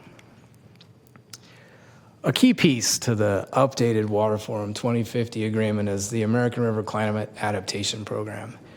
The Water Forum is mentioned in the Sacramento County's Climate Action Plan as a new adaptation strategy. This is an improved way to manage water as climate conditions become more extreme. This enhances program areas by voluntarily linking agencies, infrastructure, and policies, creating a truly regional water system. It aims to make water available when and where it's needed, and cold water is preserved in the American River for fish and future water supply. You know, a key stakeholder in the Water Forum is Sacramento County Regional Parks, and thanks to Liz for being here today, Ms. Bellis as the director of that department. They lead landscape scale salmonid habitat improvements, and you've seen that, right? The river getting large gravel and moved around in the river to create rearing and spawning habitat for salmon. There's multi-benefit parkway projects. this is a big success and a critical partnership between the Water Forum and County Regional Parks. The Water Forum is a great way to invest in our future. Here are the different caucuses that are a part of the Water Forum: the Business Caucus, Environmental Caucus, Public and Water Caucus. And I believe today we have 2 representatives of the Business Caucus here today, Mr. Murphy and Mr. Ray, and to kind of support this action today, which we're really thankful for. So thank you, Chair and members of the board. I really appreciate your time today. Again, staff is recommending that you consider approving the Water Forum 2050 agreement and the resolutions attached to this agenda item. And thank you again for your time, and I'm available for any questions. Thank you, Mike. There are currently no questions from the board. Are there any requests to speak? No. Okay, I will entertain a motion. Move approval. All right, motion and second, please vote. Passes 4-0. All right, next item, please. The next item on our agenda is number 46. This is the HR1 impact and budget requests.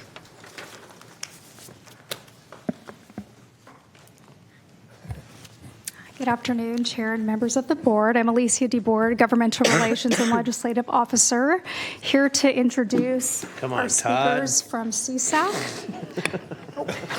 our California State Association of Counties. They are going to be presenting on this statewide impacts of HR1. There's no action required of you. This is informational. Thank you. Thank you, Alicia. I appreciate the lowering of the dais as well. Thank you, supervisors, for allowing us to present. I'm Kimberly Rodriguez. I'm Chief Legislative Advocate for the State Association of California Counties, and I'm here along with my colleague Brendan McCarthy, our Senior Legislative Advocate. So we're just going to go over I know you all are well versed on HR1, and your staff has done a great job in preparing you for the inevitable onslaught that's going to happen, that already is happening and will continue to happen over the next several years. I'm going to go ahead and we're going to run through a quick PowerPoint that we've done and let you know that how CSAC, along with its county affiliates, are working together to advocate on behalf of counties for resources related to HR1. So the first thing is just a really quick, it was signed into law in July of 2025 under the big beautiful bill. It makes a number of changes to Medicaid, which is our Medi-Cal, to SNAP, which is our CalFresh programs. And the major provisions are community engagement, Medi-Cal eligibility changes, Medi-Cal financing changes, CalFresh work requirements, and CalFresh administrative costs. Fundamentally, HR1 basically shifts responsibilities from the federal government to states and counties, and these changes will impose significant costs. As we saw in January, the governor's proposed budget did not include any sort of funding or recognition of impacts to counties related to HR1, and as a result, CSAC, along with its county affiliates, decided to mobilize and to figure out a strategy on how we could change that dynamic as we move into the May revision and the rest of the budget negotiations for the year. The major impacts to counties are, of course, indigent care, our hospitals and public health systems, our county eligibility workforce, and our county behavioral health. So with that in mind, we work together with a coalition of our county partners, which you'll see, which includes our urban counties, our health officers, our public hospital systems, our welfare directors, our rural counties, and our behavioral health. And so with that, we embarked on a two-pronged sort of strategy related to this. The first was education. How are we going to educate the legislature and the administration on the impacts to counties and what that means? Just to give you an example, there are many legislators who, including county staff, who weren't here when indigent care programs were operating to a much greater capacity than they are now, pre-ACA, pre-Medi-Cal expansion. So they don't have a frame of reference of what those programs used to look like prior to those expansion and those efforts. So we needed to educate legislators and the administration on what that means. It means that counties necessarily don't have infrastructure that they did prior. That's all gone. It also means that it's going to take a lot to ramp up in terms of getting that care in place. And it also means the care is going to look different. What people are getting now under Medi-Cal and ACA expansion is not the same as an indigent care program. It's not the same as required under current law, which we'll go into in a little bit. And so it's going to look different. And what does that mean? So we embarked on an education campaign, which we released. The first thing was to basically define the problem. What do we think the impacts are going to be? 2 counties statewide, and we released a fact sheet in February of a range between $6 billion and $9.5 billion statewide. That has to do with costs related to indigent care, costs related to public hospital systems, our eligibility workforce, and other. We wanted to make the point that all of those costs are going to put strain on other services that counties provide, because if we are required under current law to provide indigent care programs, that means you're going to squeeze the budget other places, and that means public safety, that means EMS, that means child welfare, that means elections, things that our residents benefit from and frankly they need. So we embarked on an education campaign led by our president, CSAC supervisor from Santa Clara County, Susan Ellenberg, and our Health and Human Services Policy Chair, Supervisor Holly Mitchell from Los Angeles, along with our 2 vice presidents for CSAC, Supervisor Luis Alejo from Monterey and Supervisor Kent Bowes from Colusa County. They led a group of that coalition that I will go back to, real quick. If I can go back. I'm going forward. Hold on. Bottom button. Bottom one? Okay. Sorry. There we go. That coalition that we led, they all were in the Capitol for part of the Education Day. And we visited over 17 legislators and administration staff and held meetings and talked about what that $6.5 billion ask was to the $9 billion. We also released, that led to a bunch of meetings, and we also released a request just 2 weeks ago that informed what our ask was for the next 2 years. That multi-year budget request, the first year we were asking for $1.9 billion, as you can see in the chart, related to indigent care, public hospital systems, county eligibility workforce, and county behavioral health. That number is what it is because the requirements of the HR 1 law put into effect, some of the requirements don't go into effect until later this year regarding people on Medi-Cal services when they would get kicked off, essentially, and things like that. So the cost for a full year does not really happen until next year. As you'll see in budget year +1, the 27-26 year, that is $4.5 billion that we're asking.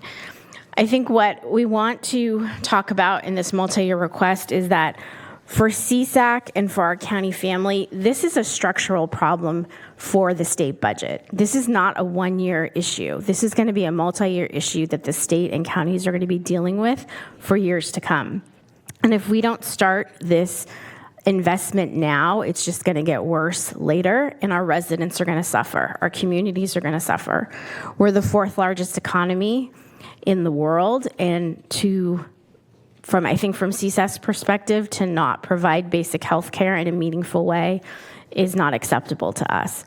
So that is why we've embarked on this campaign, and my colleague, Brendan McCarthy, will go into detail about what is actually behind our multi-year request and how we got to those numbers. Thank you.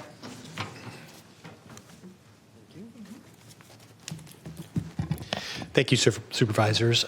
So starting with county indigent care, this is a state-mandated responsibility on counties in Section 17,000 of the Welfare Institutions Code, often referred to as the Section 17,000 obligations. And then there's a lot of case law that was built up in the pre-ACA years to define what that obligation means. It essentially means it's basic medically necessary care. It's not comprehensive health insurance. It's not Medi-Cal. It's emergency services. It's life-saving services. It's basic services to address people's most basic health needs. Under current law and the case law, counties have the ability to set the parameters of their indigent care program. So that is the income thresholds, cost sharing, the specific benefits that are offered. And what that means is these programs varied considerably across the state between the counties. As Kimberly mentioned, with the ACA and the expansion of Medi-Cal, these programs were scaled down considerably. And because of that, the state enacted AB 85. It was a budget trailer bill, which changed the realignment funding that counties previously were given by the state to pay for their indigent programs. So AB 85 did two things. One, it redirected funds that had been previously spent by counties on indigent care based on either a formula or based on actual cost reductions. It also importantly reduced the rate of growth of funds into the health sub-account going forward. And so that reduces the amount of funds that are available for public health and the remaining indigent care programs. One moment, Brendan. Supervisor Hume. Hi, I have just a couple of questions for you. First of all, I'm assuming that Sacramento County is an Article 13 county. Correct. Correct. Okay. And then second question is, up at the top, the $761 million versus the $2.4 billion. What is that referencing? So I apologize if I missed that. 761 is the first year, so that's the budget year, and 2.4 is the year after that. And that essentially reflects the phase-in of costs. And the reason is that our estimate of the cost to counties to provide indigent care is really focused on the population that is subject to the community engagement requirements or work requirements. Those requirements go into effect January 1, 2027. In Medi-Cal, folks have a 90-day cure period where they can get back into Medi-Cal. And so the assumption is that the people coming to the county really starts in the fourth quarter of the budget year. And so you have a smaller amount of need in 26-27, ramping up to full year costs in 27-28. So those are the projected costs to all 58 counties? Yes, that's statewide cost for indigent care costs. And the underlying assumption, as I said, there's a phase-in. It includes, in the first year, $200 million for infrastructure building because these programs have been defunct in many counties. Counties will need resources for staff, for developing policies, contracting with providers, setting up IT systems to track all of this. So there'll be an infrastructure need in the first year. The County Medical Services Program, which covers the northern rural counties, they have a fund balance and so they don't need funding in the first year, but after that they will need funding. And so that's also part of the ramp up in the second year. And then my last question is, and I apologize if you're going to cover any of this in future slides, on that second bullet point there where each county sets their own standards of eligibility, aid, and care, we had a discussion on this, and I believe the Sacramento County threshold is 138% of federal poverty level. But I would assume there's a baseline threshold for eligibility, aid, and care, and then counties can choose to go beyond that. Is that correct? It's correct, but what's in Section 17,000 in the case law, they're more like principles of what should be covered, so they don't lay out exactly eligibility income thresholds or the specific benefits that need to be provided. It's more about the principles of what it means to provide basic medical services. And then within that, the counties can set it. So some would set their income thresholds at 100% and maybe had cost sharing at that level, whereas others were 138, 200%. And then post ACA, some counties have increased it quite a bit because of it, with a smaller population, they were able to be more generous. Gotcha. Thank you. Absolutely. So you see here the models, and the next page is just for reference, really, is, oh, that's the wrong one. The map and the counties by model for reference. As we talked a little bit just now about what went into that, and so as I talked about infrastructure, the ramp up based on the actual implementation of the community engagement requirements. I do want to flag Under case law, counties are not obligated to provide indigent care services to those who are undocumented. Some counties do. Historically, some did, some didn't, but it is not a requirement. So our analysis focused on the requirements on counties and focused on the lawfully present population. We focused on work requirements. We did not include folks who might lose Medi-Cal because of the 6-month eligibility redeterminations. The thinking being if those people come to the counties could work to make sure that those who are still income eligible could get back into Medi-Cal. Our estimates also include $50 million per year for public health funding. These are for services that counties provide to folks who don't have insurance, like sexually transmitted infections, infectious disease control, vaccine clinics, for folks who may not meet income thresholds for county indigent care programs but have unmet needs and so may seek those out through county public health programs. And then you'll see 2.4 is the ongoing statewide estimate of the cost for indigent care. And that assumes that of the people who lose their Medi-Cal eligibility due to community engagement requirements, 33% of those folks come to counties and are eligible for care and or seek out care. That's an assumption we admit, but we think it's a realistic one of how many people may seek and be eligible for services. In terms of public hospitals in California are unique amongst Medi-Cal providers in that they self-finance the non-federal share of the Medi-Cal rates. So that puts, starting out, that puts pressure on public hospitals. H.R. 1 also makes a number of changes to Medicaid financing rules, particularly a tool called supplemental directed payments that public hospitals use to supplement low Medi-Cal managed care base rates. By limiting their ability to do that, it puts additional pressures on public hospitals.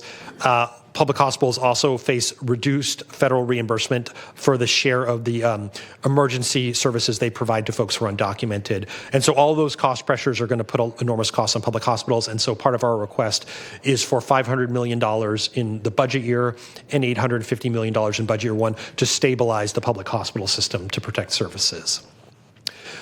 We acknowledge that rural hospitals, even before H.R. 1, were under a lot of pressure, and that will be exacerbated by people losing Medi-Cal coverage, but still, in some cases, seeking services through emergency departments.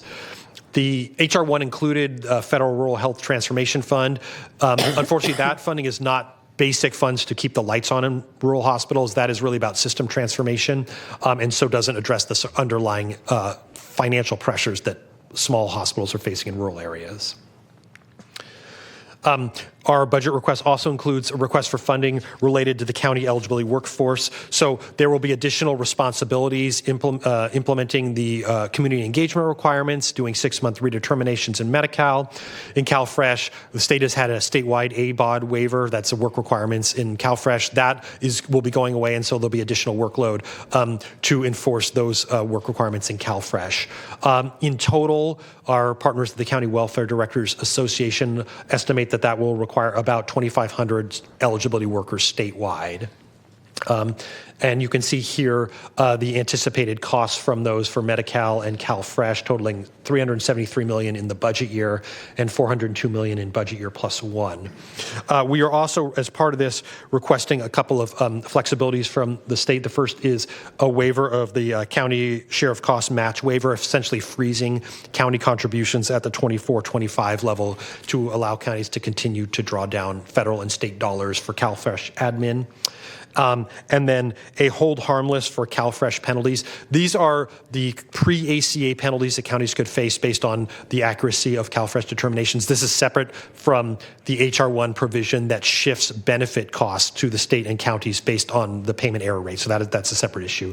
This is a more narrow request for flexibility from the state. We also anticipate impacts to county behavioral health programs as people lose their Medi-Cal eligibility.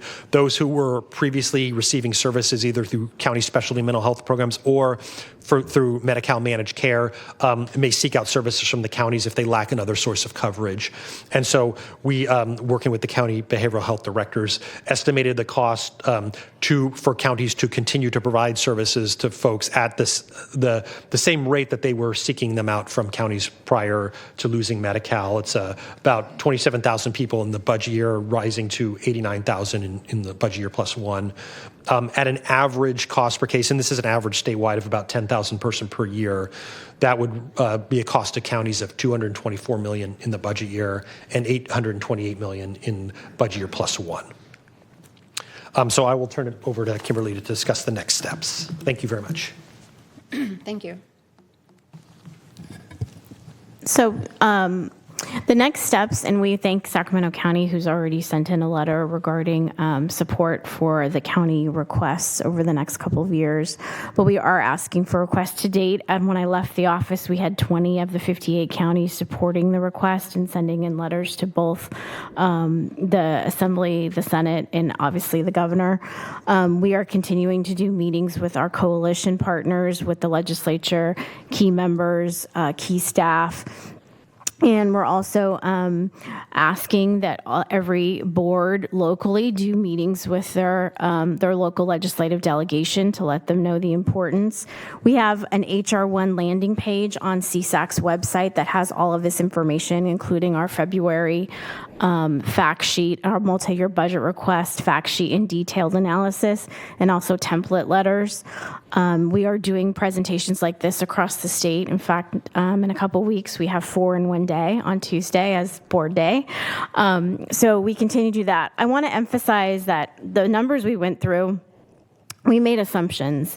And so as we move through into budget year plus one, if counties are choosing to cover more, then we're going to have to change those assumptions as we get more information. It's a living, breathing thing, particularly in budget year plus one, and we will make those adjustments, but we made assumptions of 33% as reasonable. If you look at our February fact sheet, the $9.5 billion assumes like everybody comes back to the lower end of only less than 33% come back. So we did a range, and we had to develop a request that was reasonable, recognizing the state's fiscal situation as well, but underlying the fact that counties need support and we need resources if we're all going to be successful in navigating this issue. So we're happy to answer any questions. Thank you, Kimberly. Supervisor Kennedy. Thank you, Chair. Thank you for being here. Thank you, Supervisor Desmond, for the work you do at CSAC. All the years I've been here, we don't get a lot of presentations like this from CSAC, so I think this is very helpful, and I hope we can do more of this in the future. I hope we don't have to do more of this in the future. This is all I'm talking about. This is what the public's talking about. The people need to understand the devastation that is going to impact our communities. So I just wanted to say thank you for staying on top of it, working with Supervisor Desmond and county staff, and hope that if there's ever another bill out there that might address things like JPAs with homelessness, that you'll consider opposing those in the future. Thank you. Thank you, Supervisor Kennedy. Yes, we've had extensive conversations with Supervisor Desmond and appreciate all of his support as we've moved through this process.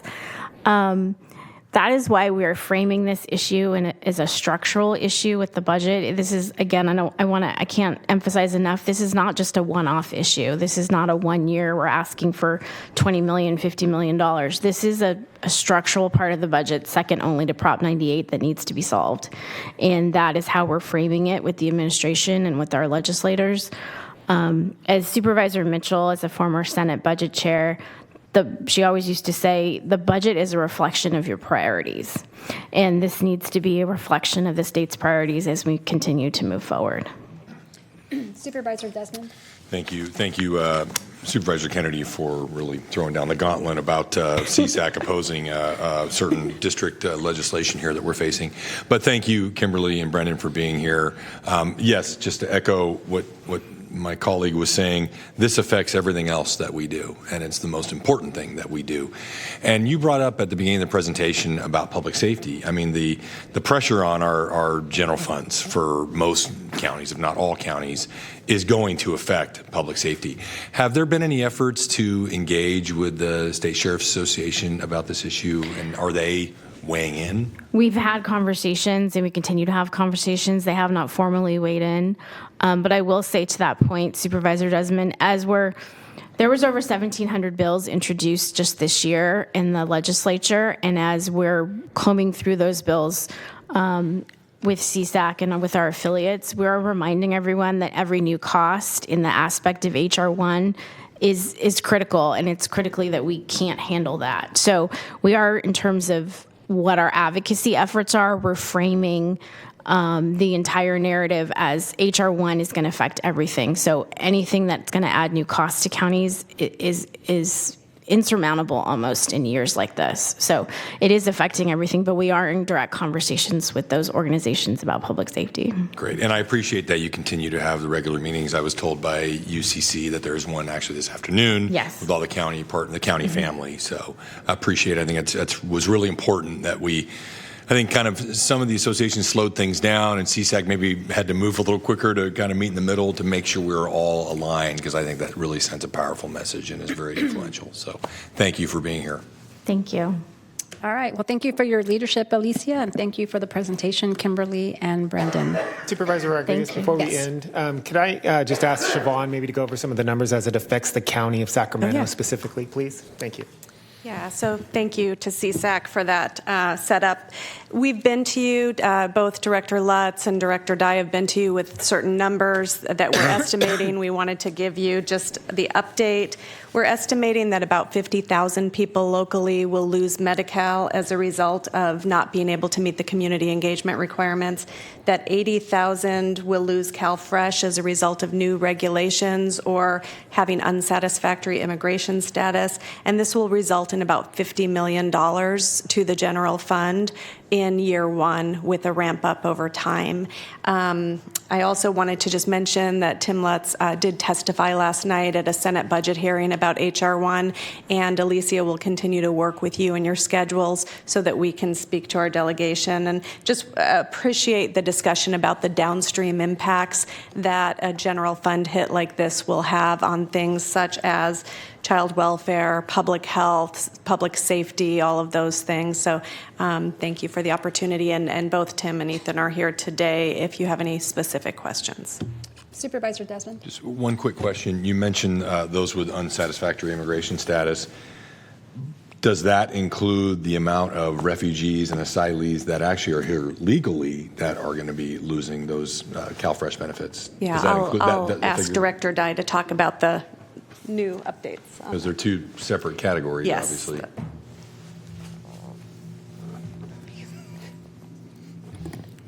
I'm vertically challenged. Keep going. Good afternoon, Chair Rodriguez, and members of the board. Ethan Dye, Director for the Department of Human Assistance. Under CalFresh, there are changes to immigration status. So folks who used to be here under a what we call a my brain has just forgot the words. Satisfactory immigration status are now considered in a non-satisfactory immigration status. So refugees, asylees, parolees. There are some folks from the Ukraine, depending when they got here, how they got here, Afghan refugees, SIVs. So there is a large schematic of under what group an individual came in on, whether they remain eligible or not. Okay. And was that a state interpretation of taking the group that were previously satisfactory immigration status and lumping them, or was that all federal government? This is federal. It's all federal. Okay. All right. Thank you, Ethan. All right. So that was no action. Next item, please. The next item on our agenda is 48, Board to consider nominations. And all right, the following board nominations are going to be continued to April 28th, 2026. Those include the Adult and Aging Commission, Cemetery Advisory Commission, County Planning Commission, Developmental Disabilities Planning and Advisory Council, Sacramento County Youth Commission, Sheriff Community Review Commission, Veterans Advisory Commission, and the Vineyard Area Community Planning Advisory Council. And this next set of bodies will be continued to May 12th, 2026. Those include the Asset Appeals Board, the California Department of Corrections and Rehabilitation Citizens Advisory Committee, the Carmichael Recreation and Park District, County Service Area 4C Delta, Disability Advisory Commission, Fair Oaks Community Planning Advisory Council, Health and Human Services Coordinating Council, and the Sacramento County Commission on the Status of Women and Girls. And for today's items, first we have the Carmichael Community Planning Advisory Council. There is one District 3 nomination. Please continue to April 28th. Continuing to April 28th. Thank you. Next, we have the Civil Service Commission. There is one District 4 nomination. Please reappoint Stephen Booth. Stephen Booth. Thank you.